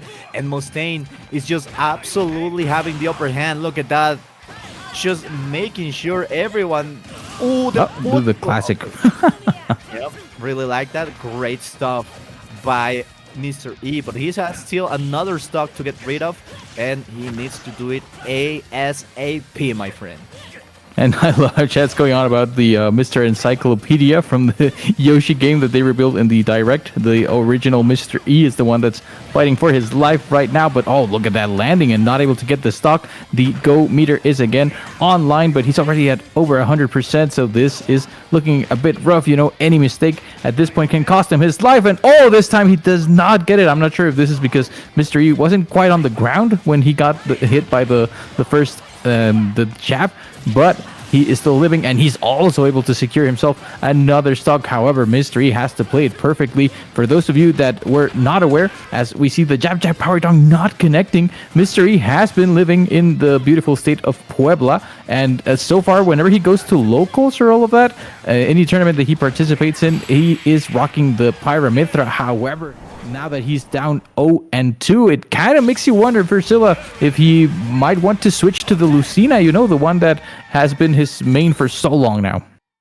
Absolutely. I mean, let me tell you, as a local, Mr. E, like you said, rocking that Lucina in really just key scenarios against some players, but now it all depends, right? We're looking at a 2-0 deficit. Mr. E could bring out that Lucina, but it all depends, of course, on the matchup. I think he might be able to remain with the Aegis combo, you know, but Mustain is just looking so dominant, especially after that that second game. And what could have been on that first game, you know, a game for Mr. E quickly switched into a worse nightmare. And it seems like I told you, it seems that we will be remaining on the Aegis for this third game on this. Well, so he's sticking it out. I guess that it also means that Mr. E, you know, he wants to have that tournament experience. He wants to make sure that the Aegis is on point, and it makes sense. You know, it's one thing to use her at the locals, and not saying that the level is not good, but it's definitely not the same as a regional. This is a really big tournament where we have people from all over Mexico, and some people that are not even from Mexico, like Mr. E himself, going for the gold. And oh my god, speaking of going for, he just went for it, catching her, and then sending it all the way down to the Shadow Realm. So again, Mustain, after, you know, that's very funny, after he was down for most of game 1, he was able to get it, and I think ever since game 2 started, he has not lost his lead for a single moment, although right now struggling a little bit, but with the go meter online. Absolutely. Now the worst nightmare, the worst scenarios could turn true for Mr. E. The advantage is clear right now. 100% on the spot. Now a little bit of damage. Offstage situation. But it all depends how they're able to handle it. No upper. Mustain able to escape another one. But this one do connect. Unfortunately, it won't be the case. Now the punish is open. Mustain can do some damage. Mithra on the case, but the LB, oh, that could have been a big punish opportunity for Mustain, but it doesn't matter. Are you okay? Offset situation. Look at that. He's gonna try to get either a Trump or maybe some spacing. Able to get it, but gets a little bit of punish. Use it. Oh, absolutely correct movement and maneuver right there. This could be another stock, and look at that. It is going to be 3-1 stocks, and this could be the last stock of Mystery in the winners bracket, as it is starting to rack up the pain percentage, and of course the results that Terry is besting up this Aegis in Delfino Raza. The up smash finally close up the smash, the stock, sorry, after 188%. And you know, Chad is mentioning it. Going Final Destination is a choice because I feel like you hear it a lot. You'd never want to go Final Destinations against, for example, Kazuya. But I think with Terry, the FGC characters can put in a lot of work in these flat stages. And right now, another power dunk that is going to put Mr. E already at 100%, almost exactly with that, just 0.1. But the damage keeps piling on, and he doesn't seem to be finding any answers. Now, right now, Mustain is obviously looking to close it out, but that would be a 3-0, and a handshake for Mustain to get his place into top 16, as we see the Pyra just trying to find one of those there, something that can connect into a big hit. But again, if he doesn't get the stock quickly, that just means that there's going to be a go meter to worry about, able to find the ledge. But I was expecting Mustain to go for something crazy, not going for anything. He doesn't need to risk much, especially now that for Sila, I'm scared because that go meter is ready to roll. Absolutely, that go is ready to go at any given moment at once. Oh no. Wow. I mean, that just was it. Covered every single option. Roll, attack, jumping, everything. There was like not that big of a chance for escaping it, and Mr. E just took it. Mr. E unfortunately drops down to a lower bracket, and that means Mustain continues with a really dominant 3-0 on this winner's bracket here today on the Delfino Raza main bracket. That is, of course, the single bracket. And what a statement, my friend. That was that was a really strong statement. Well, Mustain is going to need to keep going with the A game, because that means that from the last set that we saw before this one, he's going to have to be facing Spargo for the winner's top 8. So that is no small feat to be able to beat Mr. E, even though it was with Aegis, but a 3-0 on Mr. E. And now he's got to measure himself up against the man Sparg0 and looking to take down the number 1 seed. So we'll see how that goes. However, before that, we have some more sets from the top 32, and they're already letting us know production. Thank you very much. We are going to be seeing AlanDiss. So we already mentioned him, and there's sort of this like holy trinity from Tijuana. There's a lot of talent in Tijuana, but the three people that I think are being talked about the most are obviously Spargo. We already mentioned a lot of WaKa. And then completing that trio is, of course, AlanDiss with the snake. However, in front of him, he's going to have Maso. So for the people that don't know him, he is a Meta Knight main that took down one of the players that you might know. Maso actually got an upset on Nair. So the Meta Knight Ridley matchup, I think that sounds kind of really bad for Ridley, but Maso still able to pull through. Maso continuing the run through winners, and now he's going to have to face AlanDiss to try to make it to the top 16. Absolutely. I mean, it's going to be a really tough one, like you said, gaining that upset. But now, well, looking at it, it's going to be a tough one. I mean, we know that Meta Knight is a really aerial character. He has a lot to, flies. It has like 8,000 jumps and really different ways to recover. But also we need to take into consideration that Snake has a lot of options up his sleeve. I mean, he has the side B, the up smash, the Nikita, the neutral B, the grenades that just loves to get spammed it down. Everything has, the possibility of just putting Meta Knight where he wants to. So really, both of these players needs to play their cards correctly. They need to make sure every single bit counts and every single movement counts, especially even a 0.1% could make up a big difference. So looking at it, it all depends, especially in this time, especially talking about Maso that comes from making an upset, against Nair. If he's able to, continue with that current record of making the upsets, making sure that everything counts. Because MK, we know that it's a strong character, but is it as strong as we all think? Or maybe it's just some hidden power that we have just not seen yet.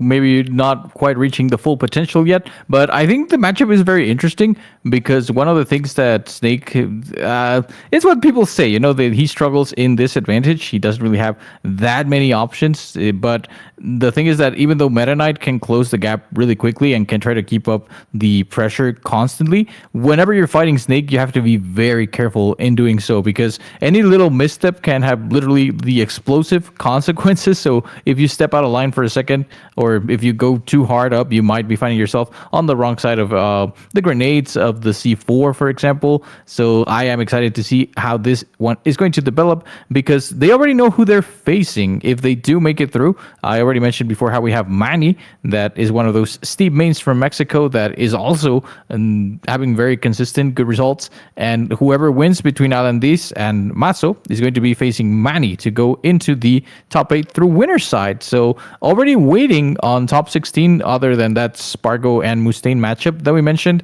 it's going to be Manny. WaKa is already there. He was able to beat Chihuahua's Stronghold. And the good old Chag. Chag is one of the players that is also here, one of those that is constantly showing up, grinding. But that is another match that I'm looking forward to because this one would already be for the top 8 spot. Winner's top 8. It's going to be Chag against Rox, the king of the north, the chic main from Monterrey. Absolutely. I mean, there's just a lot of stuff to expect, especially when we are just really starting to, advance into the top 32. Like you said, we have a lot of great plays. The lower bracket is getting stacked right now. Blues playing against Diego 4NG, Marshall playing against Ank Johnny, against Canario, BC on that lower bracket run, trying to make sure he gets and pulls through. And like I said, Mustain now is going to be facing off against Spargo for that top 8 place. But what we are going to be focusing our attention right now is that, AlanDiss against Maso. They come from a top 64 match. They are really getting everything ready. And the winner of this match will face up against Manny. I think you already mentioned it, but still, I have ADHD, so I don't remember things correctly. So, so I apologize for that. So, I mean, looking at the data here provided, it's a really a rough bracket. I mean, it's just so stacked. People was really expecting Delfino event, and now that we have it, I mean, 450 attendees. This is all that we wanted and expected. So, and this might be just the beginning of something even bigger. We already saw it with Delfino Masa back in Mazatlan, and now we're seeing it now on Delfino Raza here with the carnitas asadas in Monterrey. So the thing is, what can we expect? Not only from this match of AlanDiss against Maso, but from the next matches in the bracket. Well, I expect that it's just going to keep on getting better. And I like you're mentioning right now, we are used to Delfino Masa and Delfino Masa, the event, not just the organization, that had to be put on hold for some time due to some unfortunate circumstances, but they are still doing their best, as an organization to keep bringing us these very high quality events, these very stacked events. And I was talking about this in a blog that I had yesterday with Toon Laguna, so shout outs to Toon, but he was mentioning how they like to go to different states in Mexico and put in a little bit of the Delfino vibe in each one of them. So right now it is Delfino Raza here in Monterrey, but they've also had other events in other states. I remember Delfino Jam that was also in Mexico City, and it had a lot of good people in there. And right now, as we get closer and closer to that top 8, it's just looking very intense. It's just looking like any one of these players could take it. The big name, the one to beat, is always going to be Spargo, and because he is just that much of a good player. But I think that anyone that is looking up to getting into that top 8 has a decent chance of doing it. And even though there are some players that are already in the losers bracket, that means that they're still alive and that they can still do it. Even though we mentioned how Nair got upset by Maso himself, Nair is still there. Mr. E, even though he just lost, is also still in losers. You mentioned BC, and BC is one of those players that is also from Tijuana, but that has also been, on the grind. Everyone from Tijuana is just getting so good, and I still expect to see good things from all of the people in Tijuana as we continue to wait for, the AlanDiss. And I like seeing AlanDiss play because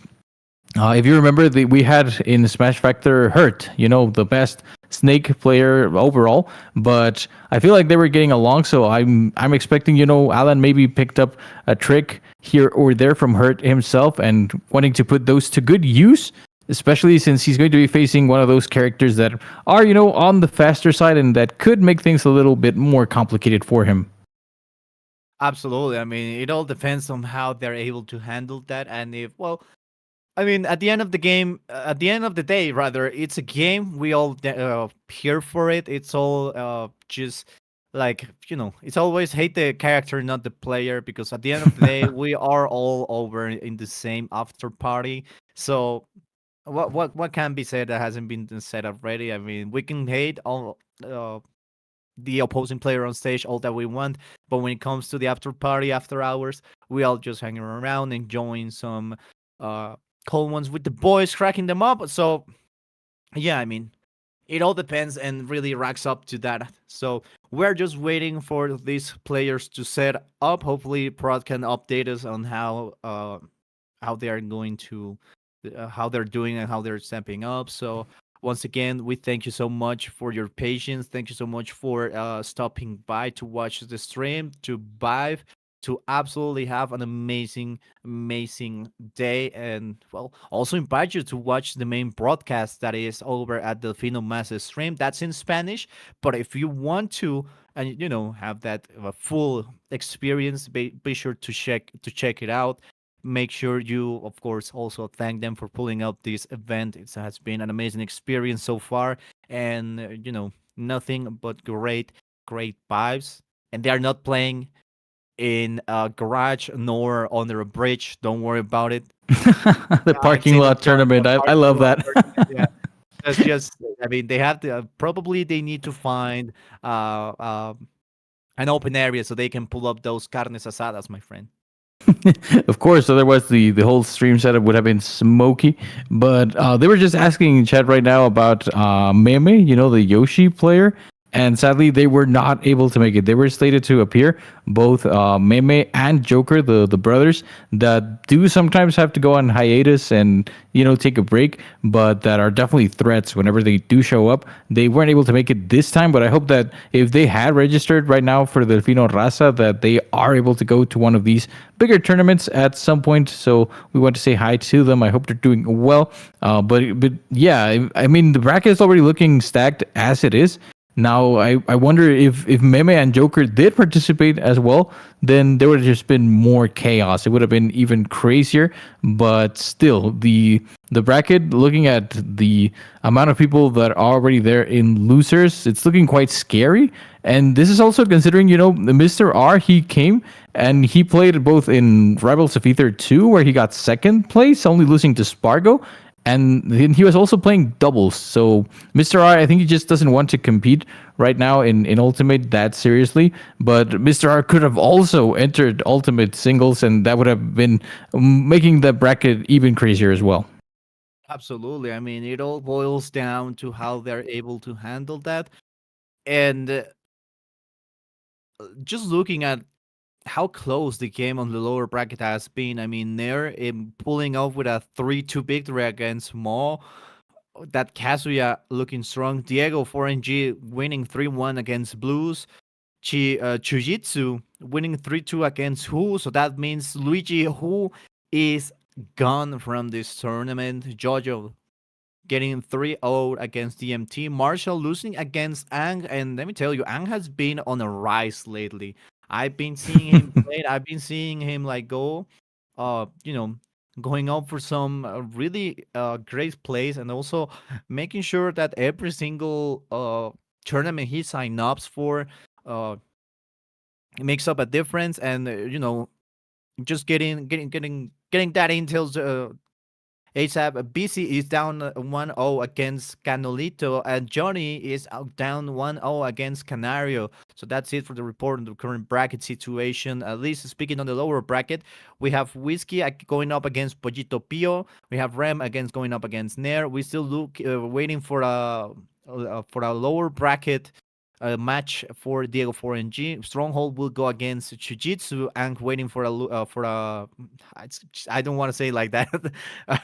Waiting against for a lower bracket contestant from the winners bracket, and Mr. E is waiting from a winner as well as Rigby from the previous round, that is Johnny against Canario and BC against Canolito. So yeah, I mean, the bracket is starting to fill up really quickly. We have just making sure everything gets set up. Well, one of those top 8 qualifiers is going to be Spargo against Mustain. Another one is going to be Chag against Rocks. So it is starting to rack up really, really quickly. Yeah, like for example, that one match, Chag against Rocks, it's going to happen before the top 8, when we have seen those two fighting each other in grand finals, and other stages of tournaments where they have to give it all against each other so that they're able to win the tournament. Now they're facing each other just to be able to get into top 8 winner's side. So for the people wondering about Rocks side, someone on chat just asked for Rocks. Rocks is just one win away from getting into top 8, but he's going to have to take that win from Chag if he wants to do it. We're also waiting to see, I mentioned him earlier, but Hassar has to face Kali and then potentially WaKa in order to get into the top 8. And I think it's just crazy how Hassar keeps getting these good results, both, you mentioned it, online and offline, and doing it with Dr. Mario. I think that's why people are always supporting Hassar, because not everyone can do it with Dr. Mario, especially, and he just makes it look like a character that's actually fun to watch rather than just being a character that is not really that good.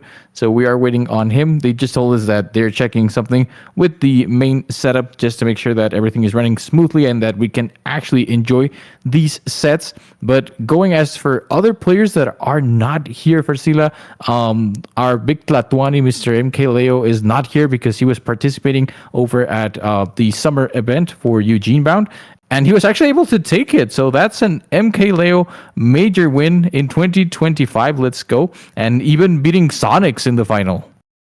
Absolutely. I mean, it's been a while since I saw Sonics. I mean, I think the last time I saw it, like, at least here in Mexico, was on the previous S Factor. So seeing him now, especially now that MK Leo has took it, it really puts a smile on everyone's faces. The vibes. I love that meme so much. So right now we're still waiting. Like you said, they're fixing some stuff on the main stage so everything can run smoothly and there's no more delays. So, like we said, we appreciate a lot your patience and, of course, your presence. If you want to support this kind of tournaments, remember to check out the mainstream. There is always something to do. There is always something to help. There is always something. And if you want to to take part into these events, make sure you come down for them. I mean, these events are really fun. Usually, the Mexican community is really open. Amamos a todos por igual. We all have fun. I mean, but it seems that the game has loading in, and we're just going straight into it. No warning, no nothing. We are going to smash build this time. AlanDiss against Maso. What is going on with my brain today? Tijuana, man, it was close. You said Tijuana player, let's go. So right now we do have, like we were commenting earlier before we went on a bit of a break, but this is the Meta Knight commandeered by Maso against AlanDiss with the Snake, and starting off with Smash Build, so no Pokemon Stadium 2 for this set just yet. We might see it later, but right now AlanDiss trying to stay on top of that middle platform that's going to keep him safe, and at the same time he's going to let him set out those traps looking for the C4, but Maso able to shield on time. However, the damage output from Snake can be pretty serious, already putting him at over 80%, almost 100 in this instance. And that's the thing, and is what I was saying before the set started, that with Snake you have to be really careful. You want to pressure him, you want to be on top of him to not let him be comfortable, but at the same time any kind of mistake is going to lead to some decent damage, as we see the Nikita, but Maso able to just go below the stage. We're going to switch things up going to the other side, and able to at least start putting in some damage, but he is already in danger. And oh my god, I was expecting what we call la pata de burro, but it's still with a kick that he's going to be taking that first stock. That first stock is long and dusted. Alan, offstage situation. Like I said, this could be a great pick. Now using that Nikita to basically recover, and now, that grenade going to fall right on them. Not going to quite make the punish on the recovery as Maso expected. Still, the Snake is on a kill percentage of the situation. What a great backer from AlanDiss in this moment. Just making sure that everything gets used. And what a conversion, utilizing the nade thrown by AlanDiss to his favor, and that backer is going to connect now. Of course, looking at even stock situation, but the percentage and just how much stuff is going on is going to make Maso's approaches really more difficult, because everything is touching the fire, the explosions, not going to allow them. And it is going to be costly to approach. That grenade is going to just go over MK's head without a single bit of issue. And, AlanDiss with a big advantage. Oh, the thing is that right there, I thought he was going to go for the down throw. Why didn't he just down throw there? I think like at that percent is pretty much just guaranteed that you get the up tilt to close out the stock. I think he wanted to get the DI mix up. Either that or he's just feeling that comfortable sitting at 13% only. Although, Meta Knight with max rage is dangerous, but not anymore, because the Pata Burro coming through and able to put Maso in his last stock for this game 1. And I feel like AlanDiss is just very comfortable right now. He is able to use that middle platform to avoid, for the most part, this is the first decent combo, long stair combo that we see from Maso that doesn't even get him to the funny number just yet, and he is on his last stock as AlanDiss continues to use those projectiles, the grenades flying down, rain fire coming all around Maso as he's able to put him off the stage. And careful, this could be good using the tornado. That tornado has a decent amount of knockback, but AlanDiss able to make it back, although he did have to pay for it for Sila with going up to over 100%. Absolutely, going up that percentage lead is going to be really important. And the thing is now that it is... Ooh! Wanted to go for that. Yeah, you saw it. But then that's going to be it for that first game. We see AlanDiss with the run it back right now. Go. No time wasted here. They are going for it now still.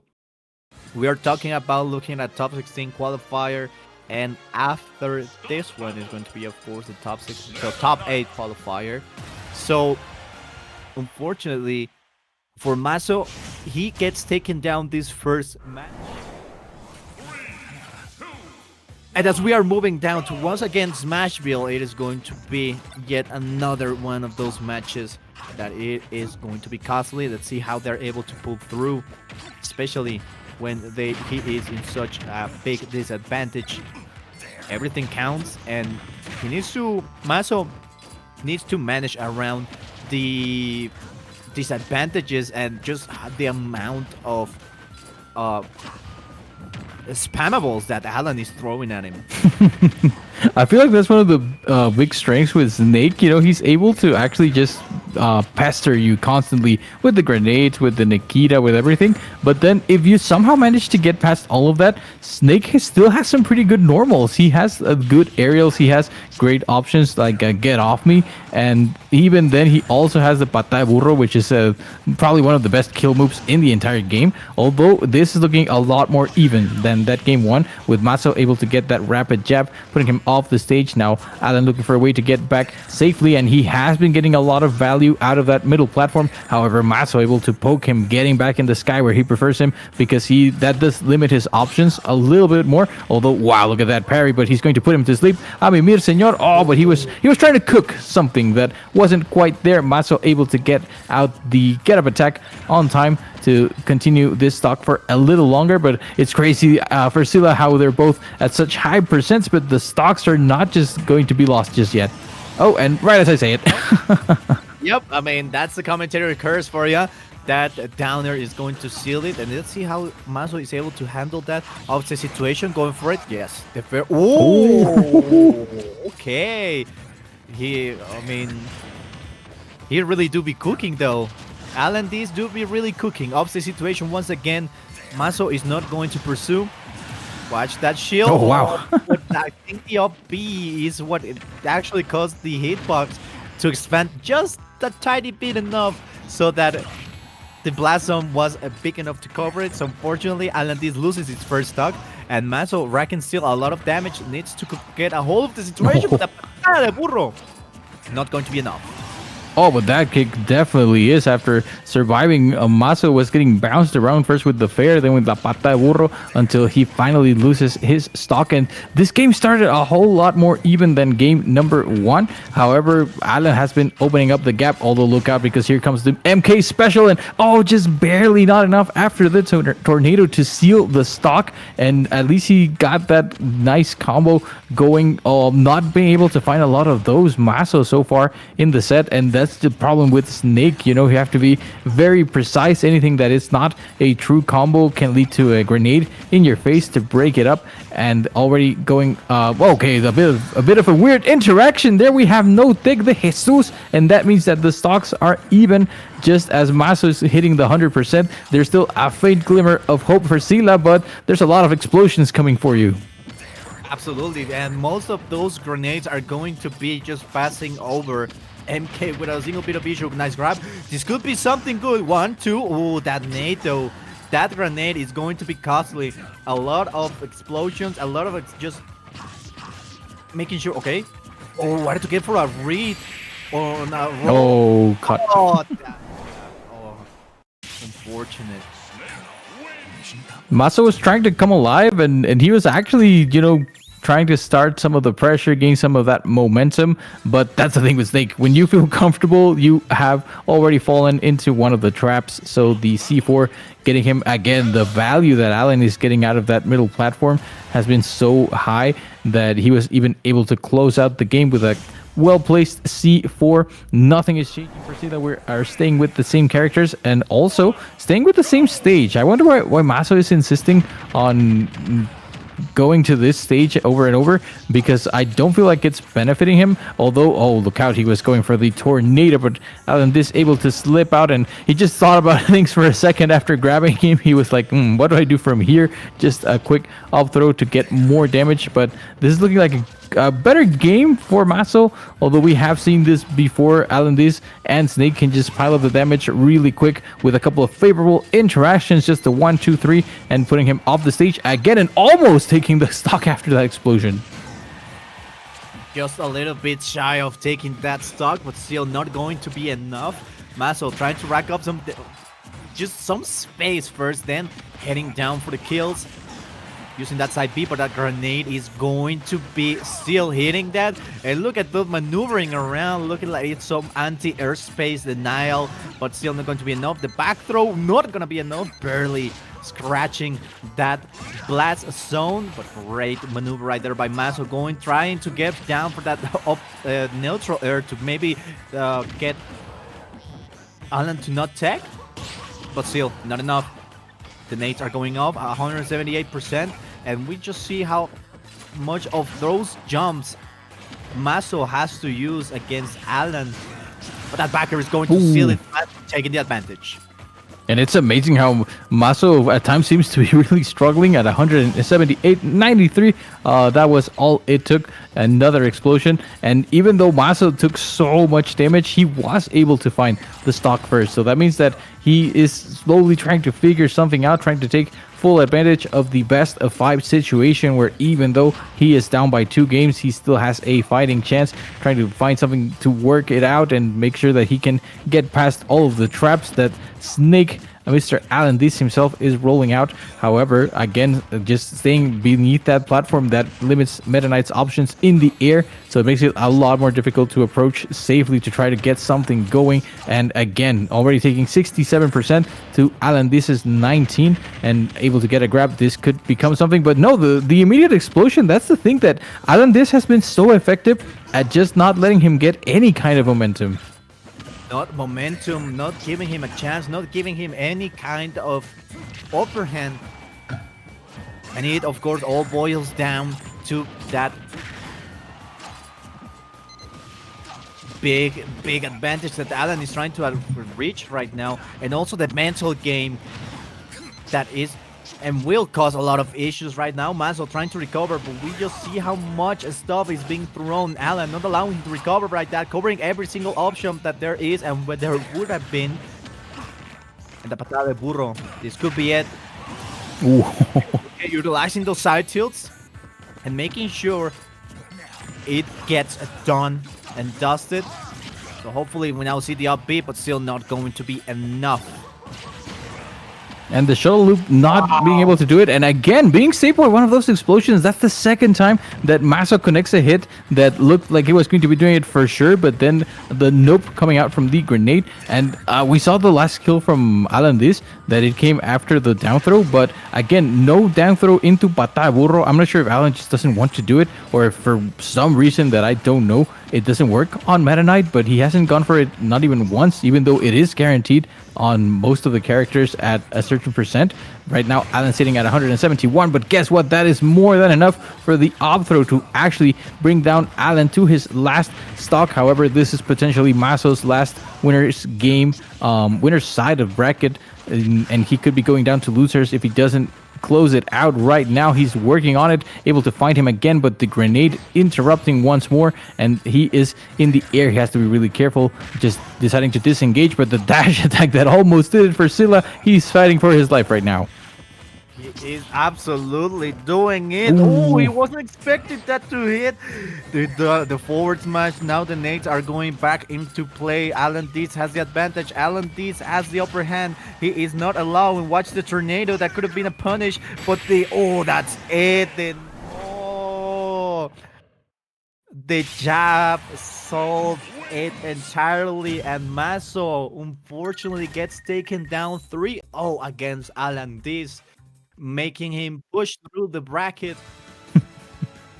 And what a way to do it, my friend. What a way they did it. What a way they were able to just AlanDiss was absolutely going to do it. Maso had the match right there, but unfortunately the option of doing the jab sold him entirely. And well, AlanDiss was able to completely punish that option and went through with it, and gaining him the dub with a 3-0. And now in the next round going to be facing off against Manny for that top 8 qualifier. Yeah, but AlanDiss just got himself a 3-0. I'm reading that AlanDiss is so talented. He is very skilled in controlling the momentum of the game and just knowing when to go in, when to chill for a little bit, but always with a plan. You know, Snake is a character, I think, that demands that you know what you're doing, that you're trying to stay inside your opponent's head for most of the time. And right there, that 3-0, it was a 3-0, but it wasn't like a That's the classic, the 3-0, but it was close though. Maso did try to get things going for a little bit. However, not being able to close out any of those games. That means that AlanDiss will be facing Manny, and they're going to make me very happy with this next set for Sila because we're going to be seeing Cali. So Cali is one of those players that represents the organization Delfino Masa, and he's got quite the bag of tricks. I've seen Kali using Zero Suit Samus. I've seen Kali using Fox. I've seen Kali using Sephiroth. But on the other side of the ring, we're going to be having Hassar. So the Doctor is in the house. This means that Dr. Mario is coming out to play, commandeered by this player that is one of those that are grinders for Sila. He is always looking to participate in those online tournaments. He is always trying to show up to these tournaments that are, in the house, like anywhere that he can get his Dr. Mario to shine, he is going to be doing it. But right now he is facing, the Venado shirt. That's a nice looking shirt, but look at them. They're both blinged out. They're both rocking the fashion with the Dr. Mario looking like he's ready to lock in as well. Absolutely. I mean, they're ready to lock in. They are ready to absolutely do it. And the winner of this matchup will go off and face off against WaKa for that top 8 qualifier. So the stakes are high, my friend. The stakes are really, really high, and it will all boil down to how these players will be moving on through the bracket. We are already so familiar with Hassar, having results both online and offline, and Kali, of course, representing the home turf that is Delfino Masa. Well, with that zero, let's see how it goes down, especially in the starting zone. Place of excellence, that is, of course, Pokemon Stadium 2. And I think Chad is getting excited. I'm glad. Let's bring the hype, because these are two characters that I feel it's hard to root against them, because Zero Suit, she's very flashy. She's got the kicks, the moves, but then on the other side you have the Doctor, and no one is. I don't think anyone dislikes seeing good Dr. Mario gameplay just because it's so weird. You don't really see it. I think most people would consider him a low tier. And look at that, just like that, the super jump punch, and she's out. I don't know if DI had anything to do with that. It looked like it might have, but wow, that does hit very, very hard. Yeah, absolutely. That up B hits like a truck. It's one of the main Dr. Mario skill confirms. And Hassar has a really, even though the Dr. Mario recovery is really, really chafa, that means that it's not in Spanish. It really, Hassar has been able to just absolutely dominate it using that Dr. Cyclone and just, making sure he recovers, but that back air is going to cover the option. And now we are once again in a tied-up situation, but there's one stomp from Dr. Mario and the follow-up, but still 75% and still not going to be enough. Trying to go for that alt smash, that forward smash that won't connect, and now it's time for that Zero Suit Samus. But that stomp of Dr. Mario is powerful enough to deny any approach from this Zero Suit Samus. Ooh. He also cannot go very willy-nilly on the paralyzers. Because first of all, if you're in Dr. Mario's headspace, he is literally going to bash you with his head. But also, let's not forget that he does have the cape, although right now he's finding himself off the stage, and he has to go for the Rey de los Doctores, the down B, to get some momentum and then able to recover safely, although he is hitting already that 122% in this moment. Again, going for the recovery, and Kali actually respecting him, backing up a little bit because he knows that he can take a ton of damage, and it's best to try to maintain the stage control, and catching him again, and that's twice that he's gotten caught with a back air that ends the stock. And now Kali trying to find some momentum, trying to get something going, and almost actually just now taking the lead. And this is looking a bit rough for Hassar at the moment, because the speed from Zero Suit is matched by the power of his character, but if you don't find those big hits, then it's going to start getting tougher and tougher. Absolutely. It all boils down to how they're able to just wrap around the option that he currently has. And with that blast talk situation, whoever is able to get that first confirmed will be able to take it away. This might be it, but what a great mashing. With the patience. But still, needs to make sure, great respect right there by Kali. Knows that Dr. Mario has a lot of quick options of the situation, looking to go for it. Ooh. Unfortunately, it won't be the case, and now Hassar is trying to maybe get some leverage with that backer, but not going to quite hit it. What a nail-biting game this is gonna be. No way. Not gonna be quite enough, even though we have the rage, we don't have the enough percentage, and Kali needs to make sure to keep an eye on that shield because it is starting to look like a marble, but that up tilt, not going to be quite enough for the up smash that will fail to connect the tornado. Oh. And the king of the doctors closing it out, and that was very tense because there was a point there where Hassar tried to end it with the up B, and he got punished for it with an up B from Kali. But that's just crazy that the up B from Hassar would have definitely KO'd, while Kali's didn't. And then Kali just tried to keep going out off the stage and hunting him down. But in the end, he wasn't able to win the last scrap in a very tense situation. Hassar was able to pull through. But again, the great part about that is that this is a best of 5 set. We're so deep in the bracket that we don't have to worry about such an exciting set ending too early. So we're going right back to PS2, and that is something that we're going to be seeing a lot of, like we did in game number 1. The pills are going to be flying. That is going to be Hassar's main tool to try to control some of the space. However, right now they're scrapping again for that Pokeball, trying to stay right in the middle of the stage, and Kali's able to push him away. And you know how that goes for Scylla. If you get hit by that Nair, the flip kick is coming at you, and you're going straight down to the Shadow Realm. Absolutely, my friend. The Shadow Realm is going to be one of Hassar's main concerns right now, as he has been taken down on this first stock. Kali still making sure he gets a little bit of momentum going. Couple of backers, but still not going to be enough. Kali looking to get some more punishes. He didn't like what happened on that first game. We see the pills going down, but still not gonna be quite enough. Hassar might be losing the second stock right here, but Kali able to get some space between him and the doctor. And now, well, the back throw not gonna quite seal it, even though the percentage is right there. Oh, no. Wow. Remember, like guys, that, bro. Smash is not only a party game, it's also a mental game. That is going to leave a huge scar on Kali on this next stock.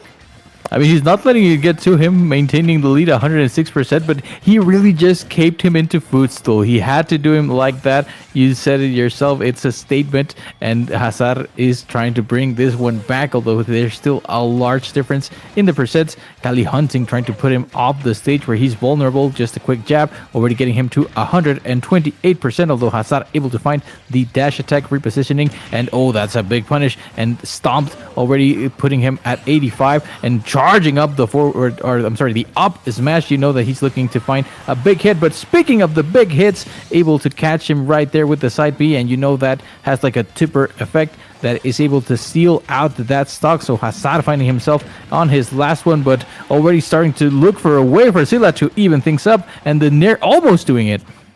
Oh, that Nair almost wrapping it up, but gets shield poke right there. Not going to be quite it. Hassar looking for the kill option, that is the tornado, but still not gonna make it. That Zero Suit is with 124, and that backer, Dr. Mario's backer and general moves are like a lot stronger than Mario's, but had like a lot of have a lot of ending lag to them. But still, Hassar does not look like it's bothering him at all, making sure that the momentum switches, that it is a completely different scenario for what we saw in the couple of moments starting the match, and now he is on the advantage, 84% against 54. Look at the parry, trying to go for the stop. This might be it. Great down smash. Offset situation. Hassar knows that it was the option. They already put that up smash. That was it. I'm actually pretty surprised that caught him. It looked like he didn't get him with, how Dr. Mario and Mario both, the up smash comes like from behind them as they scoop up with their head, but the hitbox is still active in the front as well. So getting him with that very, very last part of the hitbox, and just, the big dome hit, able to give Hassar that game number 2 after that was a good showing from Kali. I have to say it. I thought for a moment that he would be able to take that game. I feel like you can tell in his face that he feels like he should have closed it out as well, but Hassar able to stick it. Just able to stand his ground, even though he was at a disadvantage for a decent amount of that game. He still he knows that his character works like that. He knows that his character is not going to get massive combos or dominate, but as soon as he gets like a decent combo that is even just 1, 2, 3 hits, it's going to be a very good thing for him. Absolutely. And we are now heading into this possible last game, as Hassar has been pretty dominant against Kali in this situation. So as we are loading into the last possible game, once again we are now seeing a switch as Sephiroth with that big sword could make the difference. And now we're starting to see some of that. The up B recovery perfect for Hassar.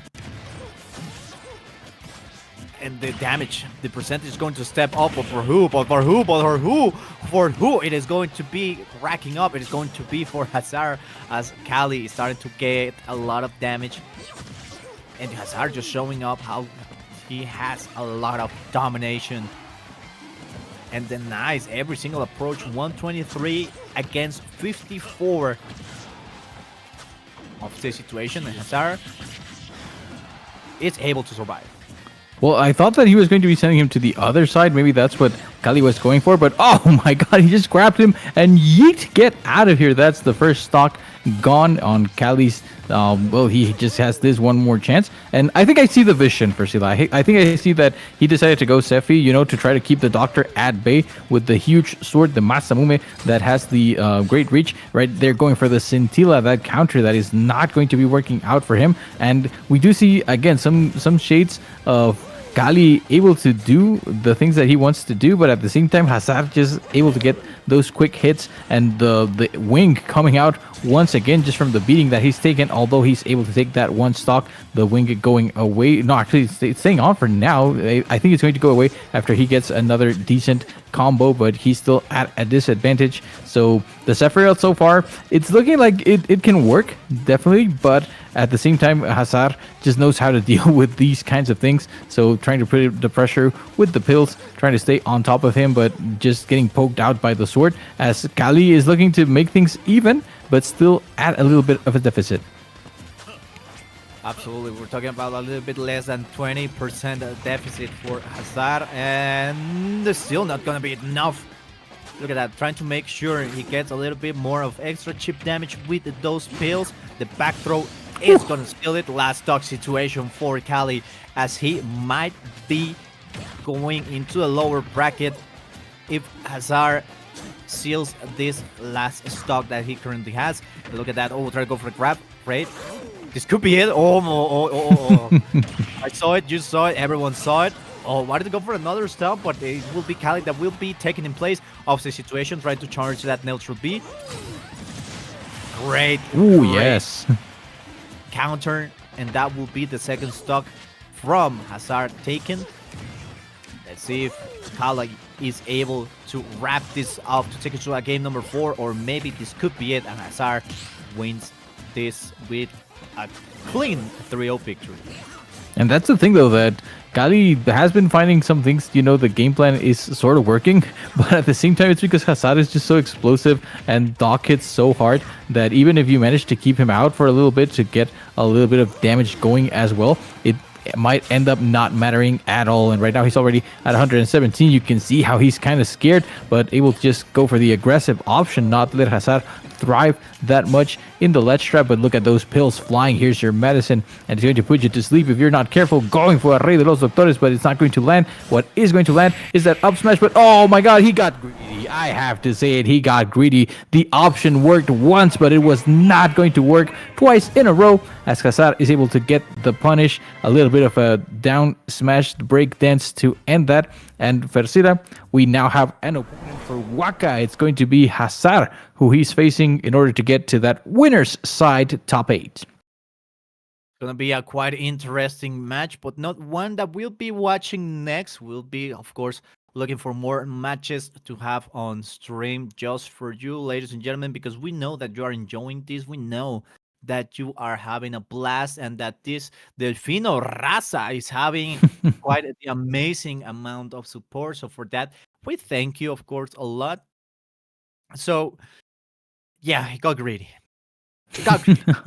That's pretty much how to summarize the end of the game. He went for that. I think that's also one of those things that happens to you in the heat of the moment. If something is working, you just want to do it again and close it out. But sadly, it was not in the cards for him. We are not going down to the losers bracket, even though it's getting quite crazy down there with Canario being 2-1 ahead of Mr. E. Maso facing Ag, so that is a very volatile duel in itself. Nair still holding on, and Whiskey taking out Pollito Pio. So Nair versus Whiskey, just one set before the losers top 8 qualifier. That is going to be a memorable one. But speaking of memorable matches, we saw them for Sila right at the start of our block. It was Spargo beating Riby and Mustain sending Mr. E down to losers. Well, now we get to see them fight each other. So it's going to be Face's very own Spargo, and we have seen him go a lot of the time recently for the plant. So I don't know if he's actually going to be taking out the plant right now, but it is a possibility. It's more likely though that he's going to be using the cloud against Mustain's Terry. Absolutely, it is more than likely, and this is a top 8 qualifier match, so it is going to be really just a great one to see how their players will be able to handle it. Of course, Spargo being the one that will be defending the, to some degree, home turf, but it's also Mustain, so it's going to be quite an amazing match to see at the end of the day. Hopefully one of these two players arises, or, well, maybe an upset happens. Who knows? Yeah, everything is up in the air when we're talking about top 8 qualifiers and specifically talking about, on the ending stages of a tournament, as we are closing time and time a little bit to these 2000 grand finals that we won. It's Championship Sunday after all, so that's a way that we can all agree that we are looking to get as much of those amazing matches as possible, especially talking about how amazing it is to be, commentating Smash and enjoying Smash as a whole, especially here in the Mexican region. Yes, we're super happy to be here. And that's the thing, though, that Spargo is the number 1 seed for a reason. So this is all about trying to figure out if there's anyone in the house that can actually beat Spargo. He already won Rivals of Ether 2 as well over Mr. R, but Mustain is looking to show up again. Like I mentioned, Mustain took a bit of a break, so he is trying to get back on track and trying to start raking in those wins. So he's going to have to beat Spargo in order to be able to move into the top 8 through winners. He could still make it through losers, even if he doesn't win this set. Getting someone in chat asking for Sonics. Sonics is not here. He was in UG Bound, the summer event, where he got second. So Sonics Cruzazuleando, as we call it, once again. But who do we have here in order to get you guys excited for what's coming? We have Spargo facing Mustain right now, and then we're going to have probably, I don't know the order in which these are going to be sent to stream, but I know for sure that we're going to be watching all of them. It's going to be AlanDiss against Manny. It's going to be WaKa against Hassar. So the duel, Luigi versus Dr. Mario. That sounds like it's going to be fun. And then we already knew that this one was going to happen and are still waiting for it. But we're going to have Chag against Rox, the King in the North. And again, like I mentioned, that's going to be very interesting to see before the top 8, because I've watched Chag and Rox fight each other for the crown, and right now they only are going to be facing each other to get into top 8. Absolutely. I mean, it's just how they will end all, like, the pressure is there. I mean, it's the top 8 qualifier for all of these players, and we still have the lower bracket that is getting stacked with a lot of really cool, talented players, but at the same time is getting rid of some players that unfortunately won't be able to make the cut to that top 16 and top 8 qualifiers. So far, like you said, we're going to be having up next Spargo against Mustain. We already know both of these players. We already saw them. Spargo, of course, winning against Riby, throwing him into a lower bracket, and Mustain winning in a really dominant 3-0 against Mr. E, something that really caught us by surprise, especially with how dominant Mr. E was on the first moments of each and every one of those matches. And well, they are now going to be facing off against themselves, Spargo and Mustain, for that top 8 qualifier, and the possibility of resting a little bit after this match. So we're just waiting on word for production to tell us that they are ready to roll, that they found them because they might have been, grilling that carne asada, and we are just waiting here for them to finish something. But it seems that production told they are ready. We're going straight into the game, and well, here we have Spargo and Mustain. Yes, the FaZe clan representative against Mustain, who right now is playing according to what the screen is showing for Ñeros FC. So shout outs to the Ñeros and to Compa Roy. And also the PB is for Padrastros Borrachos. So if we need that translated, it would translate literally to drunk stepdads. So that's a good clan name for you all. And right now, Mustain and Spargo getting ready. And I'm actually amazed that someone pointed out earlier that there's been a lot of jokes going on about the parking lot tournament. But someone did say that kind of looks like the parking lot to a casino. And yes, the venue is in a casino. So it's amazing how they were able to spot that. But anyway, we're going to start things off with the tried and true Pokemon Stadium 2, as Spargo is already controlling the center of the stage, trying to keep him away from him with those big slashes from the Buster Sword. So already putting him at a 53%. However, Mustain fires back. He knows that if he's able to get in, that's when the damage starts rolling in. Oh my god, Spargo got a bit too greedy there. That would have looked amazing if it did connect. But sadly for him and for us, the finishing touch not quite landing on its mark. And he's in danger right here. He is in a little bit of a trouble, of a pickle, and gets the first stock gone. Mustain with the advantage now with the grab, trying to go for a pick, not going to be quite enough. Look at that, the shield is going, both shields are going off at the moment. Great DI, but Spargo off the situation, and the machetazo back here going to be enough. Limit almost locked and loaded. And both of these players are just giving it all. One upper, two uppers. The third one won't be able to connect. Gets forced Spargo to use that limit break to get that up B. Machetazo once again trying to go for the back here. Not going to be quite enough. The cross slash going to be racking up the damage, but now has they go in position off stage. Watch out. This could be a stock for both of them. I must say.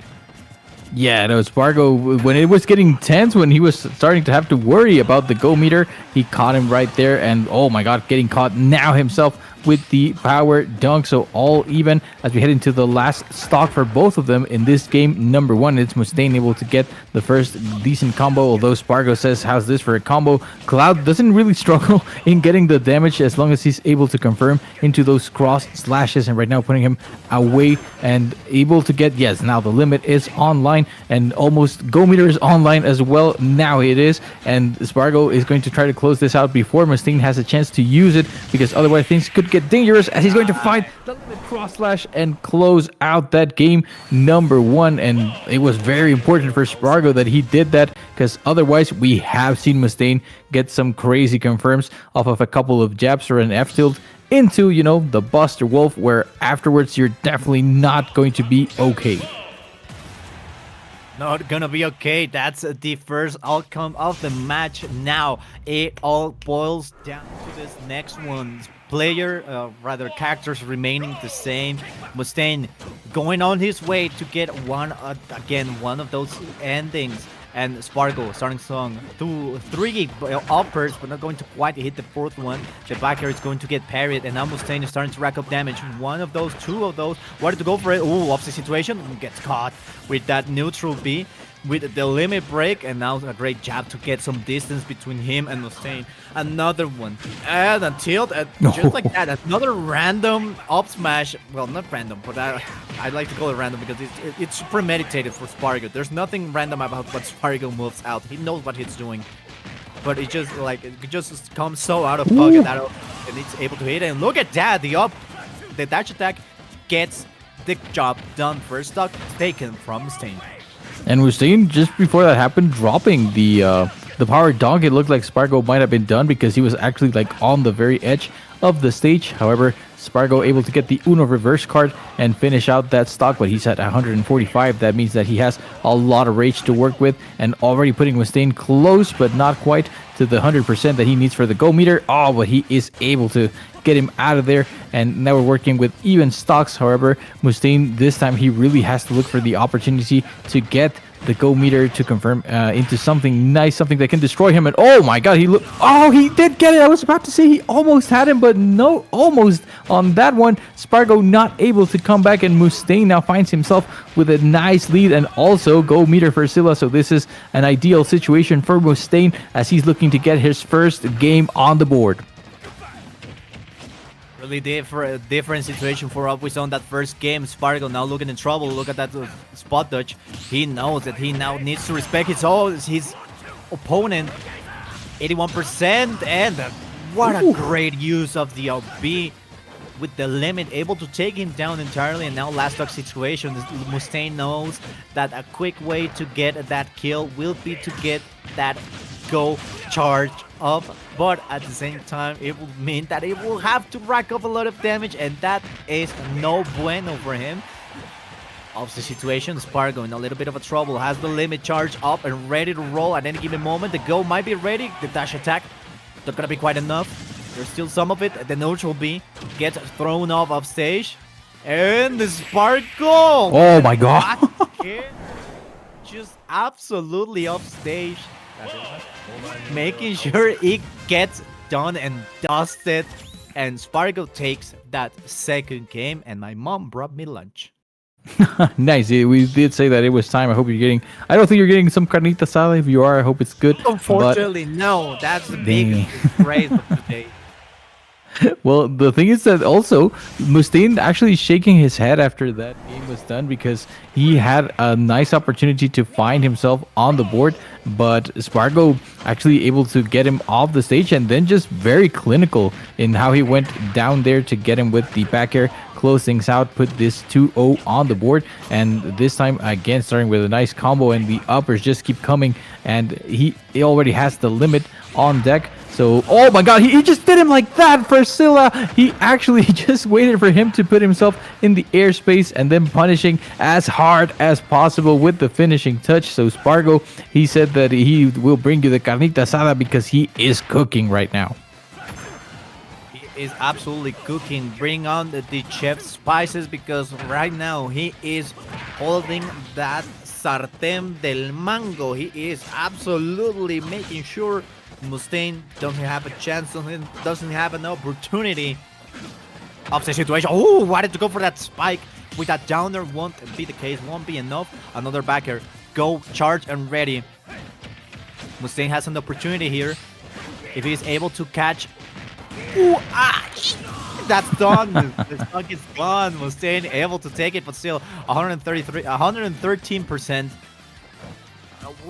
What's a grab? Tell me. What's a grab? Apparently we don't know. We don't do that here.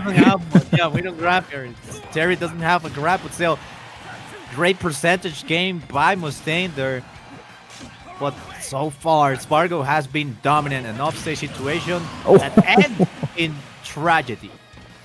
Yeah, because he had the go meter, but there's no way to use the go meter effectively if you can't even get back to the stage. So Spargo, again, very clinical, getting the spike and already putting him in potentially his last stock for the winner's bracket. And another limit that catches him. Mustain has been trying to find some safety right there on the platforms when he's getting ready to let trap or try to keep Spargo at bay. And both the times that I last saw how that Spargo was with the limit charge in full, he just went for the blade beam and just caught him before he was able to do anything. Although right now the go meter is online, that might be the last ray of hope for Mustain, but he's getting hit once again, and another limit that is already being charged. So if Spargo is able to use it well, this might just spell the end of the set. As he went for last Sparg0. We know that as last Sparg0 when he tries to go for the he just disrespected him. Why do you have to do him like that? He was already dead, and Spargo just decided to say, well, just making sure you know. I mean, the result was already decided. Spargo was just like, let me throw in a quick step right now, and absolutely just donked Mustain right there. Just, quick 3-pointer for the win. And well, that was it for Mustain on the upper bracket. Unfortunately, tickets taken down in a 3-0 fashion by Spargo. Spargo, of course, moving through to the top 8 in the winner's side. And now, my dear friend Solo Salo, we're going to be having our last match of this block. That is going to be AlanDiss against Manny.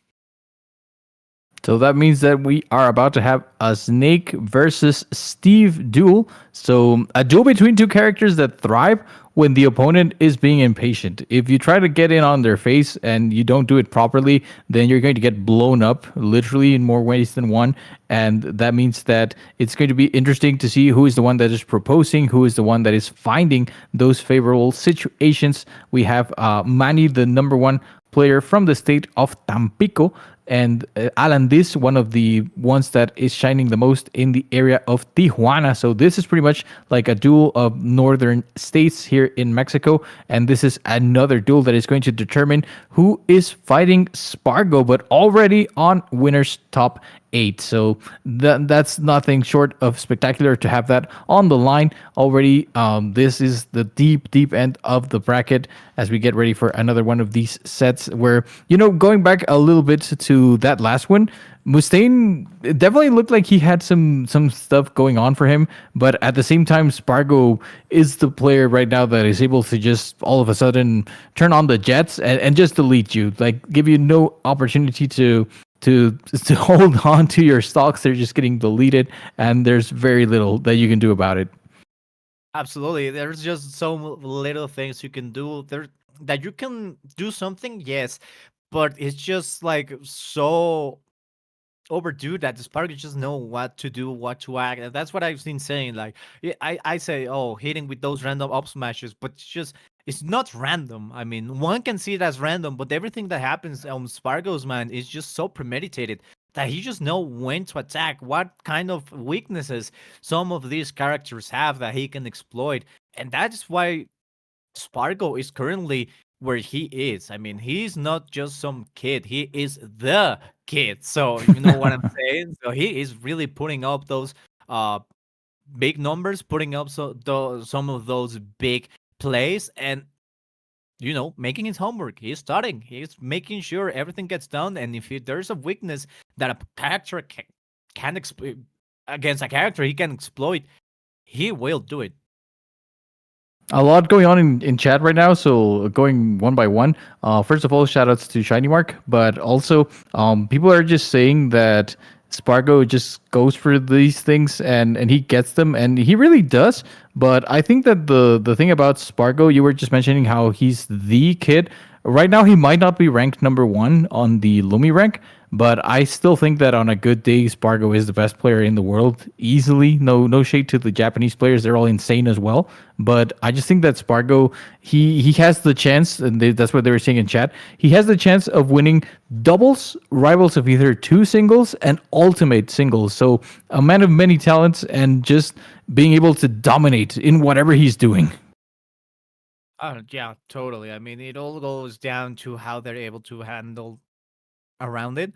But like I said, we're waiting for AlanDiss and Manny to be set up in place. We're waiting.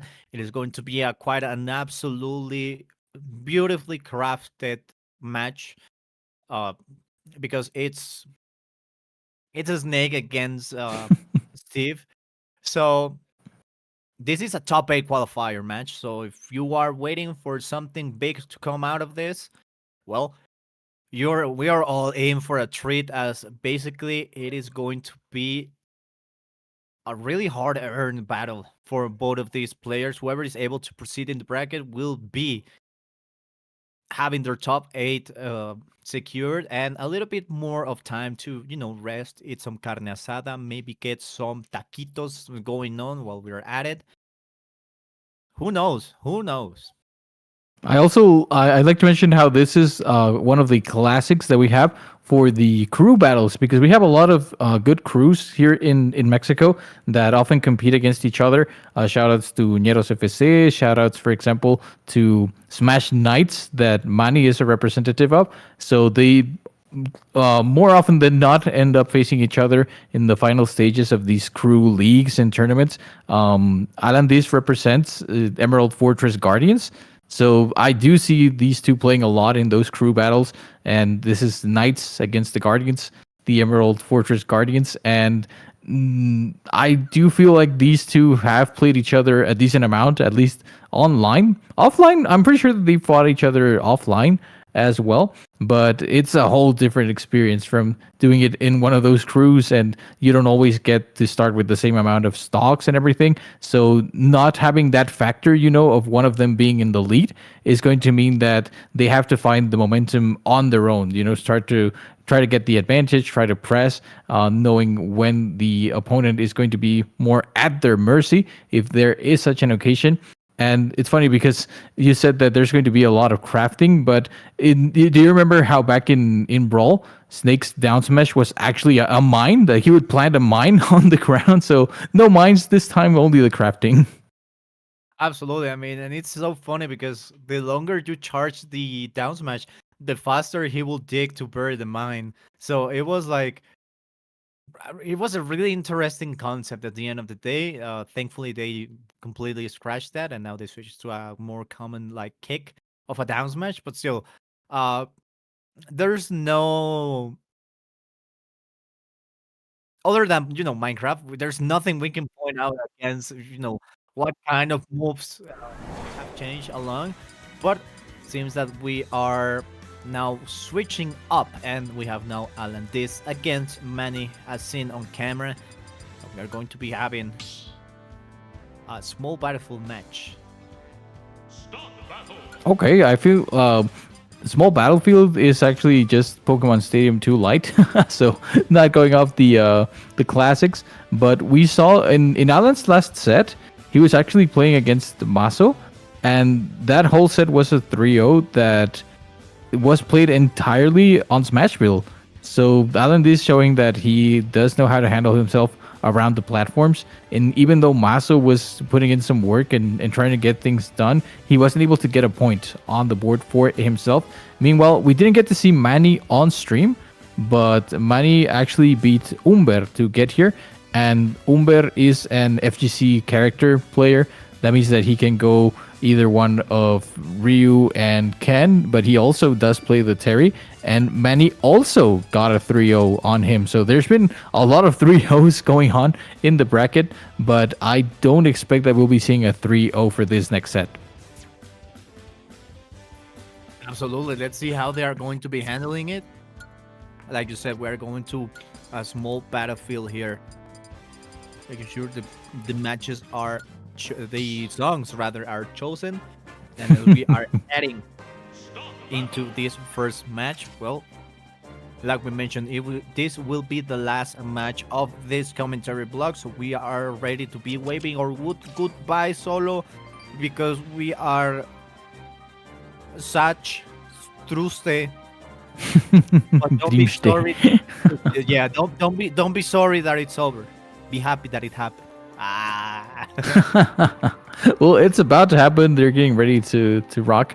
And yeah, I feel like Manny in particular, I've seen what kind of music he likes to listen to when he's playing. So I have to say the music power up is real. If you're non-believers, do try to do it. I think that the music power up in Manny's case at least is definitely real.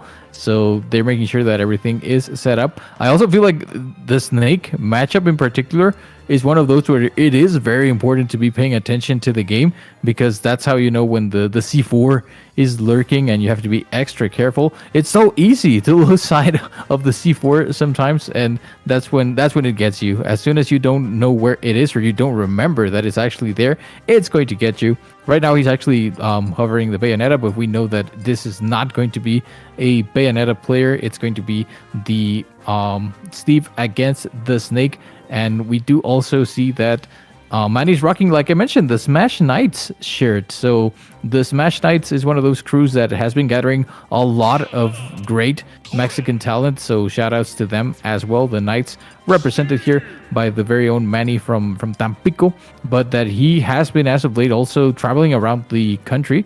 So Manny has been present in tournaments from all over Mexico. Absolutely. Let's see what they are going to do, what they're going to be doing. We're just waiting briefly for them to fix just the small issues that there are going on there in the setup. Hey, yo, Pichu on the screen right now. Yeah. I really would like to see someone like play with Pichu. I mean, it's been a while since... I think it's one of those characters that hasn't been played that much. It's definitely because of the nerfs, though, because Pichu in early Ultimate, of course, we're talking several years ago, but Pichu, it's crazy to say it, but Pichu almost won Evo. Pichu was so close to winning Evo when he was pre-nerfed, thanks to Void. And the only thing that stopped Pichu from winning Evo in that time was actually Leo. Leo back in the unbeatable form, Leo, where he was just winning tournaments with Ike. And he actually ended up winning that Evo using Lucina. But if it wasn't for Leo, Pichu would have won Evo back then. Sadly, afterwards, yeah, Pichu got hit with the nerfs. Oh, I'm sorry. Yes, thanks for the correction there. It was actually Genesis, the very first Ultimate Genesis that Leo won. You know, before he won like 3 or 4 in a row. Pichu was there in Grand Finals with Void, and then he got hit with those massive nerfs. That's why the Pichu meta kind of died down and hasn't recovered since. There are still players that use Pichu decently well, but I feel like most of them just decided that it really wasn't worth it. Absolutely, and it all boils down to this. They are ready to roll. We are seeing that the characters are ready to be chosen. So I don't know. It could be, it could not be, it could have been. I don't know. All players are sitting down and ready. They're just keeping us waiting, man. They like to troll us, but they're also trolling because there's no way that they're using Joker and Cloud. We know that you don't have the secondaries. I mean, I bet they could still beat us and most players with random characters, but at the same time, we know that the characters are locked in.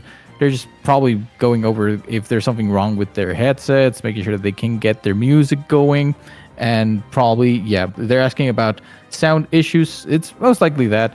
And sometimes it does happen. We are in the parking lot tournament that we already established is not actually a parking lot tournament. It's a casino tournament, but that I do think that's interesting. From over here, we haven't been able to see much of the casino itself. We only have been taking a look at the parking lot for the most part.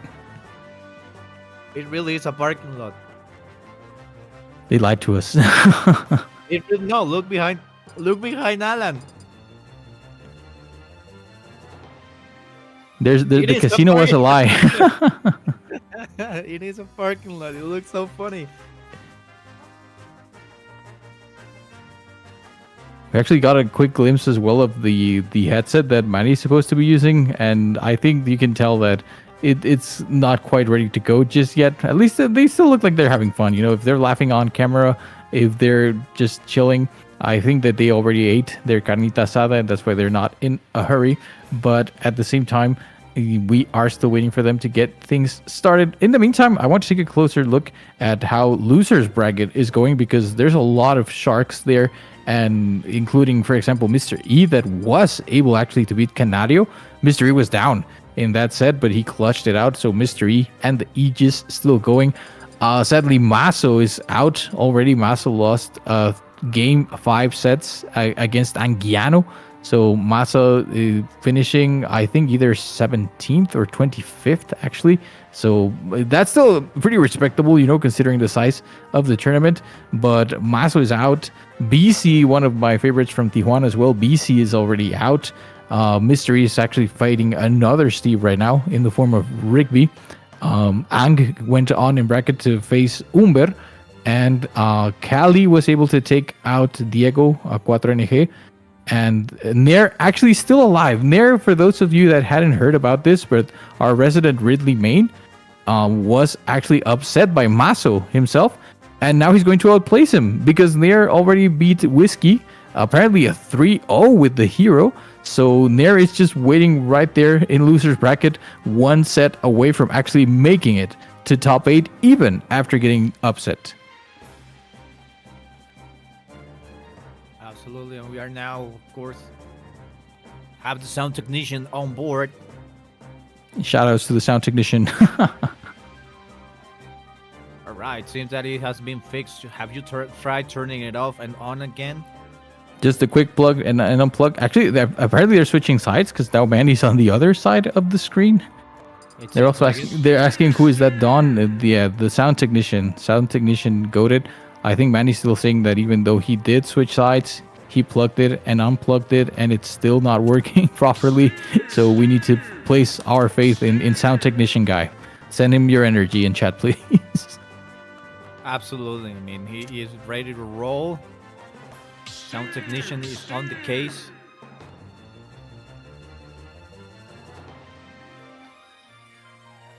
Just making sure this matchup is winnable. Delfino Raza versus Sound. 60-40 matchup, yo. Yeah.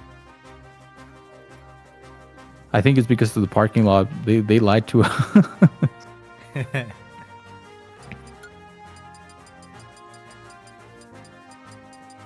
They're saying that it's the engineering special to turn it off and then turn it on again. So maybe that's what they're doing right now.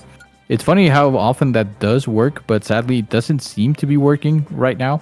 And the reason why we haven't started is because, like I said, you really want to be able to hear the game when playing Snake, especially playing one of the better Snakes to do it.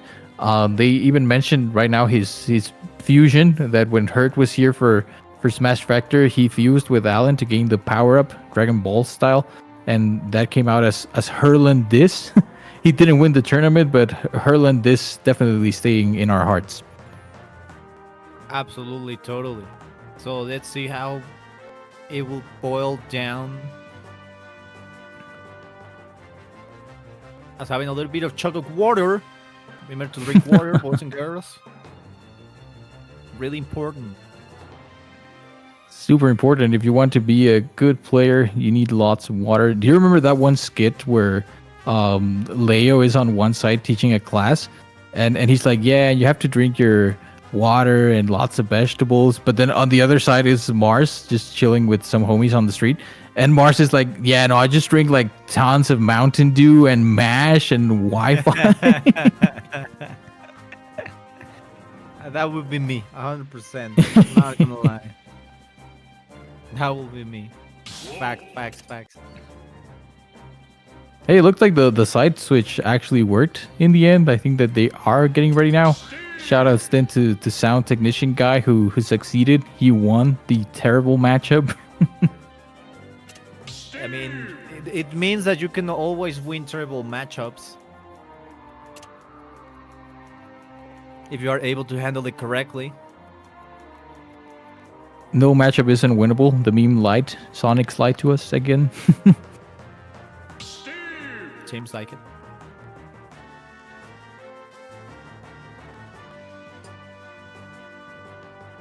They're saying there that that he Hurt fused with Wrath as well. Yes, and that was an even more dangerous fusion because it added a little bit of Sonic into it, and that's not what you want to see.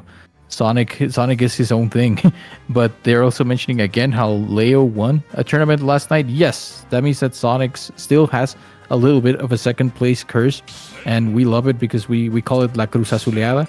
But finally they're locking in the Alex, they're locking in the Snake, and I do see that Alan still has Mustain's name, the one that he uses. Shoutouts to El Bananero for the Haceme un Pete. But he needs to change that. Otherwise, we're going to start and then we're going to have to go back out. Please change that. Yes, there we go. Nice. Right. But that would mean that they are now on the other side.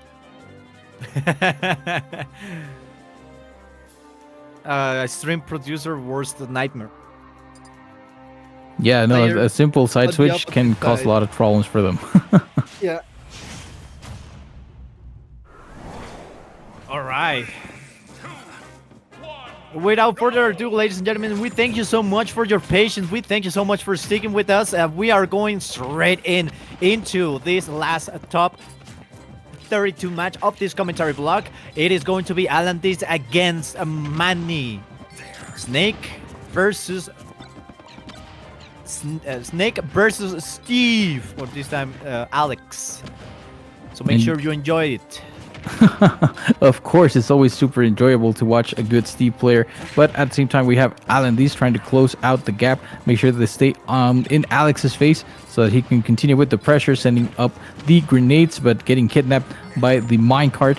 Although the percentages look quite even right now, as the name of the game is just that, to make sure that Steve, or Alex in this case, is not comfortable, not able to get those resources, because you know how that can translate into getting a diamond hit at 80% and just dying randomly. Although both of them are getting close now to that 100%, which means that the stakes are getting higher for this first stock. Is super important in this matchup in particular to not be losing, to not have to be the one proposing and trying to make it safely to where you can get in a position of advantage. We do see the C4 there on that side of the stage, and La Patar Burro for Silla. That is not quite enough just yet, but that definitely is enough. It's not gonna be enough, but still, Manny able to take that first stock, and now absolutely ready to build out Casitas Infonavit, trying to go for the grab, not gonna be quite making it. Snake making sure those bombs are thrown. Those nades are going to be hitting. Got that gold. Where are the diamonds? Oh, the dash attack not going to be quite enough. The dolphin dive not going to be enough. But that back air is going to be... I thought it was going to bounce off the blocks, but thankfully... Looked like it, yeah. Yeah, but thankfully it wasn't the case.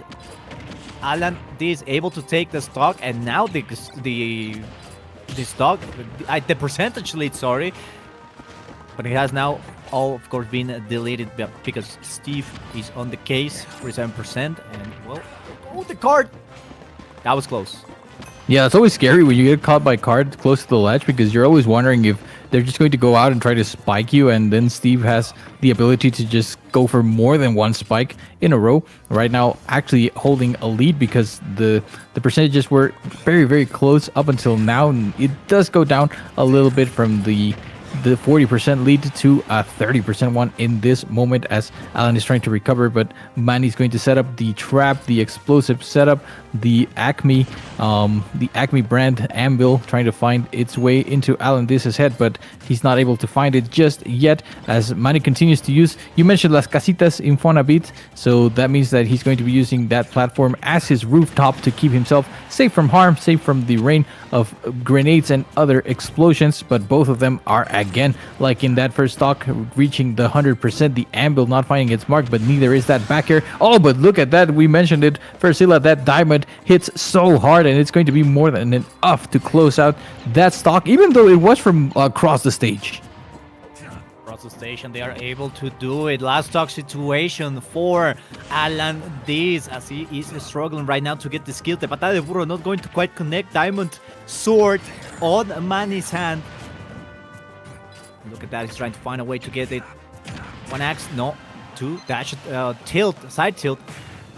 Oh my god, that was close. Oh, there we go. Ooh. That's Patada de Burro for you. Able to take that second stock, and now last stock situation for both of these players. Slight advantage for Manny, as AlanDiss has 35%. Once again, another diamond in the pocket, in the back pocket, ready to use at any given moment and repair those weapons that he has. He's gonna do it. And he's going to still be mining. He's going to still be mining and get those resources. We have a lot of iron ready to be used, and not going to be quite enough. AlanDiss survives and is able to shower. Surviving right now, but who knows for how long, because already hitting 123%, with Manny looking quite fresh, only taking 36 on his side. But look at the building now, double layer of walls to make sure that the explosions can't quite reach him, and now that he's got the resources in hand, he's going to move to the center of the stage, and there you have it, atropellado, like we say, with the minecart taking that first stock. And Manny bopping his head right now. He's feeling it. He is excited. He is probably jamming out to some music, thanks to our buddy sound technician guy. I forgot that Manny usually likes to tend to do this stuff. Like he usually enjoys the music, bobs, and look at that.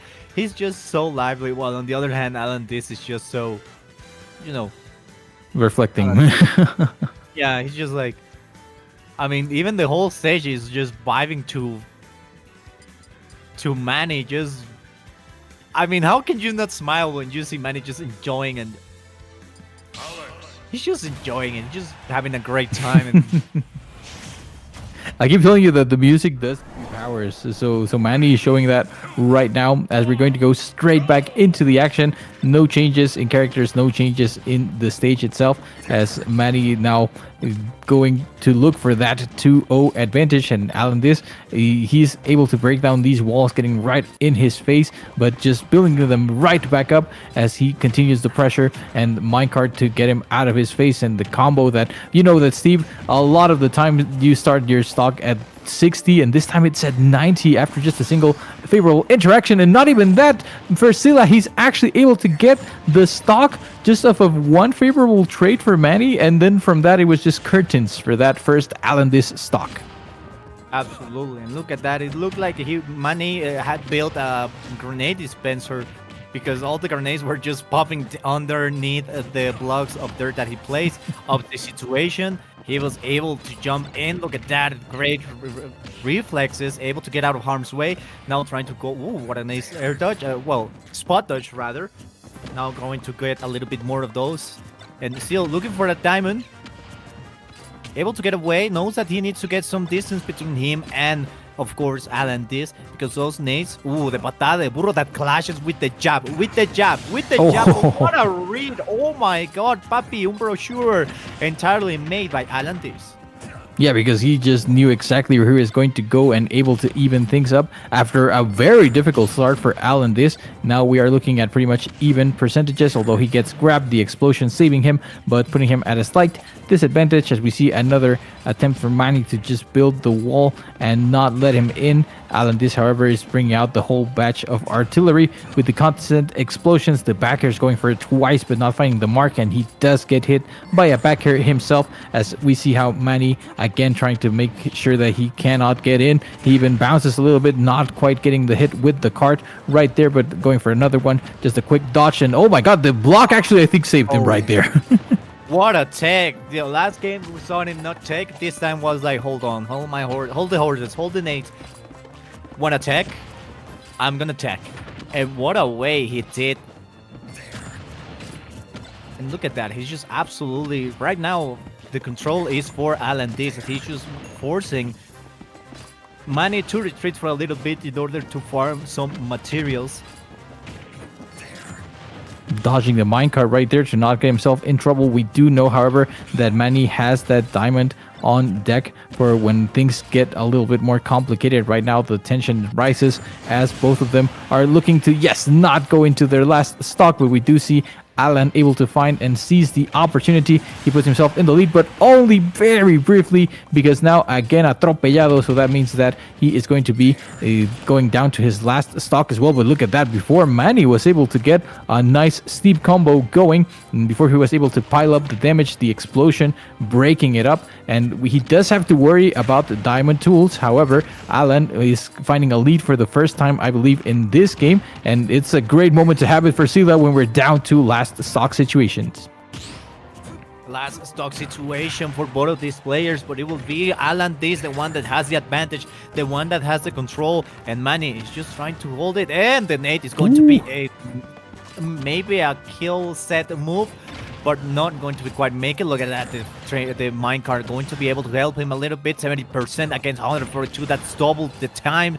The minecart doing damage, but he hit the block like frame perfect, and the block hit like absorb the damage, but that is going to be it. That second game goes in favor of AlanDiss, and now AlanDiss wanted to headbang a little bit, but he controlled himself.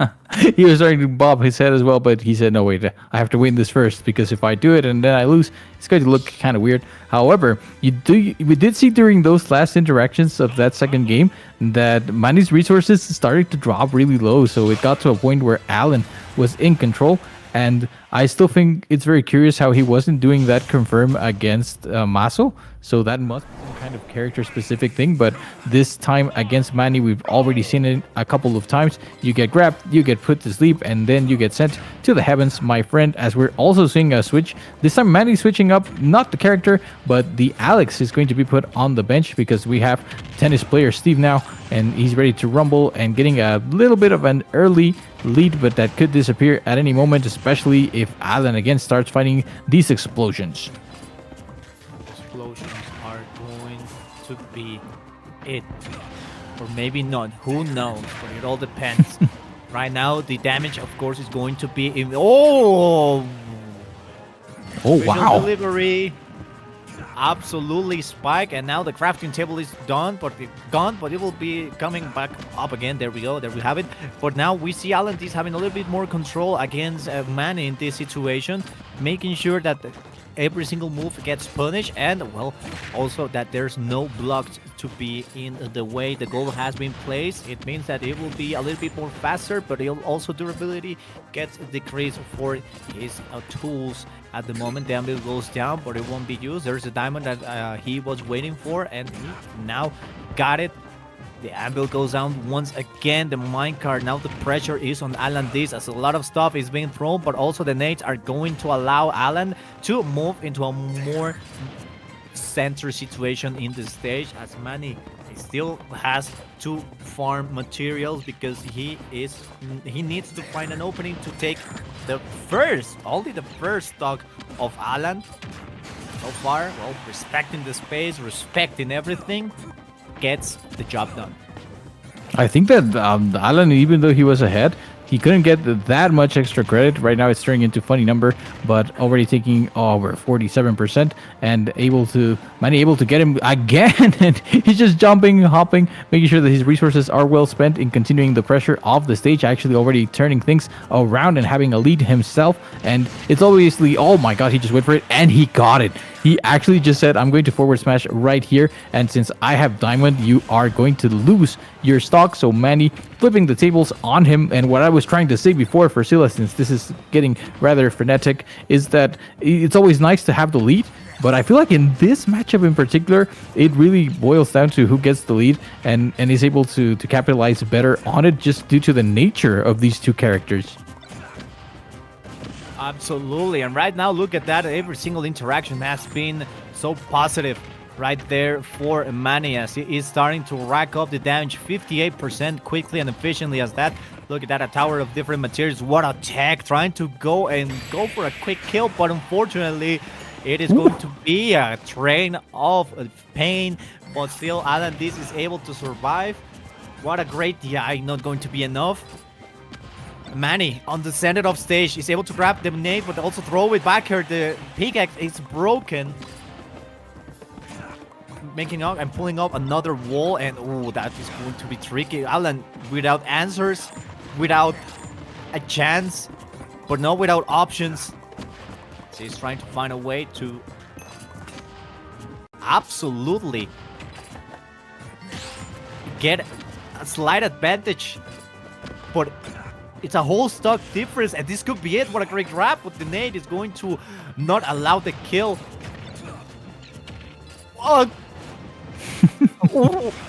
The thing is that God. Alan is just barely surviving right now. He does have max rage, but he does have a whole stock disadvantage. So even if he manages to somehow dodge everything that Manny is throwing at him, he still needs to close out this stock before he can even start thinking about the next one. And Snake does have the tools, to make it back from something like this. But the DBC moment for Sila, that is not going to favor Alan. I don't even know if that is going to count as a 2-stock or not, but the important part is that it does count as a win for Manny, who is once again jamming, but this time again on the lead after Alan was able to claw one back. Now he is finding himself one game away from dropping down to the loser's bracket, and well, looking at that loser's bracket, you definitely don't want to be poking your head in there. Now, as we are heading into our fourth game, Manny could be able to take it with a 3-1, or AlanDiss might be able to just turn the tide around and throw us into a game number 5, both of which sounds like a good idea, but I'm more of an advocate of a game 5. We do love our game fives here, so here's hoping to Alan that he can make that happen. And you know what's even more crazy is that whoever is dropping down to losers once this set ends is going to have to face Nair. So not only do you lose your chance of getting to the top 8 through winners, but you also have to face one of those veterans that have already proved themselves on the big stages before, if you even want to have a chance to still make it to the top 8. So that just adds to the pressure, knowing that Nair is down there waiting in those deep waters and can actually still make it to top 8 even after he got upset. So right now, because Alan is just getting a bit of a lead, but you know how fragile those leads can be, especially when you have characters with such great damage outputs, although a couple of nice parries are going to let him keep that lead at least for a little bit longer. But we do already see for Silla that the diamond is on deck. Absolutely, the diamond is on deck right now, and it's absolutely getting the job done. 130 against 105%. Ooh, what is going on? What was that? Oh my God, Jesus Christ! There we go. Amble falls down. Ignore what all that I said. Manny now with the control of the situation, and of course the just the exaggerated pressure that this character is doing, not with the grenades, but rather with the amount of things that are being thrown at. Talking about the anvil, talking about the mine cart, talking about, of course, everything that can be set up, and using those blocks to his advantage. Manny making sure he gets the job done, and look at that. This could be it, waiting for the perfect opportunity to strike the factor of the situation, and just going to set up for the kill once again. Oh no. He got the kill. He got the kill, technically. Just not the one that he was expecting to get him from. So, yeah. I mean, that TNT was placed there to end alive. We just weren't expecting it to be Manny's life. So Alan just smiled. He knows that we are going to be taking those all day if possible. However, he said 110% compared to Manny's 10. So right now he still has a little bit of a climb to do, and the people in chat want to believe in Alan. However, right now he's going to get atropellado once again, which means that he is potentially on his last stock for the winner's side bracket, and the diamond is still online, and the diamond still doing so much damage. I feel like this is one of the things that makes Steve feel so oppressive, is that diamond just does way too much damage. Only a couple of swings and Alan is back at 94%. So we're Silla facing the same situation that we were facing in last game, where Manny's still rocking with 2 stocks while Alan is already on his last one and quite hurt. Absolutely. Last stock situation for Alan. This might be it. It all boils down to this, but the minecart, not gonna be quite it. Alan survives, pulls through, diamonds in hand of Manny, as he is able to build up another wall to keep the guard up and make sure that backer feels it for Manny. Stands up immediately. We only see this, how he bobs everything, and it's all done. The house is built. He made the foundation. Manny pulls through the bracket onto a top 8 with a 3-1 result against Alan. This, hello, let me tell you, this has been quite an amazing day, and it's only going to keep going from now on because, well, top 16 continues, but unfortunately, not with us. Yes, we're going to leave you in the hands of another 2 fantastic commentators, Toon Laguna and Samu. So be ready for that, and also be ready for the action to continue here in Delfino Raza, because we have our first set for top 8 winners defined. It's going to be Spargo against Manny, but we are about to find out who is joining them, and it's going to be WaKa against Hassar. It's going to be, we have been waiting for that one for so long, Chag against Rocks, and we are also getting some losers side action. So those sets are also going to be bangers. So we really appreciate you joining us, and please don't go anywhere, because the action is just going to continue getting better and better.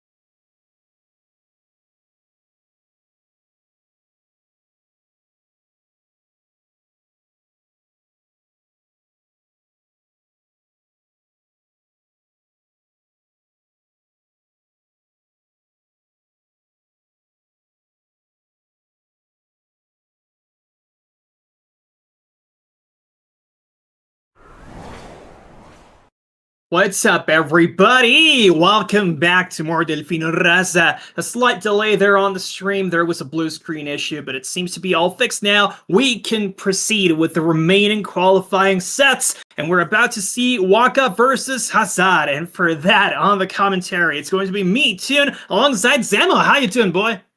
I'm doing great. How are you doing? I'm fantastic, man. How has it been so far? You were on commentary earlier. How was that? It was incredible. We saw some great sets, and I'm seeing some repeat names that I might get to commentate once again coming up here. And I just can't wait to watch and talk about even more Super Smash Bros. Ultimate. Oh, for sure, man. And remember, these are qualifiers into top 8. Yes. So we're about to begin the biggest party of the tournament. It's already been a bit of a party. I believe that everybody's been having a great time over there. And, you know, there have been some pretty interesting stories here. I mean, the fact that I'm seeing Hassar all the way over here is already notable. He is going up against WaKa, though, and WaKa has been on a roll.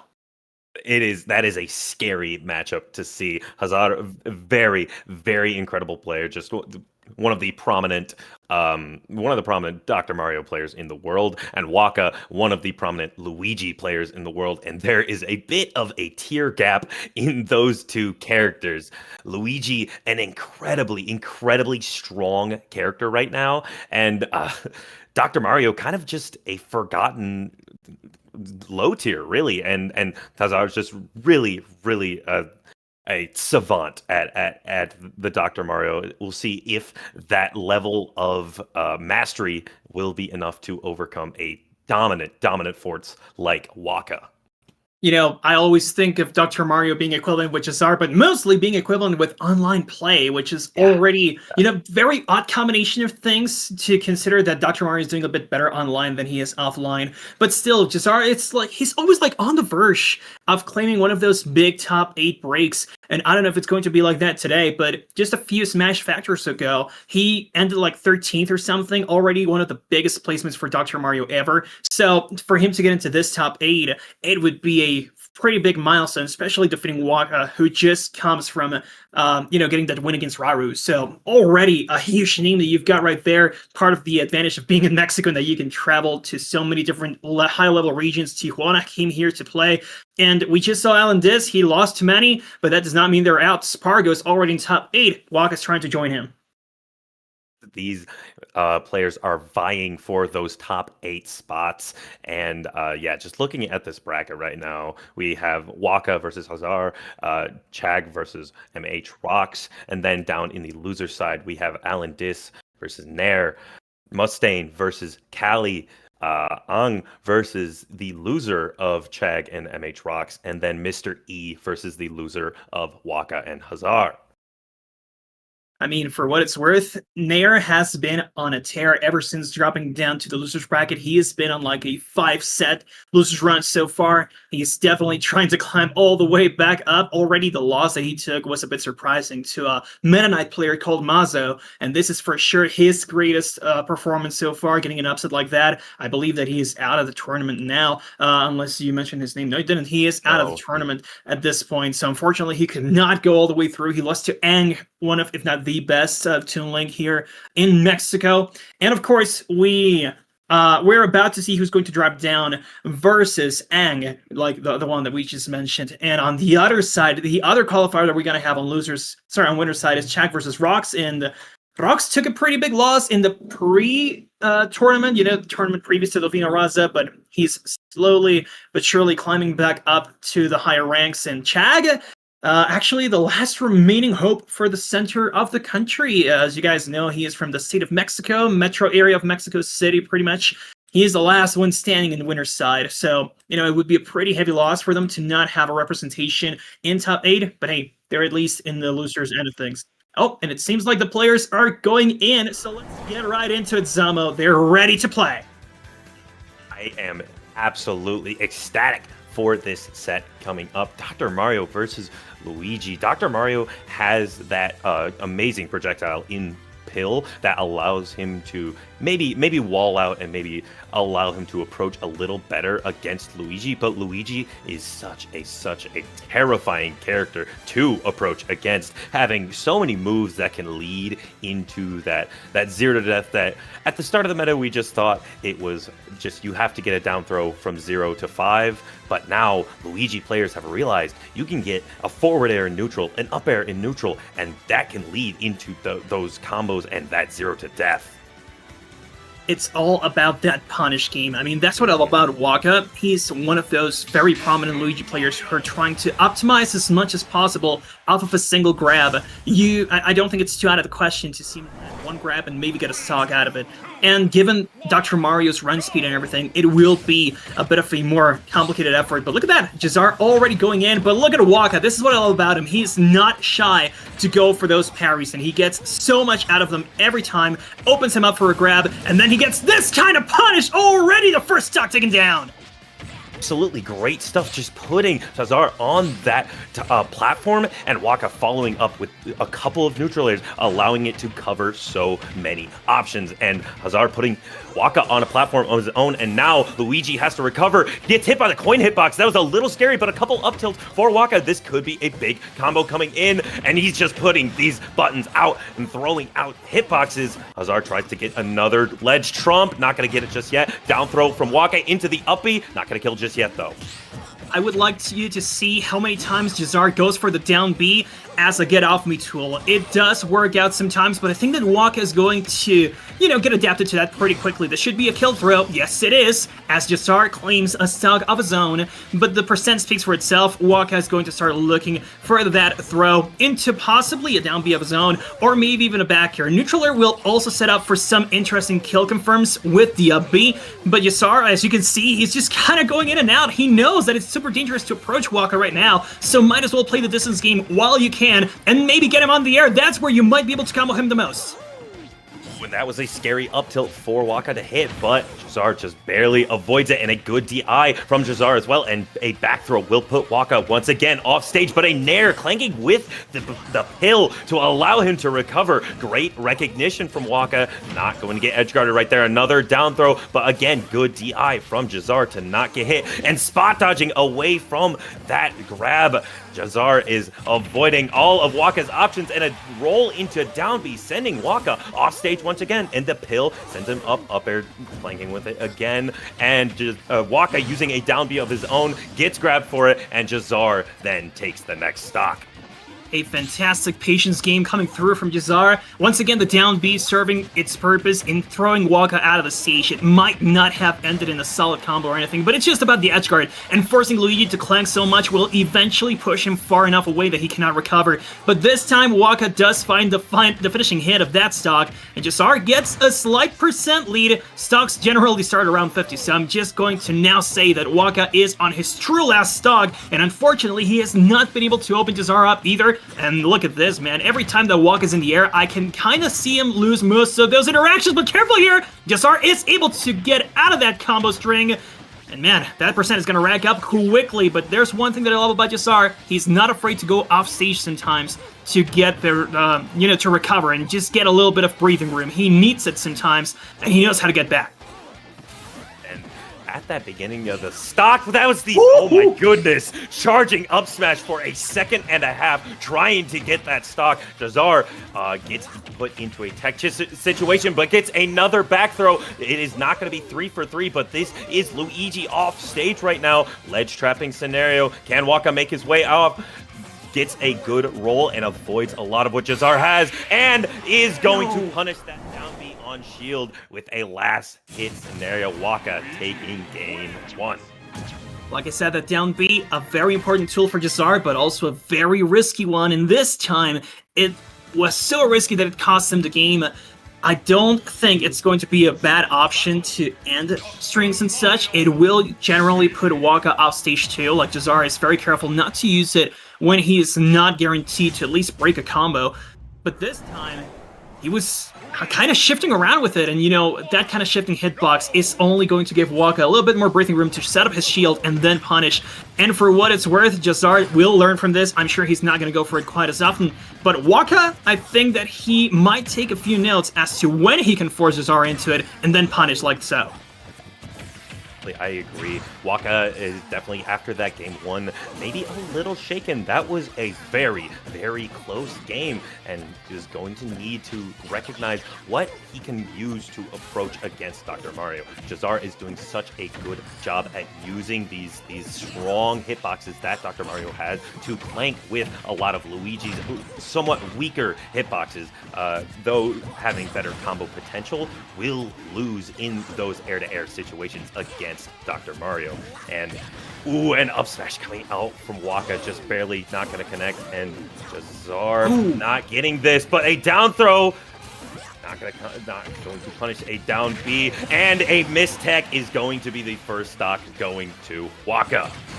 You can see where Dr. Mario's kind of lacking in the punish department sometimes, as Hassar was not able to leave the stage quite as comfortably to tackle WaKa as he was recovering. This time though, the pills once again clanking just enough so WaKa cannot return. So Hassar does have a solid game plan in the edge guard department at a distance, but again, he can't really compete face-to-face off stage given Dr. Mario's recovery, so he knows his own limitations. He's not going to risk it off stage if not needed, and when he is recovering, he's gonna take the most unorthodox routes, and that could have been a deadly down air, still making it back, but not for long, as the up B will hit with a sweet spot, and that's going to put Hassar in a stock deficit. And WaKa, I think he has been playing a lot better around the aerial game that Hassar has to offer, so much so that if Hassar is going for an aerial, it's usually an up air at a shield to try and tackle him back. But guess what? He won't get to do one of those again! 2 stocks in a row go the same way! Is finally third time's the charm. In that game one, WaKa actually messed up 2 of his 0 deaths, but finally in that game 2, taking the final stock with the patented Luigi grab 0 to death. Hassar is reeling now. Definitely. If you're just, what's your adaptation here right away? Like, what did you do wrong in that game? Yeah, that's the thought process. Is I guess at 0, don't get grabbed, but that's just already in your Luigi game plan. I feel like you could have extended your punishes maybe a little bit more. It feels like Hassar was ending a little earlier than he could have. And WaKa obviously scared of that, or Hassar obviously scared of that that Cyclone. It is a very scary option. Frame 1 invincibility, but you still need to push your advantage as much as possible, and WaKa is really doing just that right now as it gets another down throw, trying to put something on the platform, just barely, not going to connect into anything, but a back air will take the stock. Now, Hassar cannot set himself up for a back throw just yet, but he will be fishing for that, or at least a back air. Oh no, but instead, right as he is approaching in the air, he gets grabbed, and that's a second one. And here's where WaKa has learned that he has the most mileage to make off-stage game plans. Like I said, Hassar recognizes his own his own limitations off stage, so he does not play that very often. That's where WaKa really wants to put him. Hassar did manage to find that stock though, so it's no longer a stock deficit, but the percent speaks for itself, and if WaKa lands another grab, like this one, it should be the stock, yes sir! And like a prophecy, my co-commentator talks about a grab, and one comes true. And now, once again, Luigi game plan shines through as he is looking for another grab. That is an opponent at 0%. That is what you want, a grab at such a percent. But Hassar doing a great job at walling out WaKa right now, keeping him in the corner. That up smash just barely not hitting, but a grab will not lead into the 0 to death. Good SDI from Hassar. Not going to kill just yet, but that is not something you want to see if you're a fan of Dr. Mario. Back air sending WaKa off, though, and now he's off stage once again. Tries to get an up B call out. Doesn't connect with the strong hitbox, but 131 on WaKa, and Hassar on his last stock with 74. Trying to get a grab, but WaKa going for an up B out of shield will not kill and will not connect. Notably, I don't think WaKa has gone all the way like a 0 to death from a single grab. So Jazzar has been able to walk out of middle. So this is not going to be quite enough, but it does set up for a solid edge guard. Oh no! It's going to clash with him, and this might set up WaKa for something huge. Looks for that grab on landing, but finally Jazzar has learned not to land anywhere near WaKa, as that might just be spelling death for him. And look at these footsies. Look at these footsies. Neither guy wants to approach so much. WaKa is also kind of forced to play around the pedals, but that's going to be it. A knob smash will do it.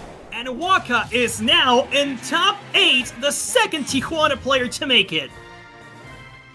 Great stuff from WaKa. Jazzar just showing some life throughout that set, but it felt like it was too little too late. There was obviously, you have your limitations with the character, but Jazzar was really not showing as much as he could have. I feel like there were some misinputs here and there, some misreads, and unfortunate timings, but WaKa definitely capitalized off of that every single time. Yeah, that's the edge that he does have, that experience for the punish. I mean, punishing being so crucial to Luigi's game plan. You really need to take that. They gave you that 1 inch, you take a mile. You really need to go on that game plan. If you're Luigi, if you're Dr. Mario, then it's of course avoid those grabs. But there was eventually going to be a situation in which Jazzar landed too close to WaKa, and when WaKa saw that first one, he was conditioning Jazzar so much to continuously land like that, and the rest of the punish just came through. That's how he won most of the exchanges. But that's it for this story. Jazzar is not out of the tournament just yet. However, he will face off against Ang on loser's bracket to try and make it into top 8. And this next set that we've got coming up is going to be a pretty good one. It's Rox versus Chag. Chag, a name known internationally. He went on a world tour at some point. And Rox is unfortunately stuck to Mexico. He has not been able to travel outside for, I believe, ever. Maybe he went to Colombia or El Salvador at some point, but he has always been the defending champion of Monterrey, and he's here trying to defend the local pride. Yeah. And we did see earlier in top 64, Chag did play against a Sheik already, so might have a little bit of a warm-up. Chag having played against... excuse me, I forgot the tag. That is my fault. Having played against Evil M earlier in bracket. Will that be enough, though? MH Rocks A that has made it further in bracket, so if by that metric he's more consistent, so will that consistency shine through here? Or, as you mentioned, Chag being an internationally known player, incredibly solid, incredibly proficient at the Palutena, will that be enough to beat this Sheik? Well, and also, if it helps, Sunny, I don't think Monterrey has too many Palutena players. So, in that sense, he should have the advantage. But Palutena is also a matchup that I believe people have practiced against for the entirety of Ultimate, being one of the early demons in bracket too. So I don't think Rox does not have enough experience. But still, if you're looking for a local Palutena, I don't know who I would lead you to. Also, Chag played against a pretty good Sheik player as well, like Evil M, one of the best players in Durango, Mexico. I don't know if he's the best, but still, definitely top 3 from that region. Not too far from Monterrey either, so he does get to travel a bit. Now, Rox here, what's his game plan? He is a setup kind of player. And Sheik kind of requires a lot of setups too to make things work. A lot of bouncing fish setups, for instance. So I think that's what we're going to see. Rox going for a lot of bouncing fish finishers. 100%. That is just that staple of Sheik gameplay. You have a character that struggles to kill. You give them a kill option, you are going to be looking for that kill option. And we're seeing it right there. Some bouncing fish coming out. That landing Nair or a landing needles, those are your basic leads into that incredible finisher of bouncing fish. But that second one not coming out, but an up smash coming out to punish a get up attack, and Rox takes the first stock, putting himself in the lead, and I'm sure that the venue is rooting for their boy as well. Now remember, this is in the winner's side of things too, so they still have an extra life, if you will, for the lower bracket, but neither one wants to fall to that point. And here you go. Rox is very good at you know, he's very slippery, if you will. Sheik is already a character that moves quite fast, but he is going to try to force Chag into these trap situations and maybe even throw a projectile of his own to then slip by and start a new combo. And so far, so good. He is kind of catching Chag on his attempts to land. And look at that, he reads it too! Chag going for his classic edge canceled back air, and it gets parried. I think that's a pretty big indicator of how well Rox knows him. That second time, though, Rox did try to go past the ledge and punish Chag. Chag was ready for it with a back air, and then the down tilt, finishing it off and putting these stocks at even. And the percents are going to be looking a little more even once you get that Nair strings that Palutenas love to go for. And Rox trying to go for a up smash and air dodging past the ledge and accidentally SDs, and that's going to put Chag up here in this game 1. Hoping this won't take such a big toll mentally if you're Rox, but still, it's definitely a heartbreaker because that was almost a full stock lead. Like, he definitely had a lot to give on that one, but it is what it is. You gotta put yourself together again, and unfortunately, I don't think that's happening. The mental is definitely hurt for the remainder of this match at least, and Chag is taking the mile. You gave him, well, you gave him 2 miles actually, and he's going to take them all the way. Well, Rox does make it back this time, but that's twice in a row that it's happened. Rox is having some difficulty here with those air dodges off stage, and hopefully he can get something together. A down tilt up air is going to be putting a little bit of fire in his boots, but a grab off of ledge, though, that it could be a big opening with 26% on the side of Sheik. Up tilt backer, and now Chag is the one in a corner situation, but lands with a Nair and is able to make it out. Good parry from Rox, though. Not going to get anything big off of it, but that is a good indicator of how his spirits are. Oh, and Rox catching the landings from Chag once again. Like, this is probably where people have been capitalizing the most across both sets. It's always about the landing and being in the right position at the right time. Rox can also get some very solid strings started right from up tilt as they land. So Chag here is going to start playing a much more careful game when landing, throwing a lot of backers, forcing Rox to stay out of harm's way. And here's Rox once again, trying to catch him on the slow approaches, but unfortunately the second down tilt is punished, and it seems like Chag might have the winning formula here with the explosive flame, but no, not quite gonna hit him. Man, you gotta be so nervous of your Rox. You already dropped a stock, you can still close this out, but no, he just dash and eats a shield to the face. Unfortunate situation. Earlier, before we saw them on that left side of the stage, Rox was once again trying to aggressively make it back to stage. We've been seeing that a lot from Rox. Landing with he's off stage and he lands with a forward air off of that ledge. He lands with these needles, lands with the back air. It has been a very aggressive approach to disadvantage from Rox, and it has been working incredibly well. There was just that unfortunate SD at that second stock. We'll see if Chag is able to start punishing that, or if that aggressive gameplay will still lead more towards Rox's favor. I mean, that's the thing. I think that Chag definitely walked in with the aggressive mindset because he knows that if he catches Rox's lip, and he can also build up to some fantastic punishes. For as slippery as Sheik is, it's still going to be a complicated effort to bring all that percent back. I mean, that's where your advantage is. The more you can extend your combo, the harder it is to see Sheik make it back and close out that gap. Oof, the wind box is giving Rox a bit of an extra mile to get back on stage faster.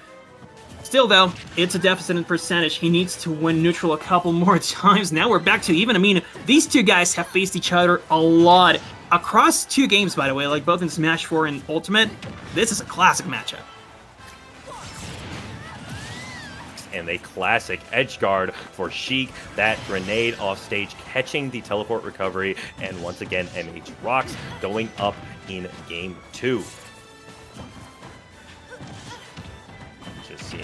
We're just seeing this gameplay from Rox. He is utilizing all of his aerials, all of his tilts to apply this pressure to Chag, and just that really has been Rox's MO this entire set, is pressure. pressure, constantly approaching, constantly just throwing out these hitboxes and not going to work out that time. The approach being stuffed out by an explosive flame, but still, you are up an entire 76%, 81, and it is climbing as Rox is still playing that aggressive game plan that is doing so well.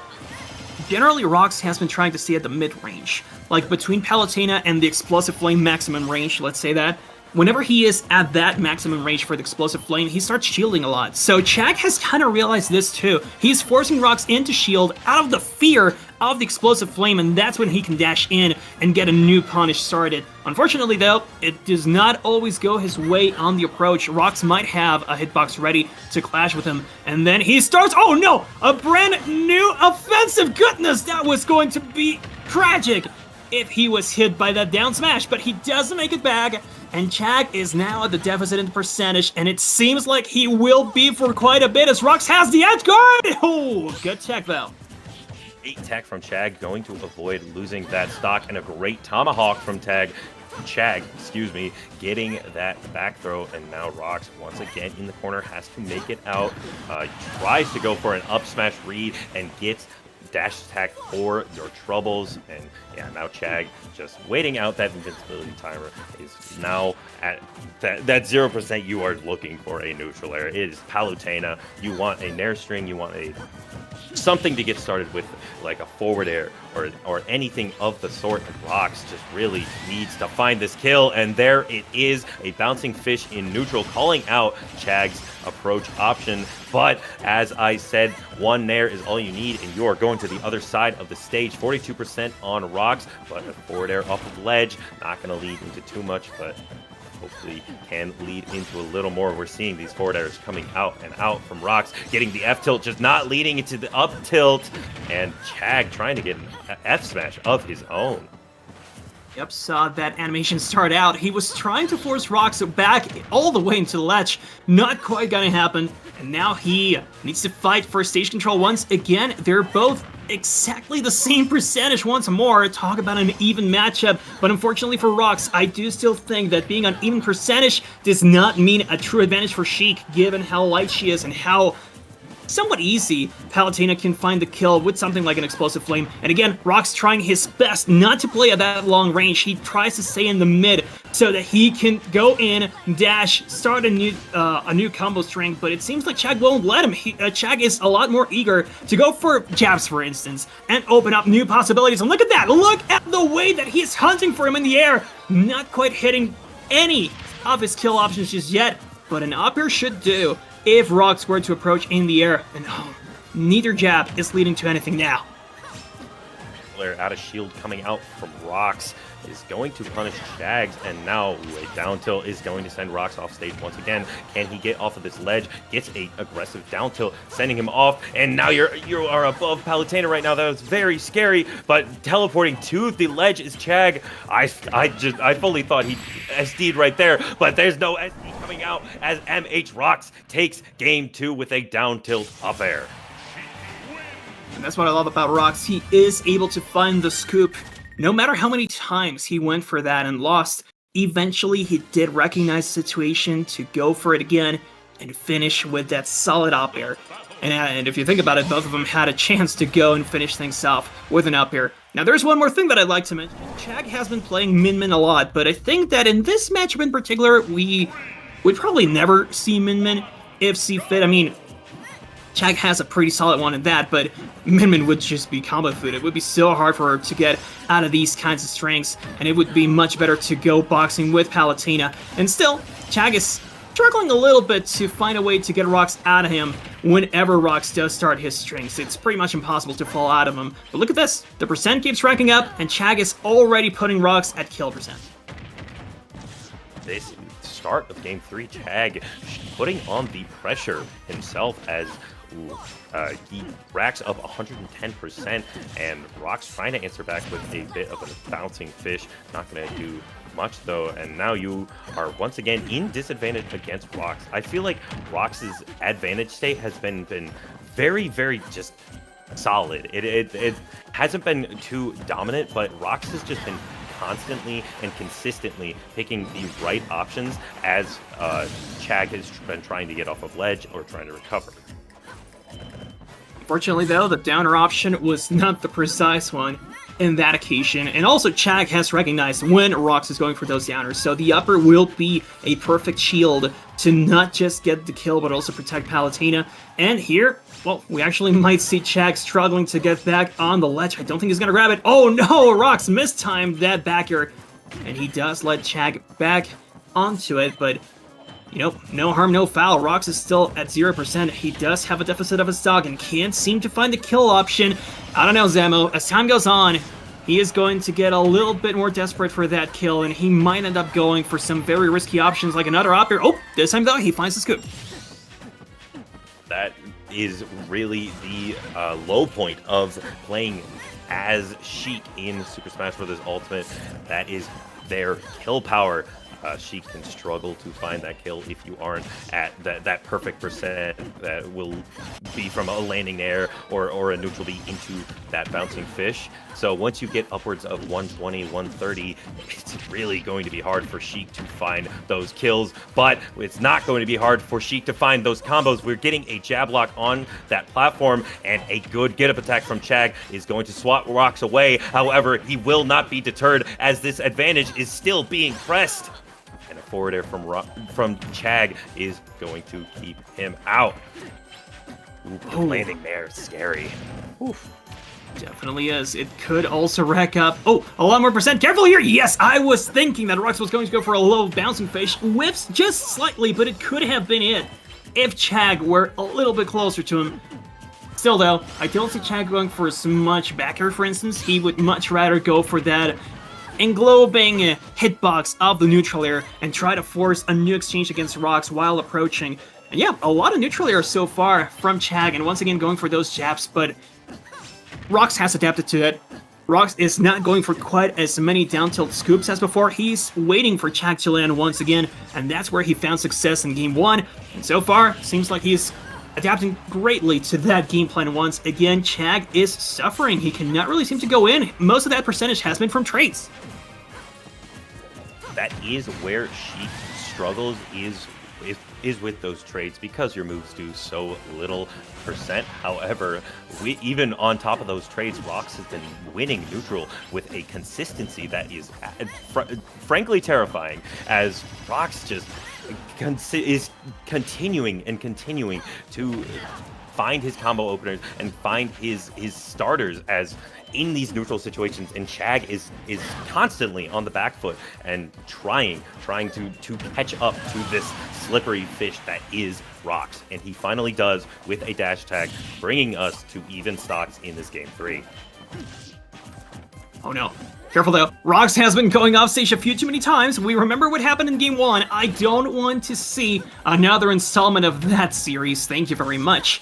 Chag though, struggling to find center stage again, or rather, Rox is very comfortable giving that up sometimes, so whenever Chag does take the bait and go into center, Rox has something ready for him, be it needles, for instance, maybe a dash attack of his own, and Chag eats a lot of percent from it, and there you go, another up tilt. Can't seem to land the second fair, though! Ooh, that one's gonna hurt as you lose stage control and you take some punishment, and again, the percent racks up so fast on Sheik compared to what she can deal. Yeah, however fast Palutena racks up the percent efficiently, does Sheik do the same, as Sheik's combos are just they are so high maintenance, but they are so worth it. And that F smash did not seem to be worth it, as Rox is going to be getting a punish. Not too big of a punish though, as he is back in the corner in a neutral air, sending him off stage once again, landing aggressively with a forward air, trying to get something off of it. A Nair putting Chag off stage now. F smash just barely not connecting fully. Unfortunate situation for Rox. And at this percent, oh, pretty much any backer would do, but that's just going to take cojones to go in and do an up smash like that. The absolute call out of how Chag was jumping so much, looking and fishing for those back airs. Eventually, you're going to get punished from it, but still very quick pattern recognition from Rox and knowing when to go in safely and landing that up smash, but still good stuff Rocks. This is what makes him the best Sheik, I would almost say, in the continent, honestly, but he just needs to travel. He just needs to get out of Mexico for once. Please, Rocks, get your visa.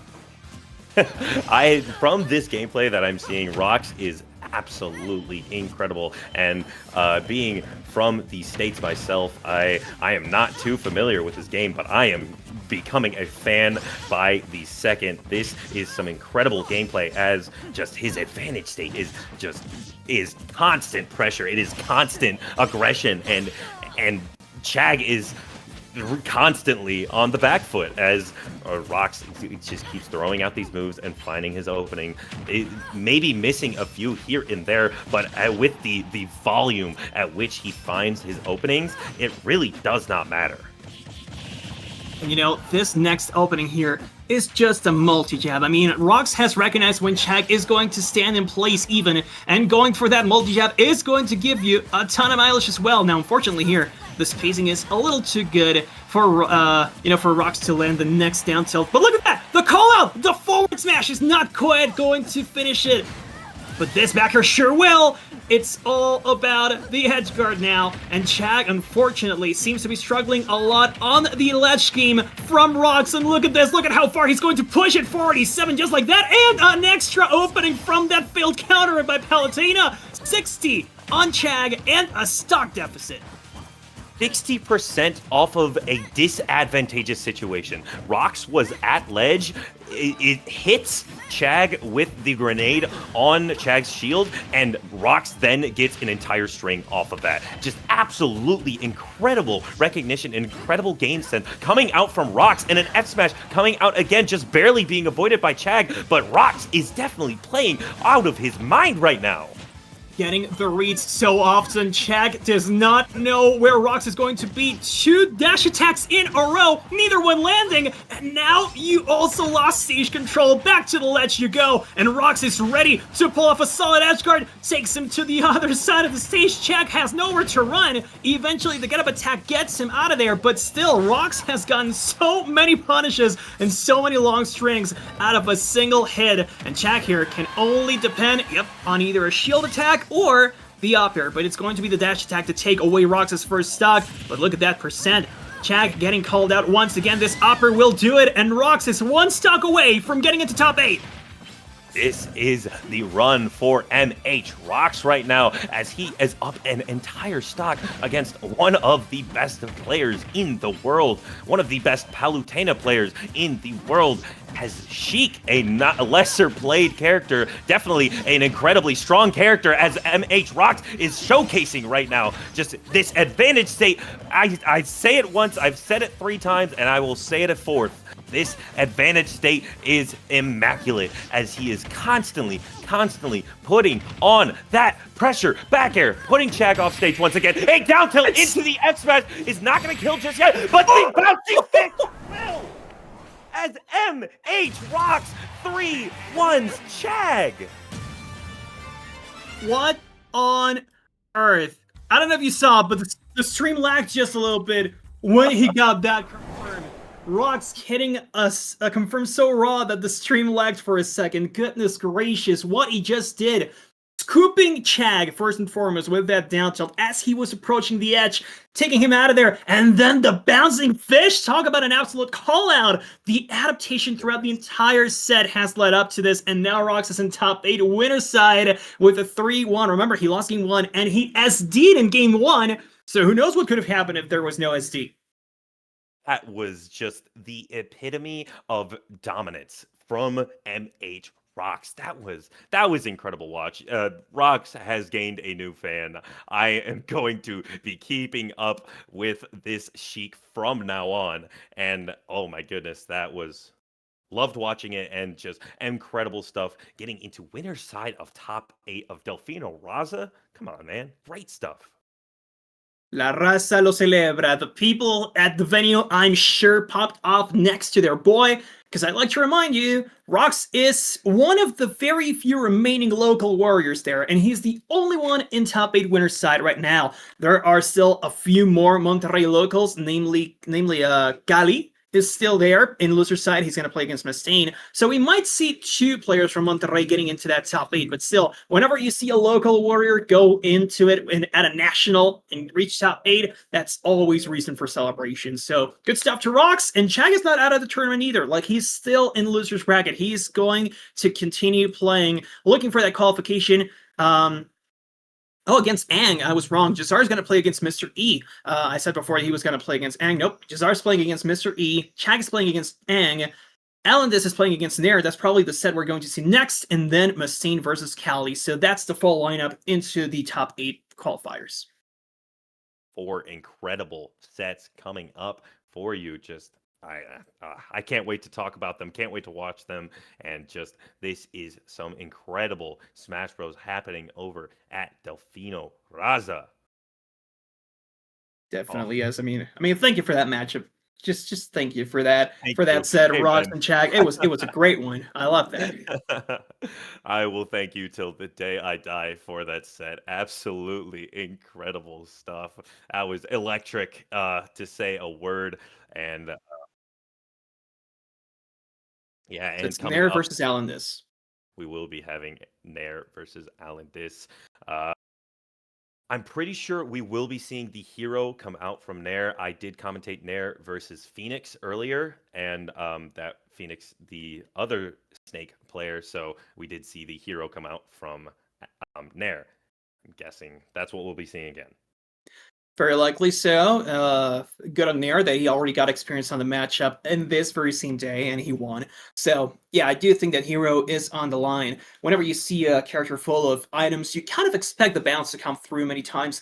As for the rest of the characters that Nair has, he still has his Ridley that he became known for. He also has both Cloud and Pyramithra. So he has been adding a few characters to his roster, but still a very versatile person, a very versatile player who can adapt to many different situations. And Snake, he's no stranger to that matchup. He gets to play it a lot. But AlanDiss here, I don't think he has any heroes locally. So that is going to be an interesting conversation. But for what it's worth, I think AlanDiss is the best Snake player into Game & Watch. He is very smart, not going for any item throws that he doesn't need. And if he's good like that into Game & Watch, I'm hoping he's going to be good into Hero. You have that similar game plan with Bounce and Bucket, but one difference between Bounce and Bucket actually absorbs C4. Bounce does not block it, so that could be seen. We could be seeing something with that situation, with that interaction, and just swords in general do not do incredibly well against Snake and Grenade. It a bit of a struggle for a lot of sorties to get in and find a way to swing against Snake. But Nair, obviously a very, very seasoned player in this game, has enough experience in Snake, who is a very, very prominent character in the meta. For sure, if you want to be anybody, you kind of have to get through the gatekeepers. And I think Snake's a bit better than a gatekeeper, but he can still get red a few times. No matter how complex things seem, there generally is a pattern to how they throw their grenades and everything. It's very complicated to tell, though. And also, if you recall, there were a few delays today on the stream. That's because they were fixing some audio issues on stage because there were so many Snake players. Snake, in particular, is a matchup in which you need those sound cues. There are so many grenades flying by, so many C4s getting set up, the up smashes and everything. It gets very difficult to keep track of things just by looking. So you need the audio cues to really know when things got lit up. And now, here we go. Stage is working fine, the audio is working fine, and we are headed into a Snake versus Hero matchup. Let's go. Wait it as I commentated this matchup earlier today. Will it be going the same way, or AlanDiss being definitely a more well-known Snake, will he play as well or as maybe not well as Phoenix did? Well, I do think that AlanDiss generally brings a little bit more sauce to it. What I like about him is that, again, he's very good into reflector characters, so he's generally looking for the melee options too, and goodness gracious, whenever I see a whack or thwack, I get so scared, man. It can happen at any second. Whack, I think that whack in particular, not even thwack, I think whack is the scariest move in the game. It is so slow and it's so small. If you get hit by it and die to it, it is demoralizing. And I've seen it my share of one-hit KOs from it, so yeah, for sure, it can definitely turn things around mentally. In any kind of set. And here, Nair, whenever he sees it, he does go for it, so I respect that. I love that he goes for the flashy plays as well. And one thing that I will see from him, I think, is that, that we will see from him, is that whenever Snake gets up close, I think up tilt is going to be on the menu. Up tilt already one of the go-to options for kills many times, but also out of shield, it's not like Hero has a ton if he's not running through his, if he doesn't have his opponent up close. Like, out of shield, you kind of need to go for up tilt a lot of the time. So, I believe we will see a lot of that. And Snake, unfortunately, he might eat a few of those. You see AlanDiss landing on him with a backer and such. And Nair is struggling right now to find the kill as AlanDiss does not do the same. A neutral air in the corner going to take Nair's second stock as AlanDiss is still on his first. Kaboom, throwing it out, and the forward air to follow up will finally take down AlanDiss here. However, you are at an entire stock deficit as both percents are climbing. Being at a stock deficit against Snake, one of the worst situations you could be in this game. Notably, we have seen a solid number of bounces coming through from there, and unfortunately, I don't see him get a ton of mileage out of them. I don't know how often AlanDiss has been getting hit by his own innates, for instance, but if he does get hit by him, it's probably just to recover. Most of the damage that's inflicted upon himself is not a result of the bounce. So Nair is kind of forced to play in his corner and wait for AlanDiss to kind of hit himself a little bit. Now he does find the second stock, so no longer a deficit. It's still a disadvantage in the percentage, but at least the stocks are even now. And Nair might be able to find a few oomphs and such to buff himself up and then land a critical hit, but still easier said than done. You first need to get through the labyrinth, and there's no bounce in play right now. It seems that Pan has found his way in and is absolutely just walling him out right now. The Accelerado avoiding that, but a back throw into the C4 is going to take game one for AlanDiss. I mean, the sneaky plays, like I told you, I don't know if this is related to the sound keys or anything, but Nair is not wearing headphones. I don't know how fast those sound cues are being heard by them. He does not have any headphones. I thought he was going to put some on here, but no, he is playing the matchup at a bit of a disadvantage in that sense. Again, I don't know how close they are to the sound source. Maybe they are hearing the game right in front of them, but still, whenever you don't have those cues up front, might be a bit difficult to play against the Snake. But hey, look at that. AlanDiss respects the bounce. Whenever he does see it on screen, he backs off a little bit and doesn't throw too much. He's not going to be throwing out those grenades as willy-nilly if you have that bounce, but he will be throwing out these C4s with quite the efficiency, as they are very good at racking up this percent. Excuse me. Well, the percent keeps building for sure. And AlanDiss, I love the coverage he goes for whenever he sees a zoom happen. He's got the C4 on one side, up smash on the other, hoping that Hero will land upon either one of them. Does not happen, but he still found the stock, and it's once again a deficit that Nair does not seem too uncomfortable with, especially when bounce is at play. He knows that AlanDiss can rack up his own percent very fast if given a few erroneous item throws. But look at this, there's the up tilt that I was talking to you about. It could become a kill confirm here, or rather not a kill confirm, a kill option later down the line, especially with these kinds of buffs. But Nair is not finding it so far. He does get it, not quite the kill though.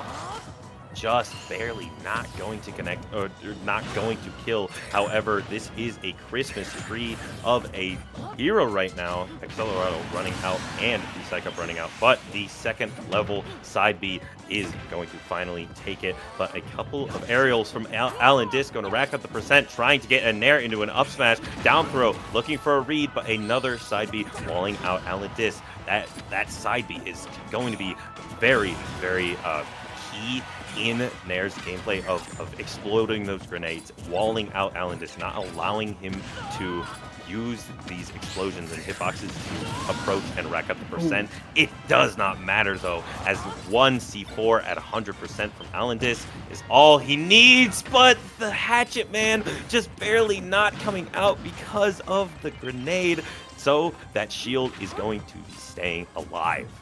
You all saw that animation starting out. Very unfortunate to see it not come to fruition, but I do love that Nair is still going for it.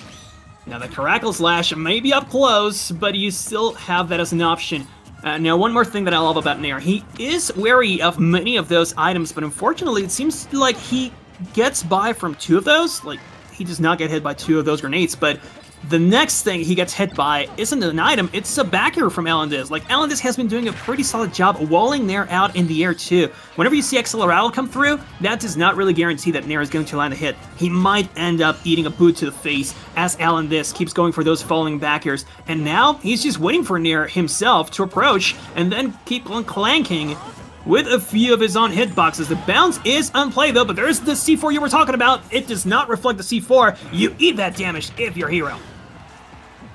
Going to eat that down air if you are Nair, and he finally gets the zoom, is able, after 3 menus, is finally able to make it back, but you are at 126%. You have Psych Up on the line, lands with the grenade, he is AlanDiss, but gets the F-tilt, and that is going to be game 2. AlanDiss once again. What other options do you have if you're Nair? I mean, I guess the reason why Pyron, Mithra, and or Cloud are not coming out are because of maybe recency bias. Maybe he has not played them too much recently. He has played Cloud recently, but just the utility that Hero gives you with Bounce, I guess, is too much to give up. And now we're going back to PS2 once again. Randomizing the music. I don't know if there was like a music counterpick happening earlier, but he does randomize it, and we're back to Hero versus Snake. So AlanDiss might just be on the verge of eliminating Nair. It's just 3 more stocks to go. And just winning this game will eliminate the Mexico City Warrior. But still, it's going to be a very different story, I'm sure, as Nair is probably not going to depend so much on on Bounce. I am willing to bet he's going to try to go forward a lot more and try to get some hits of his own. But it seems like it's going poorly so far.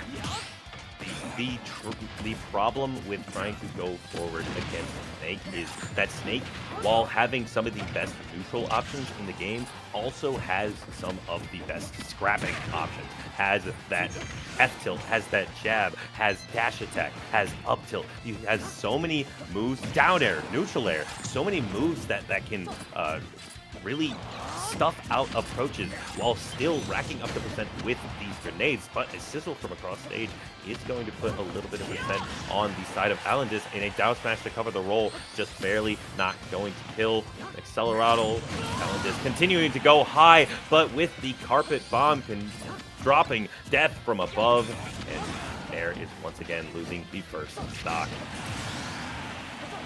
Going to be a very long deficit at least. This is the first time that we've seen Nair keep things even for relatively long. He's usually trailing back, he's usually at that deficit, so always having to climb back from disadvantage. This time though, he could get the chance to lead the way. Unfortunately, it's once again too big of a labyrinth to progress through, and I don't know if Nair is going to catch AlanDiss off guard too many times now. Oh, he is looking down! Gets the recovery online, but the donkey kick is going to end the second stock for Nair. And again, this is his final stock of the tournament if he cannot pull off a comeback. Is looking like a mountain to climb, no! And AlanDiss has brought his climbing gear, the neutral B, into forward air off of a grab. Absolutely incredible stuff from AlanDiss, taking 3-0 over Nair. I was talking about dominance when talking about rocks, but that was destruction. That was absolutely demolishing. That AlanDiss just kept applying that constant damage, tacking it on with those grenades, and using all of Snake's tools to just completely smother Nair in that situation. It was wow, great stuff though. Yeah, bounce be damned. I don't think it did that much on the matchup. And we were kind of hoping that it would be like the main character of this particular set, right? And unfortunately, just not coming through. Like I told you, a lot of times whenever you saw Acceleratle happen, for instance, AlanDiss was ready with a falling back here, and that lingering hitbox hurt Nair so many times, not just on center stage, but also on recovery. Like, so many up Bs got interrupted from that falling back here. And if it wasn't that, it was the slam dunk that we just saw. So Nair was always a danger whenever he was in the air or not throwing a spell. When he was throwing a spell, I think that was when he was boxing the best, but given Hero's mechanics, you can't do that all the time. You eventually need to wait for it to come back, the mana to restore. And yeah, Nair was just kind of, forced to step back because of his own mechanics. So that's all there is to it. Nair is out of the tournament at 9th, and AlanDiss is now in top 8. And we're moving on to the next set. It's Delfino, Maza's own Kali versus Mustain. And this is probably going to be a Fox versus Terry matchup. Going to be seeing Fox from Kali. I do know Kali has a couple of characters, has that CSS, has that Sephiroth, but I definitely would agree with a Fox pick. Has those scrapping tools to actually contest with Terry's own options, own buttons that he can press. And Terry known for being able to press a lot of buttons, but eating my words and tunes. But Kali does look like to be playing the ZSS right now. ZSS it is. But yeah, he does have 3 very solid characters in his roster either way.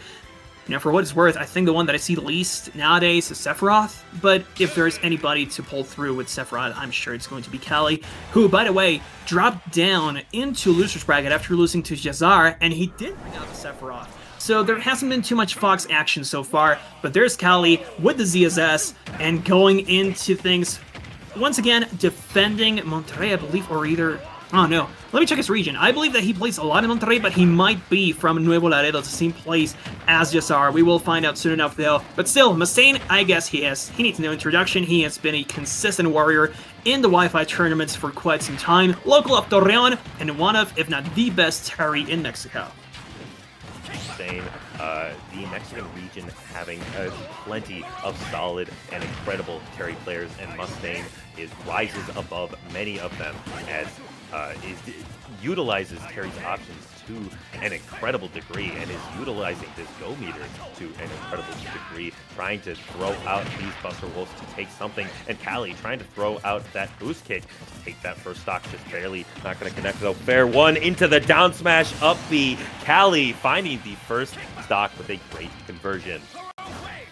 So Kali is in the lead currently, and I think one thing that he will continuously try is to keep Mustain at bay, namely with that side B. Unfortunately here, he lands poorly, and how many times have I said this today, man? Landing poorly in front of your opponent and then getting punished for it. I think that sometimes people are just too eager to keep holding forward on the control stick, when you kind of need to take a step back, force your game plan at a distance, and ZSS has the tools for that. She can start out some solid combos with up air, falling up air that is, but side B I think will be the main tool for Kali to keep Mustain at bay. We might see some forward airs and first hit of neutral air to start some combos too. We're going to be seeing a lot of these landing aerial options. This there and this forward air 1, neutral air are your main combo tools, and if that misses, you are throwing out that frame 1 jab to cover, just cover everything any sort of disadvantage you would have. ZSS can try to cover it, and Kali trying to cover a roll in with that down smash, but gets hit with a down tilt jab Buster Wolf, a classic for Terry, and going to give the second stock to Mustain, but Kali answering back with another forward air 1, down smash, up B, and the percents and stocks are even. Neutral air to land once again. This time, though, he is ready to tackle Mustain's own jab. and ZSS is one, correct me if I'm wrong, but I believe it's one of the few frame 1 options in the game, so it will beat a lot of options that Mustain has to offer. It's going to be a safe landing for the most part from Cali, and now he goes for the fair once more. Can't seem to continue the strengths, but still, keeping Mustain at bay. He knows that putting him above 100 will also be quite deadly, so if you're going to start out a big combo, make sure you can finish it, and the down smashes will give you just that. Is it going to be a Zair? Not quite! Oh no! Oh no, he's too low! Oh no, he does make it back. Sorry, I thought for sure he was going to go down. You said that go meter is online right now. He was not able to find the finish, and Mustain will be the one to finish with another down tilt jab buster wolf, bringing game 1 to Mustain and Terry Bogard. Fortunately for Cali, not finding that final confirmed. Did I just see Pain walk by? Oh yeah, there he is. There's Pain. Let's go. Shout outs to Pain. Pain is the main guy behind Delfino Maso, so shout outs to him. Shout outs to the man who has made this all happen. So and Cali, a close friend of his too. And I just checked the region, by the way. Cali he claims 2 regions. He is a player between Laredo, Texas, and Monterrey, so he can go either way. But still, technically a local warrior for what for what we're concerned with. Still, he definitely has the venue on his side. Mustain might be nearby in the city of Torreon, not too far away, but still, he is an invader, so they're trying to see their boy going to top 8, and we're back on the same station. Oh, going a little too far with that down B, but still, only now got to see a trade happen. Cali was at 0 before that. Getting a very good conversion Nair into the option select up air and racking up the percent 100 already. That go meter is online. However, you are only at 16%. This is a show of force for Cali right now. Get up attack just barely not connecting for Mustain either. And yeah, Mustain is going to be looking for that jab, looking for that down tilt, but a side B off stage. Not going to kill just yet. Cali going a little high, not going to cover Mustain's option just yet. Zair catching that crack shoe and a back air catching the other crack shoe as Cali takes the first stock with little chip taken. Yep, that's barely anything in the grand scheme of things in Ultimate. It should be like 2 or 3 hits away that you can manage to put that damage once again. And there you go, Mustain does find a few openings, but I don't think they're getting extended as much as he's gotten us accustomed to. And there's Cali. I mean, he keeps on reading Mustain's landings, especially, and that's where he gets most of his mileage. It's not so much starting combos with aerials. These have actually been more so raw hits, putting Mustain away, and then trying to extend, forcing Mustain into the air. Not so much the landing neutral air and the first hit of forwarder and everything. A lot of tilts too, and keeping Mustain at bay with the Zair. Mustain here, on the other hand, he keeps on trying to get into that ZSS area, not being too successful at it, and unfortunately whiffing a lot of times when he's trying to approach. And look at this down smash! Look! That call out, you're going to land right here. I'm going to set up my down smash right here, and you're going to eat a big punish out of it. Not quite the stock, but now he gets it. Cali is in Mustain's head right now after game 1, does not care about losing a game, thinks, oh, I'm now up 3 stocks to 1 against you.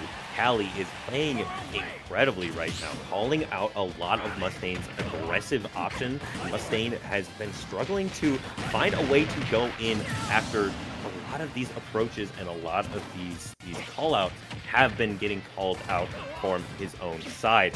Down tilt is barely not going to lead into anything else, but Cali is still putting Mustain in the corner. Down smash just barely not beating out the crack shoe, but an up B will punish it out of shield. Go meter is online, but you are an entire stock behind. 38% for Cali. Down angle F tilt, sending him off stage, looking for the down B, down air, not going to connect against that up B. Forward air, walling him out, but a back air unsafe on hit, and Cali takes game 2. Cali insisting upon the backer after getting hit himself, but good on his recognition. And yeah, a lot of pattern recognition here at this point, as Mustain does have that slight issue of many times falling on the same game plan. And we saw it here, right? He kept getting called out because he was going for the same options. A lot of times it's all about the power dunk, for instance. I see him continuously going for that jab power dunk. Sometimes it's just a power dunk to approach and maybe catch people on their way in with that final hit, but you know, he already got called out for it. I think he's only going to go for those power dunks whenever he gets the jab first. I don't think we're going to see any of those raw options anymore.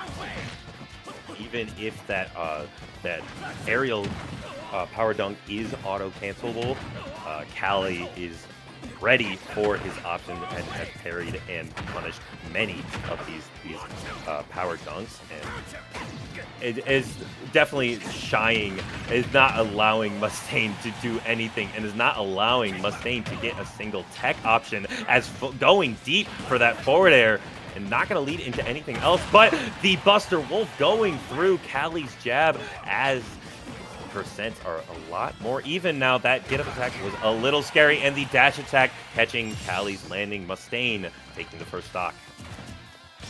I think he could have landed on that platform, but perhaps he was too low already for an air dodge. Could have caught Mustain off guard, but still putting him off stage, trying to go for that side B. I keep mentioning that side B, as it is going to be an important option to keep Mustain at bay, or at least make him rethink his get-up option for the most part. But hey, the go meter is still on the line. Oh, and this time Mustain whiffed it! Not a very characteristic whiff from Mustain. If he goes for a power gazer, it's probably going to be whenever he's going for edge guards. If you realize he barely goes for those, he usually goes for the confirm into Buster Wolf instead of the power gazer. What I have noticed about Mustain, he's definitely more of a Buster Wolf user than a power geyser, and that one mistake cost you the stock, and Mustain making another mistake trying to read a neutral option with that F smash, but getting called out and getting hit. Down smash, reading the neutral, get up in the forward air one, just barely not connecting into the down B. F tilt swatting away that crack shoot once again, but that is not what you want to see if you are a Cali fan, and a jab power dunk is what you want to see if you are a fan of Mustain's. Not going to lead into a kill, and we are back to neutral. Oh no, that's a huge one. Whiffing that crack shoot will not put Mustain on a solid situation. Oh, and trying to go for the call-out grab, trying to force Mustain to land right there. This time, though, the X did not mark the spot, and Mustain is a lot more ready to mix up his recovery and make sure that Cali cannot catch him, but there's the down smash, and this will be the confirm into the stock. Cali is also on the last one, though. This match can really go either way. This time, with the lack of go meter and Cali at this percent, I do think the percentage is going to have to be built up a lot more calmly. Like, Mustain is going to have to play back a little bit. He does also know that Cali has the tools to keep stage control. But here we go. Cali does find a raw up smash to start a combo, but not too long before Mustain is able to go back into center stage. But still, Cali, oh goodness gracious, another slam dunk. Are you serious? So many kicks into the abyss. My goodness, calling out the air dodge to ledge with a neutral air, and that is a classic for ZSS neutral air into down B. That is going to be the game going to Cali, and he's getting a little bit of a talking to right now, getting a little pep talk. Reminder, that's Pain, the main guy. Okay, yeah. The main guy of the tournament, so it's thanks to him that this whole thing is happening. And here we go, it's time for game 3. And again, the raw up smash to call out the approach from Mustain. It's happened a few times already, and Mustain, I don't know, whenever he dashes, I kind of feel a bit worried for him, because Cali is so ready with those options to keep him at bay. But look at this. I mean, I have not talked too much about the power wave, but I do think that it's been forcing Cali to play a lot more in the air, and Mustain is getting ready to call out Cali in the air as well. It was an unfortunate situation. ZSS mains are sighing right now, as that forward air is not going to connect, but they sigh relief as a down smash into up B, taking the first stock from Mustain, and a down air into neutral air up smash, racking on the percent even faster. Forward air sending Mustain off jab, and then the F tilt just barely not connecting. Nair back air also not connecting, but a grab. Great call out from Cali, but Mustain getting the spike hitbox on that power down. Yeah, there's too many moves, man. I get you. I get you. I feel you. It's also kind of complicated to know everything for 90-something characters, but still, it's going to be a dash attack for Mustain to claim this stock. Still, a pretty big deficit. By the way, for those of you who don't know, Pain is also Zia's main, so, they understand each other. Perhaps there was some intel that he could have given there. This time, though, the down smash won't connect, and Mustain, I don't know, maybe this is one of those times in which the power geysers can come through, but it's going to be a Buster Wolf to start. This is one of those situations I keep talking about. Like, Mustain keeps sharking him below the platform, hoping that he's going to land there and then go for Power Geyser, but I don't see him pulling the trigger yet. Ever since that one whiff that cost him so much, he seems to be controlling himself a lot more. You do kind of see the inputs, though. Like, whenever you see Terry crouching and not going for anything, that's because he's definitely buffering something with the go meter. And here's Cali holding onto the ledge, going for the downbeat. No! Power Geyser once more. Man, I don't know. He is at a pretty tight percent, though. If Mustain were to whiff that, he's probably going to lose his stock. This is a scary situation, and the side B just barely not killing and not connecting, but a back air will connect, and that's going to take it and take go off the line, and a jab power dunk not connecting just yet. Mustain just barely dropping these jab confirms, and Cali capitalizing off of it really well. Neutral air into the forward air, getting stuffed out by a power dunk once again, but Cali is just racking up the percent. Nair, F tilt, another F tilt, the grab to stuff the approach, another grab trying to come out, but the jab rising tackle is taking the stock from Cali. Now, here's the thing. If you're Mustain, you're hoping that the go meter will eventually be back online. And if you're Cali, you're kind of testing the approaches first. You're waiting to see if you can take it all the way in one approach. Oh no, and he whiffs the Buster Wolf, but there's also a whiff on the down smash. 2 in a row of that. I think this is going to be the most spaghetti-filled stock so far. Cali does get hit by one Buster Wolf, and every one of those, it's not only the percent that you're taking, it's also the mental hit that you're taking whenever you're hit by it. No, Cali, don't, no, don't end it like this. He does come back. Just going to the opposite side, using that move, and Mustain whiffing another power geyser and getting punished for it, and whiffing a third power geyser. Cali punishing that every day of the week. Mustain getting off the ledge and using the power dunk doesn't kill. No, great DI from Cali, going straight to that corner. Not gonna take it just yet, but now you're in a corner situation against Cali, or against Terry, but uses that boost kick. The forward air just barely not connecting. Unfortunate situation. Back air is going to be untechable and give Cali the set in a 3-1 victory. The untechable is what you needed to get that confirmation into top 8. Cali is the other Monterrey semi-local who is going to make it into the highest echelon of competitors, the biggest party of this Delfino Raza tournament. And I believe that production just said we've still got 2 more sets to go. We did have a bit of a delay at first, so we're going to cover Chag versus Ang, and then Jazar versus Mr. E, and Zamo is kind of going into the void, I see. I'm going to am I, actually. Let me turn on my light. I need to. Hang on. There we go. Hágase la luz. We're back. But yeah, you can tell we've been here for a while. It's been a pretty solid tournament, all things considered.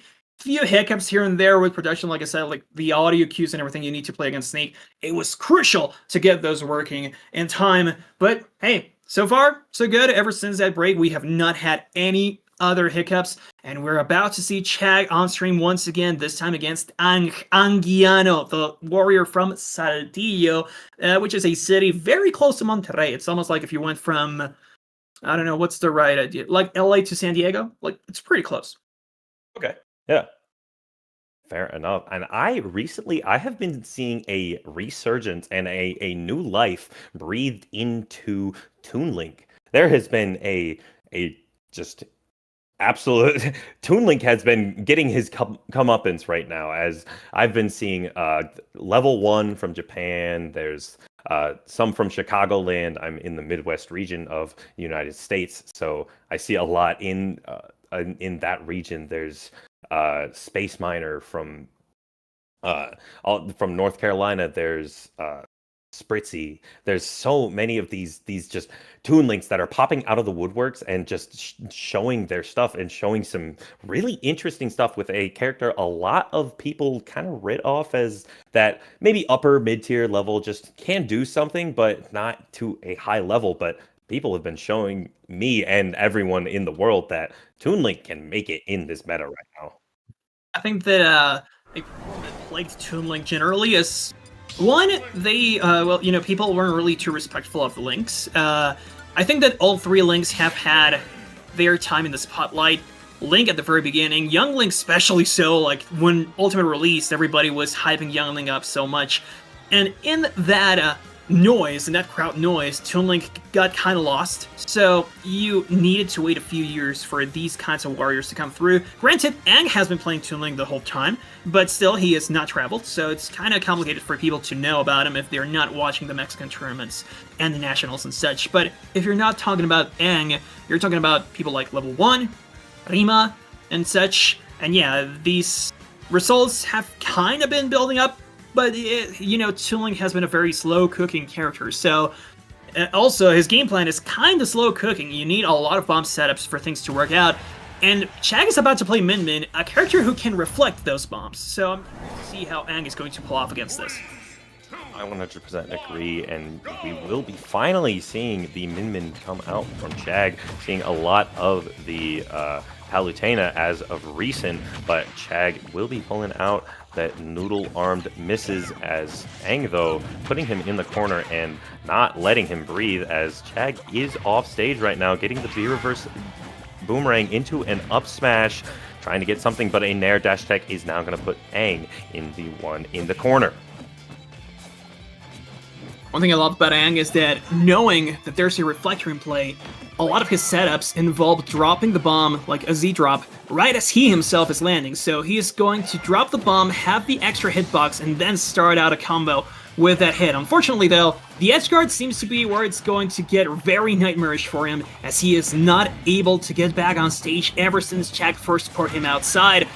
And unfortunately, too, he does not seem to find the confirms to get that first stock either. Min Min will usually keep you at bay. It's going to be very close to get nearby. Whenever Aang does get through, he will definitely find some solid confirms, though. And here you go. It's going to be a neutral off stage. Generally, Toon Link known for his forwarder. That's a pretty strong move. But neutraler here, I think that is patented by Aang.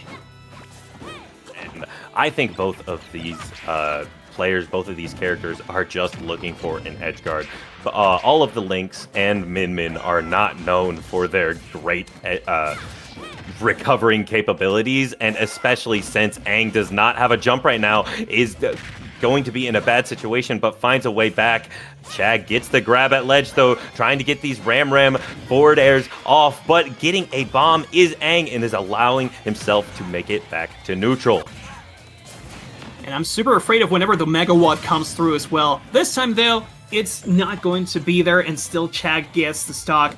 But still, if we do see a Megawatt, I think that's also going to be a foil for many of those bombs, as it will cover a big distance around Min Min, and it should land or trigger the explosion real soon. And also, it might even hit Aang with some extra percentage if he's close enough to the bomb. So I am eager to see those exchanges. Ram, though, seems to be more so a very fast get-off-me tool, and maybe sometimes an approach option to force Aang back a little bit. He's not throwing as many bombs because the Ram is here and because of how fast it is. But he does eventually walk in. He's going to try to set up for another edge guard. Can't seem to get it, though. And there's Aang with the up B. Is that going to kill? No, that never kills. Barely not going to find that stock yet. That center stage is not what you want to see for kill options, but an F-tilt at the ledge is what you want to see. Aang, though, getting his jump stolen once again, finds that bomb explosion, jump is gone again, and gets hit by the Ram, and GG. That is going to be your stock. And Chag taking game 1. Aang tried his hardest till the very end, but yes, Min Min is proving to be a different beast. Like I said, though, Chag has been playing Min Min for quite some time now, and if he weren't playing Min Min, he would be going back to Palutena, a character that also has a reflector, but does need to box hand-to-hand a lot more. So just keeping Toon Link at bay is already saving you from a ton of those bomb setups, and you already know Toon Link is equivalent with those. Bomb setups are the name of the game for this tiny character, and he needs to be up close. Not that he cannot throw the bomb, but again, it's all about mitigating that risk of having it reflected to you. And Chag seems to be doing wonders so far, just keeping that Ram at bay. No Megawatt, by the way, like I was kind of eager to see some Megawatt play, and so far it has not come through, but he doesn't need it. I feel as if in these zoner matchups, that Ram is actually very, very good at walling out these projectiles, especially for projectiles such as Toon Link's, who has just these weaker projectiles. That Ram is such a massive hitbox, and it just covers a massive wall that it really does not matter what projectile that Aang throws out, that Ram will be beating him out. And unfortunately for Aang, he seems to be fighting for his life off stage a lot more than he usually does. He does have a bomb with him.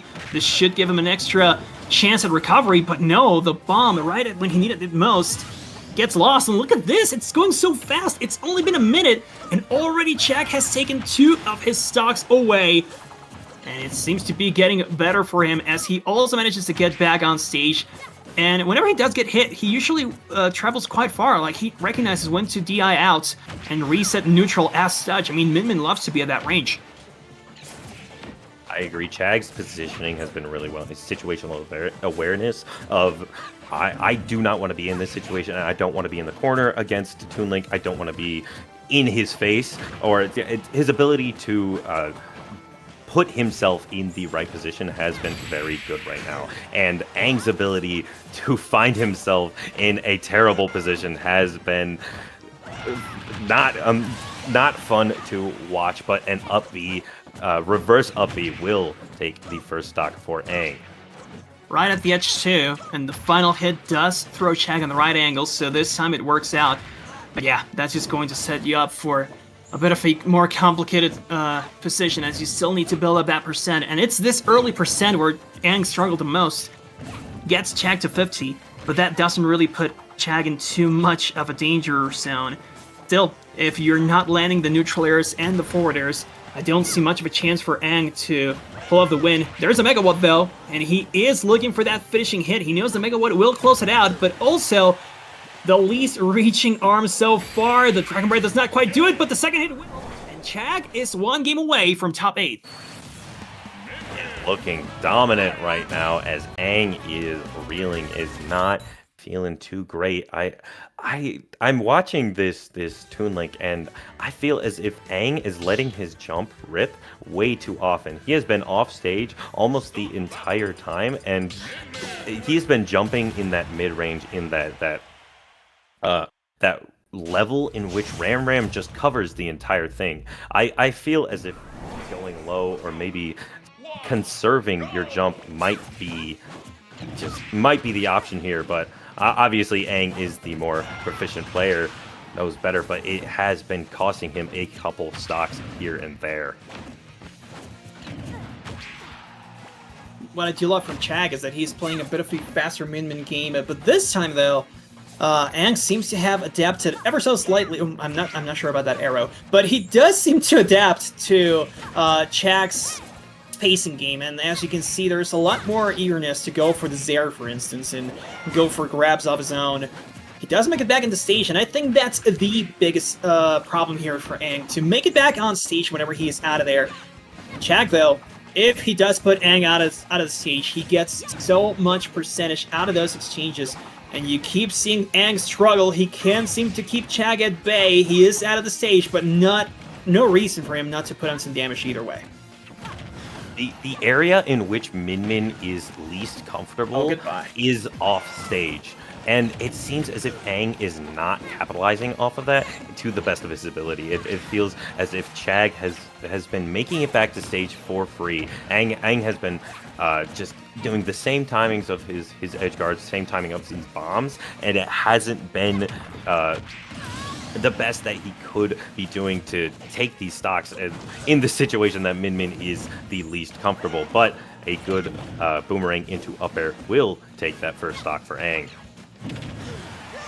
Oh, well, for as much discomfort as Chag might have, thankfully, he does not ever put himself at a deficit. He did lose a stock. Look at the percents. Only now does he get hit, and he is already back in the lead, at least for a second. And that's what I love about Chag. I mean, he's so fast to go back to the driver's seat. He generally is. And whenever he is truly struggling, you can see it in his, not only the button presses, but also physically. Like, I love to see the player cams a lot, because they tell you a different story from what you're seeing on the gameplay usually, and Chag might show a few signs of getting tilted, but for the most part, again, he is on the driver's seat. This time, though, the percent speaks for itself. Aang might be able to find a setup or two to take this stock early. He's definitely feeling more comfortable for Aang. He is finding those walls, finding those traps that Toon Link is so proficient at doing, and Aang is definitely playing with a bit more of a comfort that one of a character lesser known like Toon Link would play that with. Many of those players of characters that are not as played just have this exude this aura of gameplay that is just confidence. They know their character inside and out, and Aang maybe showing a bit of a chink in the armor there as an up tilt not safe on Chag's shield. Up smash going to take it, but an up smash coming out from Aang own will take a stock and put us to 1 apiece. Now here's what's funny. The Ram is kind of working like a boomerang in itself, so it might hit the bomb on its way back. It might hit Toon Link on its way back too. And Aang seems to be struggling a lot against that one arm. Like, the Megawatt is now gone, and look at how much the Ram is doing. I feel like Chag has been playing much better whenever the Ram is out and about. Now, unfortunately here, Aang loses the bomb control too. Oh! It explodes in Chag's arms, actually. Never mind that, but still, like you said, a lot of these rhythms that Aang is going for with the bombs, they have been read, Chag knows them, and he has found a way to play around them too. And look at that, shielding that bomb, forcing Aang out of there because he doesn't want to hit explosion himself. Down air, yes sir! This is going to put Aang back in the air. Up strong, oh goodness gracious, so close for that up smash to hit, but that's going to do it! It's finally a confirm of bomb into forward air. The first in a while. I mean, that was kind of the quintessential setup for Toon Link for the longest time, and Aang has not been hitting those. Finally, through the fire and flames, hits through the Megawatt hitbox. Aang gets that, that bomb forward air that is so key to Toon Link's game plan. I am not sure about this. I am not sure why Aang would leave Smashville open. This is a stage that Min-Mins love to go to. Your arms are covering the entire stage, and that is just an impressive force that you do not want to deal with. I mean, it is going to be a complicated matchup, especially below that platform, the house. It is almost a bit of a house. You know, the platform's already being a bit of a trap in Ultimate. You don't even really want to be on top of them. But Chag seems to be struggling a lot to get back on stage this time. I mean, for what it's worth, if Aang plays on the edge of that little house, he does have a Zero of his own. It's kind of like the pseudo arm that Min can throw out. So I do think that he's a little bit more evenly matched in that sense. He can stop Chag's approaches a lot of the time. And Chag won't always play on that edge either. But he does manage to put Aang back on that dangerous situation, but never hitting that arm on time. Man, a heartbreaking situation there. Chag could have definitely capitalized a lot more. Like I said, if Min struggles off stage, Toon Link can get back, but I don't usually see Aang being that comfortable. Chag can also capitalize a lot more whenever Aang's off stage. Offstage situations have been definitely going in the favor of Chag, as we're seeing right there. 1 Megawatt forward air is going to take that stock at 100%, and Aang now is going to have to answer back. Up smash, a bit of a committal option, trying to go for that back throw. F smash is Chag, not going to connect just yet, but a back throw coming out from Aang's own, taking the stock and evening it up. Going to be trying to be seeing these setups come from Aang. Both hits of Nair are going to connect right there, do some decent damage, but that dash attack is not going to be safe. Chag going to capitalize off of this punish, or they're trying to go for a grab, and that's going to be a whiff, and Aang is going to be capitalizing off of that. Aang's still stuck on the edge though. Whenever he does drop his shield, it usually does not result in a parry, it's just another hit that he is taking. So generally his shield keeps getting punished, and he himself cannot escape the situation. There's another bomb fair though. Ooh, not quite going to find the stock.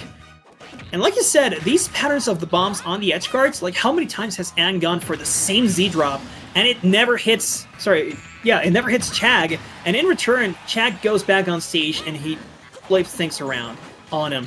So it seems very complicated for Aang to get those edge guards going. And look at Chag's percentage, 156? That Min Min is long overdue to lose her stock.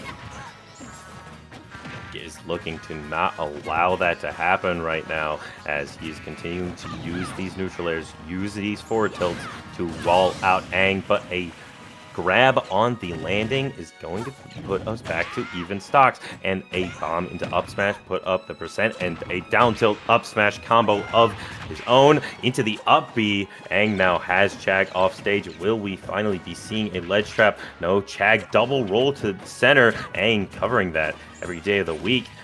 Ooh, but gets a grab is Chag, and that is going to be a powered up Dragon Arm. That is a scary situation. Down air, swatting away Aang, and keeping him out is Chag's game plan right now, as the only thing Toon Link can do is swing with his sword, and a boomerang into forward air, going to put Chag off stage in an awkward situation. Good swat away with the Ram F smash, but a missed tech in the down smash, not going to take the stock for Aang, but Aang is now in a great situation. The arrow! Oh, the arrow! Typing, just barely not going to kill though, but the up B out of shield will be bringing us to a game 5. Yes, sir. The 5th game. And whoever wins this is in top 8. The other is out of it in 9th place. And look at the crowd. You can barely make out the crowd there next to Chag's shoulder.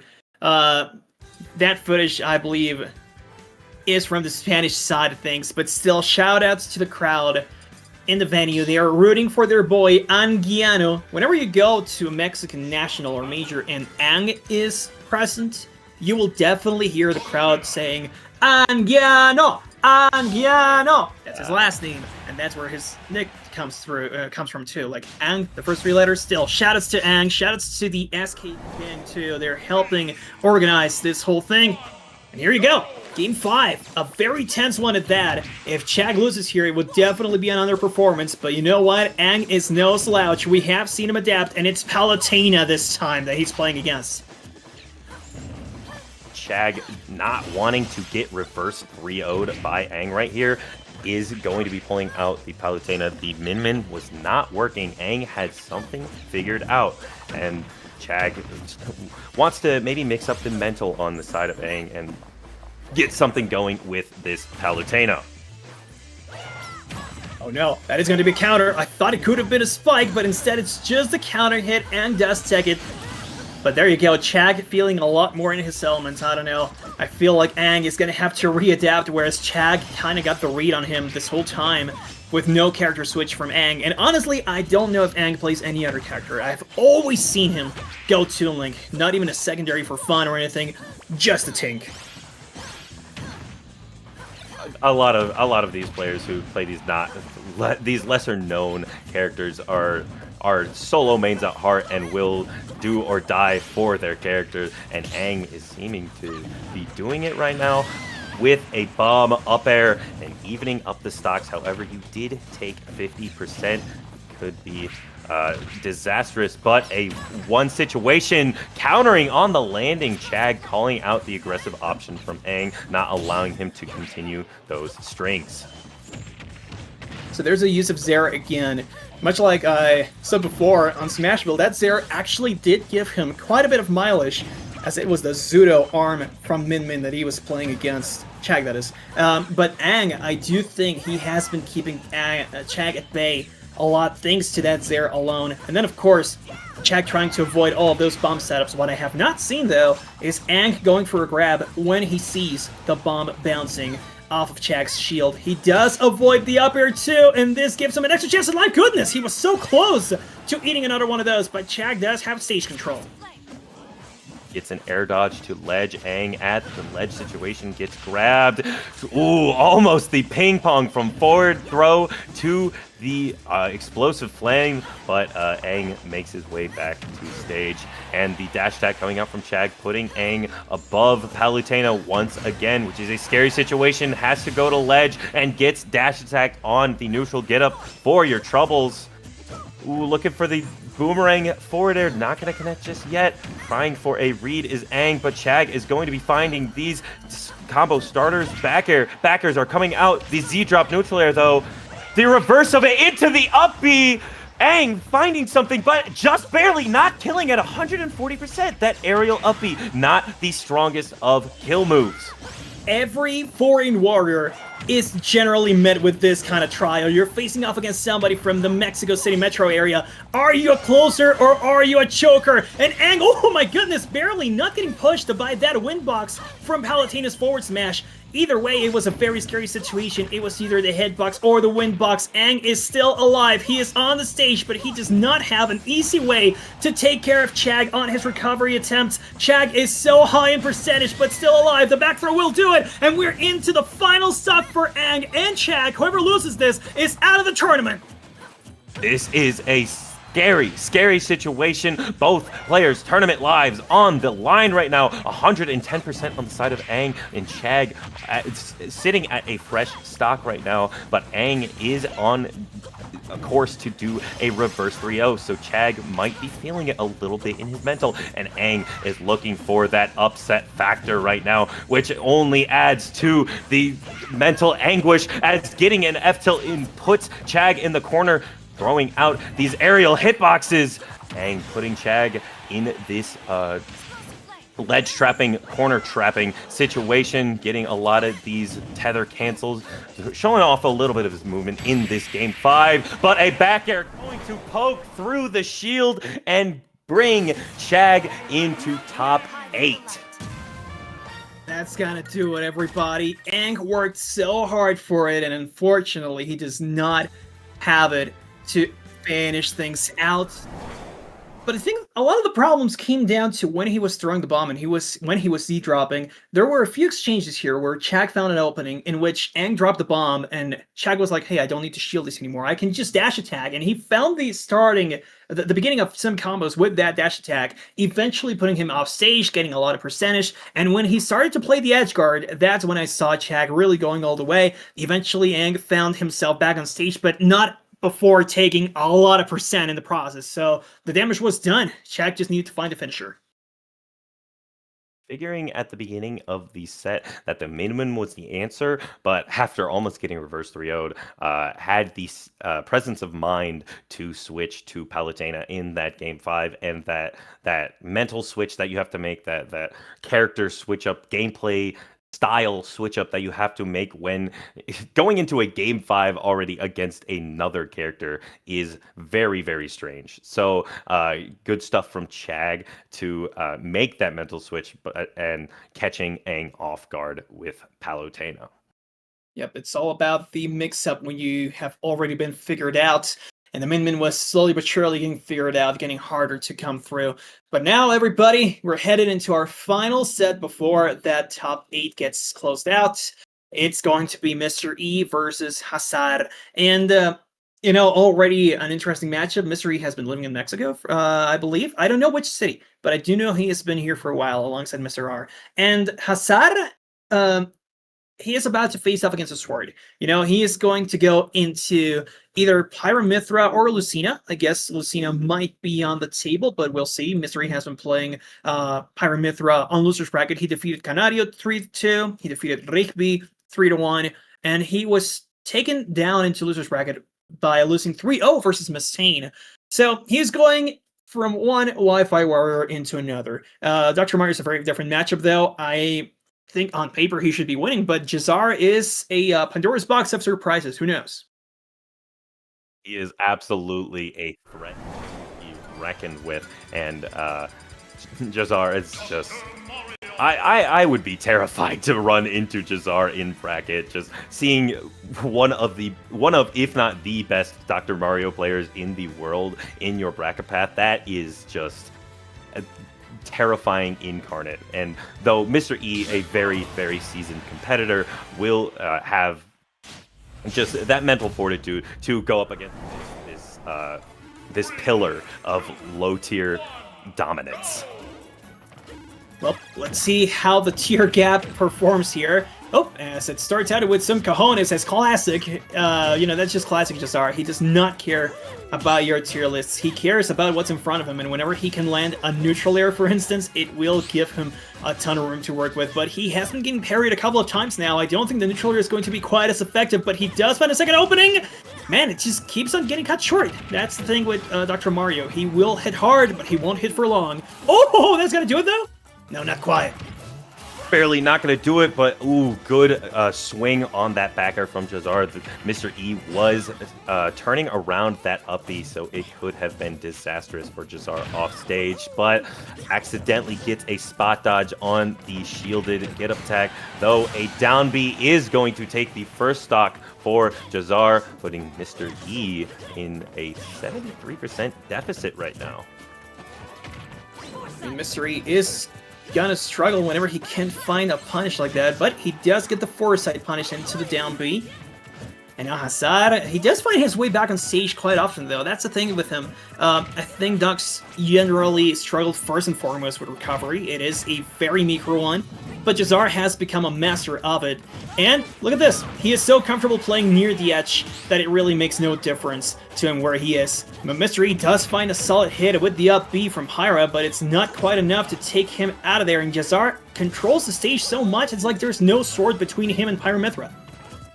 Jazar has put on so much chip already that it almost looks like another stock. 115%. A high upbeat from Mr. E is going to allow him to make it back to stage, and Jazar is now in the corner and gets scooped by that up smash, putting Mr. E on the board. However, you took 115% in the process of taking one stock.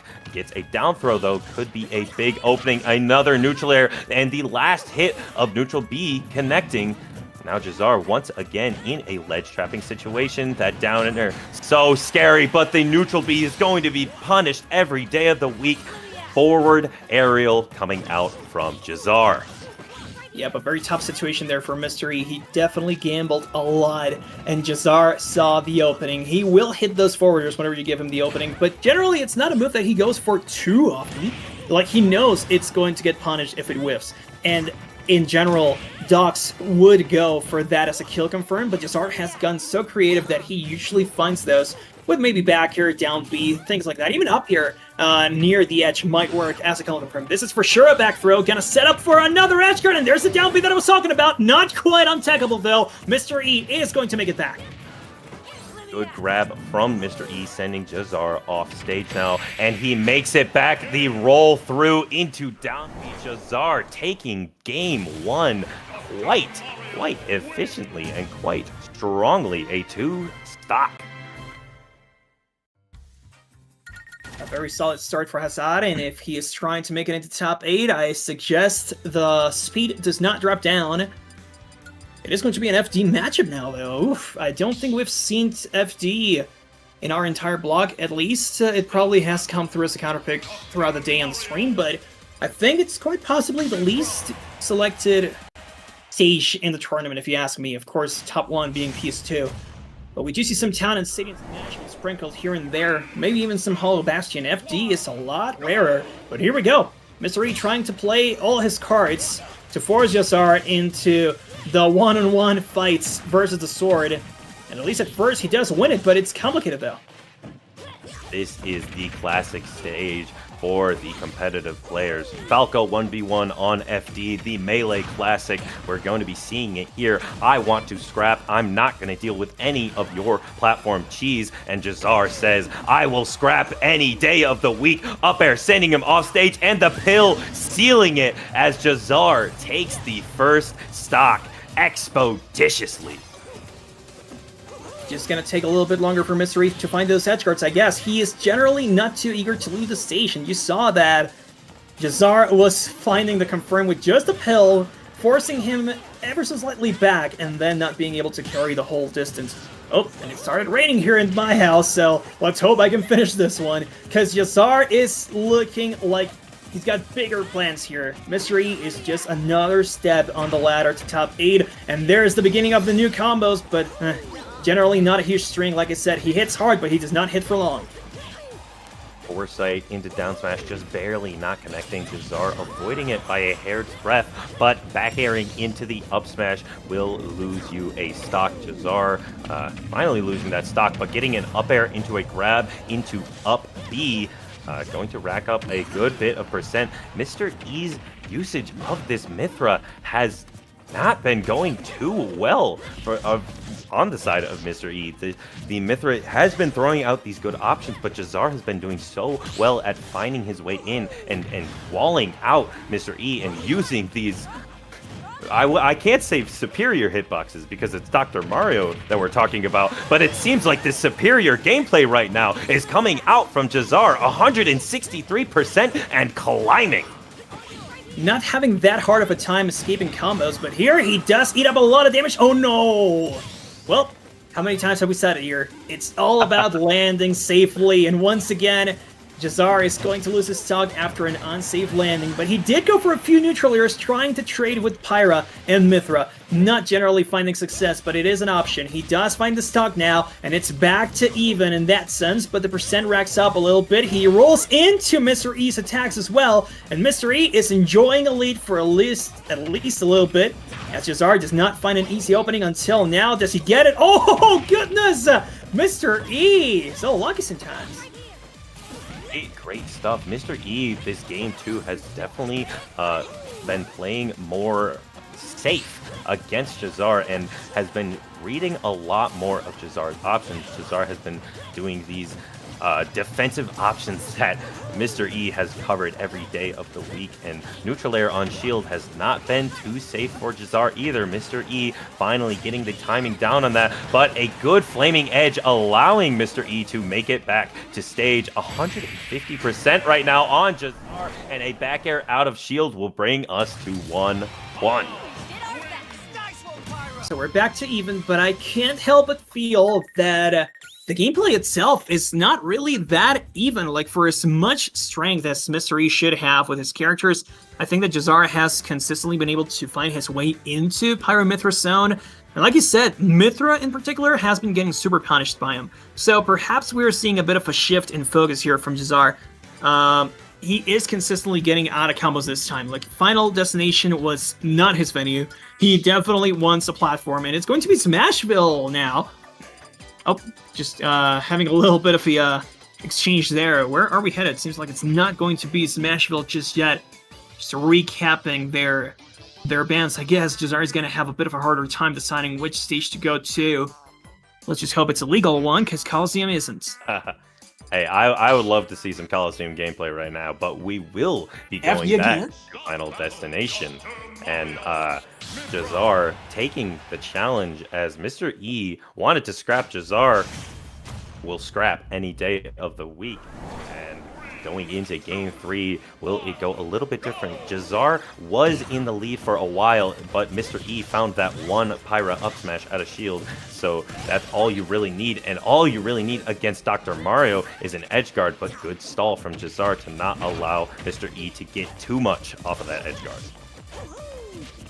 It seems that Mr. E on the edge guards, like I mean, I do want to talk about the edge guards a little bit, because Mr. E has generally not been leading the siege that much. If he starts doing so, I think that Jazar will have a much harder time. And also, there's that up B hit from Pyra, right? Like, there's a projectile that you can put out to force Jazar into a different routes, and already it's super limited for Dr. Mario, the routes he can take. If you put a hitbox out there, it should be a nightmare situation. But there you go. I mean, Mystery has now understood where Jazar really is lacking in options. Be it recovery, or sometimes scrapping in the center of the stage. Like, you still got that range. You still have winning hitboxes versus Dr. Mario. You should not be playing with so much fear in your eyes. Just overcoming that fear against these low tier characters is really the game plan, is really your goal, because these terrible characters like Ganondorf, Dr. Mario, Little Mac, those pillars of the bottom tier they're scary to go up against, but once you realize that this character is bottom tier for a reason, then it becomes a lot more doable. You start realizing where you can start to swing, what you can start to throw out, how you can punish these less than mediocre options. I mean, a lot of the time, Dr. Mario kind of falls under that tag, you know? It's just, under that label, but guess what? Mr. E getting a little too eager. I was talking about how he should go off stage and start aiming for those stats guards and such, but unfortunately this time it backfires, so don't listen to me, Mr. E. You know what you're doing, and sometimes you just need to switch to Pyra, I guess. I mean, Pyra will have a much better colliding hitbox with whatever Dr. Mario has to throw, so maybe we will see some Pyra going in a little bit further, but nope, seems like he's sticking to plan, just Mythra. No confidence into Pyra right now. He is very good at those edge guarding situations, but if Jazar gets back to stage, how does Pyra keep him out? As right now, Mr. E's game plan has been really revolving around this neutral air, revolving around this F tilt to keep Jazar at bay. If you lose those fast walling and neutral options, it just feels a lot harder to deal with, but a up B just barely not gonna kill Jazar. Jazar hanging on by a thread, 177%, ducking and weaving, finding a pill, looking for something to get started here. Not gonna get it just yet, but an up smash, and Jazar barely doesn't get a punish and lands into the up smash, losing his second stock. I mean, I'll give you this. Whenever Pyra is out, I generally see Mr. E lacking a sword. He goes for side B a ton, and that leaves Pyra not wide open. It is quite complicated to catch her, but he does need to give up a lot of stage control because he throws the side B and he whiffs. So that's where Jazar kind of capitalizes a little bit, but hey, generally, we see Pyra dominating the situation. Oh, but you talked about that neutrally before. We saw a stock being taken away from Mr. E because he went for that move. He insists upon it, and I'm not sure. I guess that's probably the most dangerous option that he's got right now, that he's been consistently going for. And look at that, he's back to Mythra just like that. Even with the percent being so high, he would rather start building it up from the ground up instead of forcing Pyra out. But there's a stop. Jazar makes this even once again. The super armor coming out from down B. Cyclone is going to take the stock, and Jazar just barely missing a combo because of that foresight. Forward air swatting away Jazar and getting a grab. Mr. E puts Jazar at the ledge once again, but a roll in down B, not sending off in the situation that Jazar wanted. Jazar in the player cam shaking his head a little bit, but now we are back to neutral. A good tomahawk from Mr. E, finding that Pyra grab, and now Mythra is at the ledge once again. Jazar cannot seem to make it off. Yep, he does not make it into the stage for quite some time. He does now, but the roll is going to get caught. Mr. E does not seem to close it out just yet, but this should do it. Oh, no, not quite. Thought it would have been maybe an up or down throw, but it's just a forward throw to reset the edge guard once again, and Jazar still alive. Maximum rage. Not that it should matter a ton if you've got Pyra out, but we've seen Mr. E struggle with Pyra especially. So I'm not sure if he is going to win these exchanges. A downer, though. You know how big of a hitbox that is. Exactly. There you go. That's the downer that I'm looking for. The downer might just take away the stock from Jazar, but not quite. We're back to Mythra, and Jazar is still alive somehow. Barely hanging on right now. This Dr. Mario does not want to die. Mr. E kind of struggling to find these kills. Jazar playing patient, using these pills, looking for something, but the foresight just barely coming out and not allowing that back air to connect. And an up throw does not kill, but Jazar swinging out of hit stun gets punished for it. Mr. E and Jazar both sighing. Mr. E a sigh of relief, and Jazar a sigh of disappointment as we are going into game 4. Mr. E up 2-1.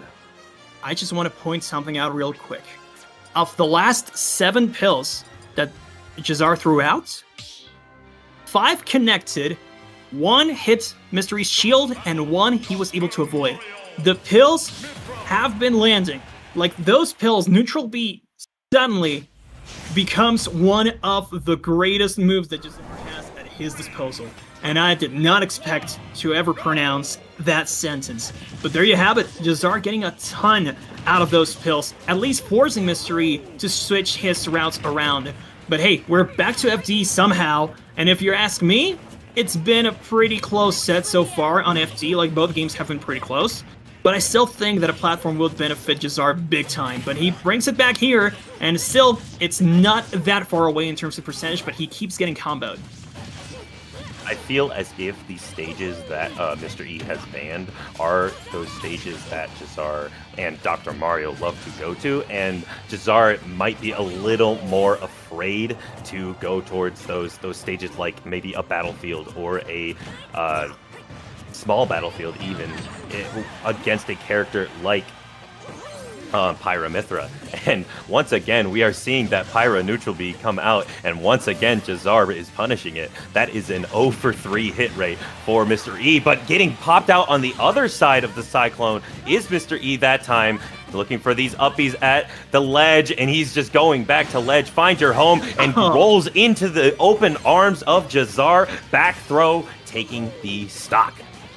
Back into the doctor's office, and there you have it. You're due for surgery, my boy. Where are you going? Oh no, but the foresight. No! Oh goodness, twice over. Mr. E is kind of saved, but still, you saw that whiff. We all saw that whiff. I am not super sure if Mr. E is too confident in his swinging ability after whiffing a forward smash like that. He does find the stuck though, but every time he ends up landing like this, there's one hit being parried. The next one might connect, but it's Mythra's neutral air. It doesn't really lead to much after Jazar is able to parry one of those hits. There's the up smash too, and not quite the edge guard just yet. The keep consistently a -2, but Mr. E has avoided all of those so far. Up B through the ledge, going to push Mr. E away from that ledge, allowing Jazar to make it back. But now we are just back in that neutral, back in these two players are swinging at each other, and a down air coming out, and Pill being absorbed by neutral air from Mr. E. That could have been a good situation, but down air up smash not connecting. That's too much rage on the side of Pyra. Going back to stage with that safe flaming edge, down tilt up air not connecting. This Pyra is terrifying. Up B is not going to connect. A spot dodge up smash. Jazar taking the second stock from Mr. E, looking for a little more with this grab. Down throw, up air into the F smash, not going to connect. Trying for something big, but another forward throw, and just barely gets hit by the side B, and Mr. E makes it back. Oh, but the down B immediately after, and another pill forcing Mr. E to air dodge. He does eventually make it back, but he had to switch to Pyra in the process. Did you see that? The up smash had already started, but Jazar just barely shifting his hurt box and getting the hit while the up smash was going off. We are going to game 5, and whoever wins this is going to top 8. This is both players' tournament lives right now. Game 5, going for that coveted top 8 spot. Put yourself on that graphic. That is the goal here. You want that semi-podium in the world of Super Smash Brothers. That top 8 is the place to be. That shows that you are the upper echelon of the players here at the tournament. And will it be Jazar on Dr. Mario or Mr. E on Pyra Mythra? And we are going back to Final Destination. Once again, the run back, the entire set, well, almost the entire set, was played on FD. Looking like MK Jazar over here. This man has been going the distance so consistently. And I said this before, Jazar is consistently looking for that top 8 banner. Like, I think offline, he is still yet to make that one really big tournament that everybody can talk about as a dog result by him, because there have definitely been some other dog results, but he is the one consistently looking for it. This might be his chance, but unfortunately, the beginning of this match is not really looking like it, but still, he does force Mr. E back on stage with the air dash. Oh no, with the cape, the back air. That should not be making it back. Yes, sir, the total reversal, and that's a lead for Jazar.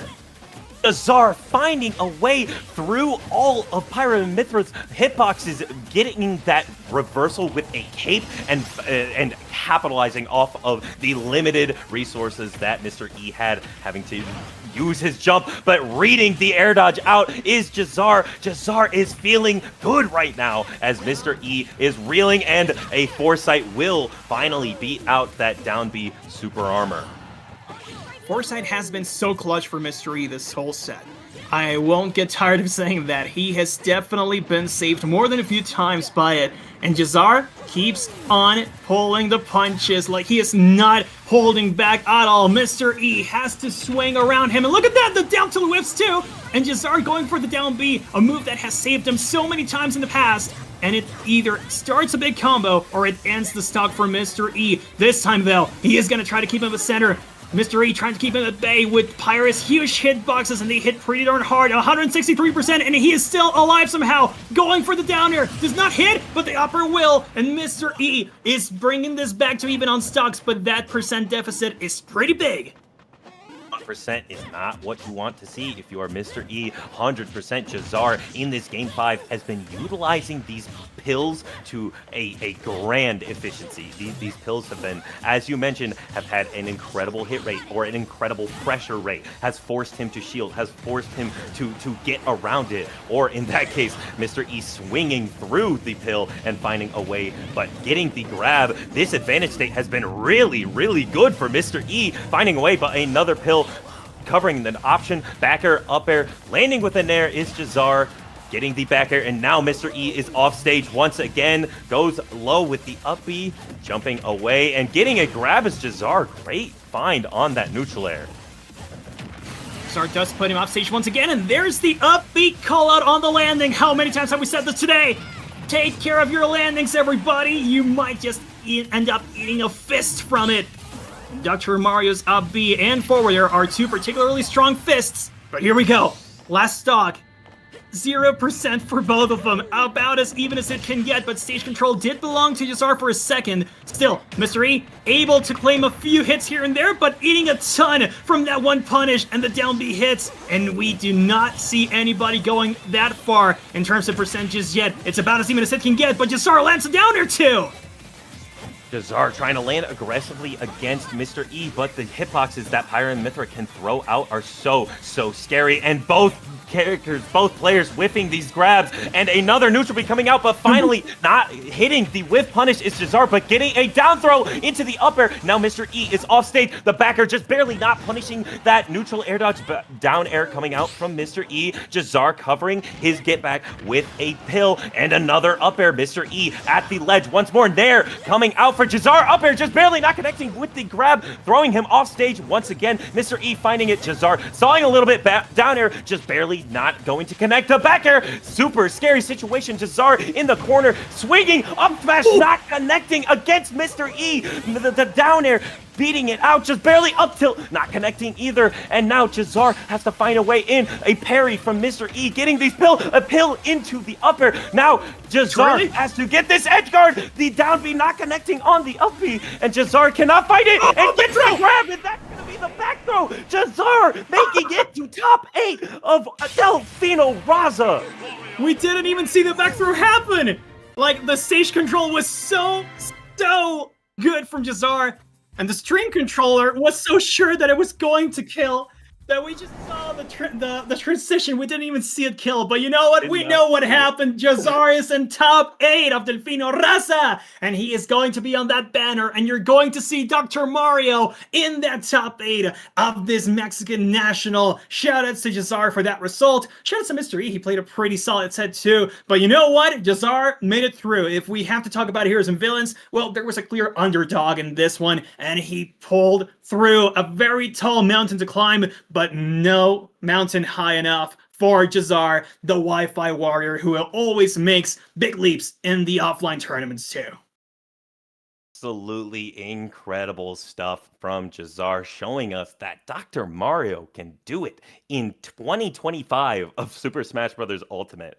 It's a feat unheard of by many and unthought of by more. It is an incredible thing that Jazar showed. And as you said, Mr. E, incredible competitor, did an amazing job. That was an amazing set to commentate and an amazing set to watch. And yeah, that was actually the last set that I will be commentating for today. I do believe you were on later on in the day, but it's been a super fun block.